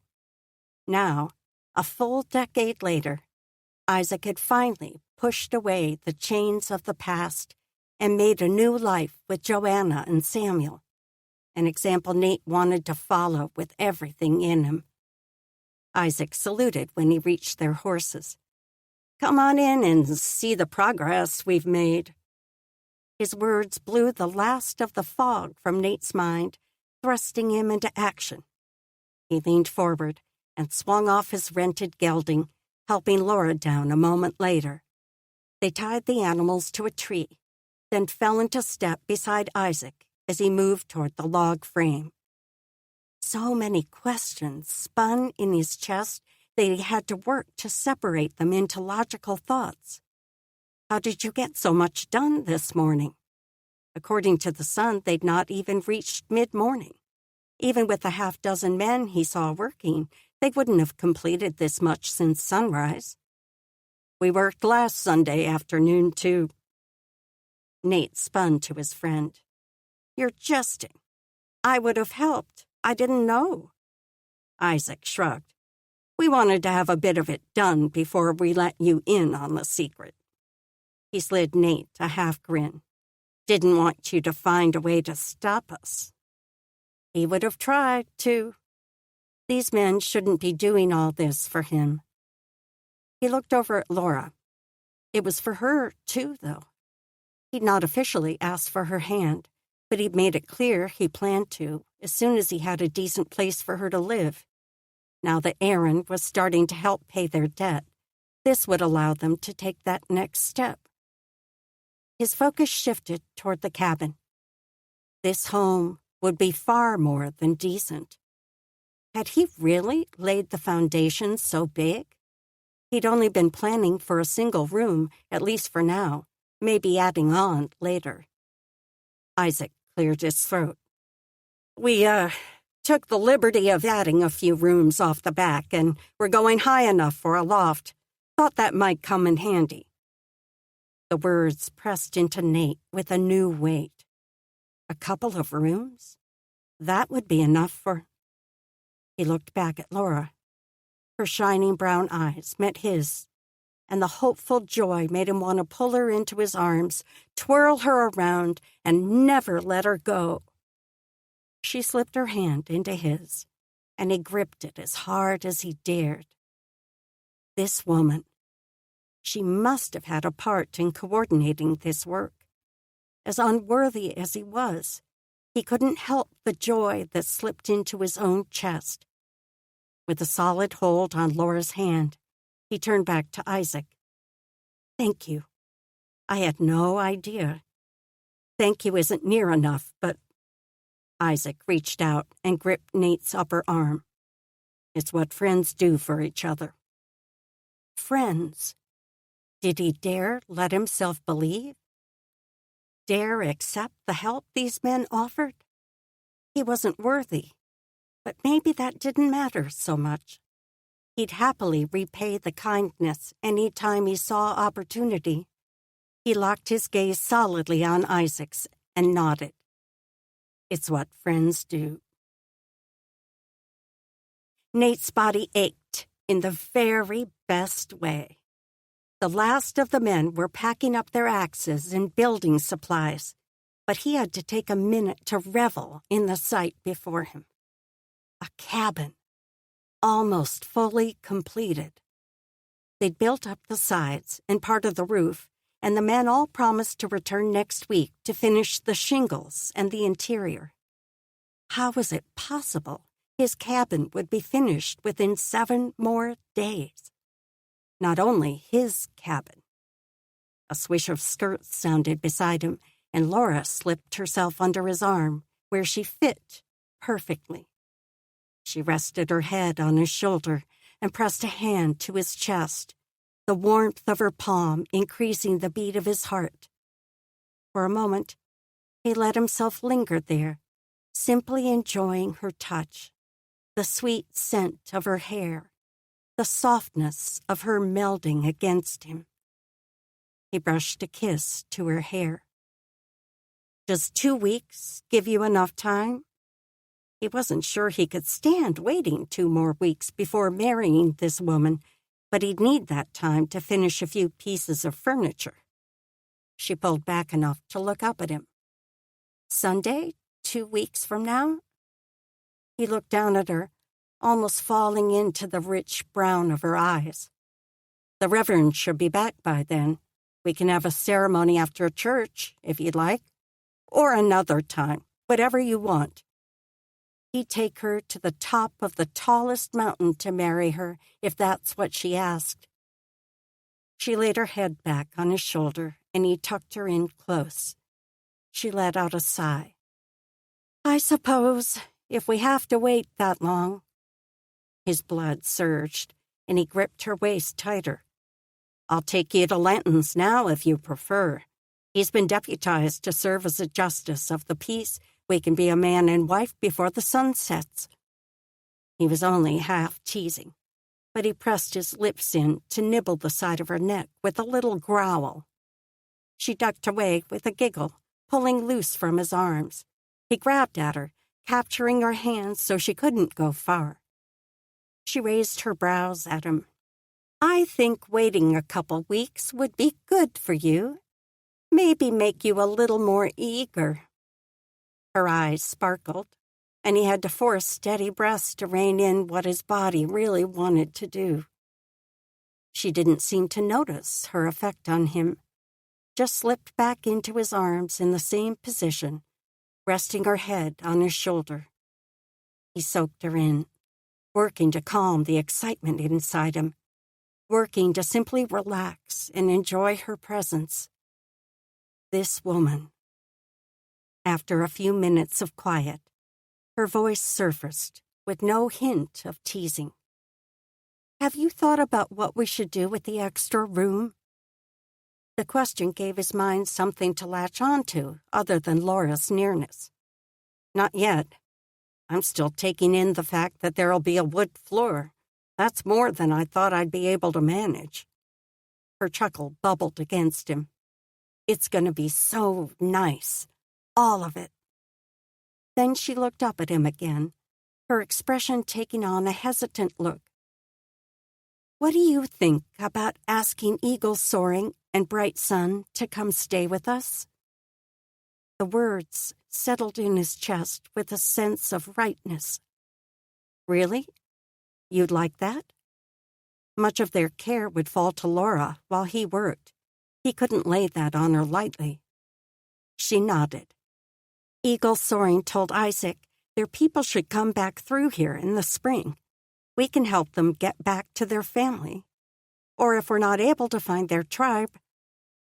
The same hope burgeoning in his chest also shone in her eyes. He reached his hand up to cradle her jaw, holding his other arm around her waist. Eagle Soaring may not have many years left.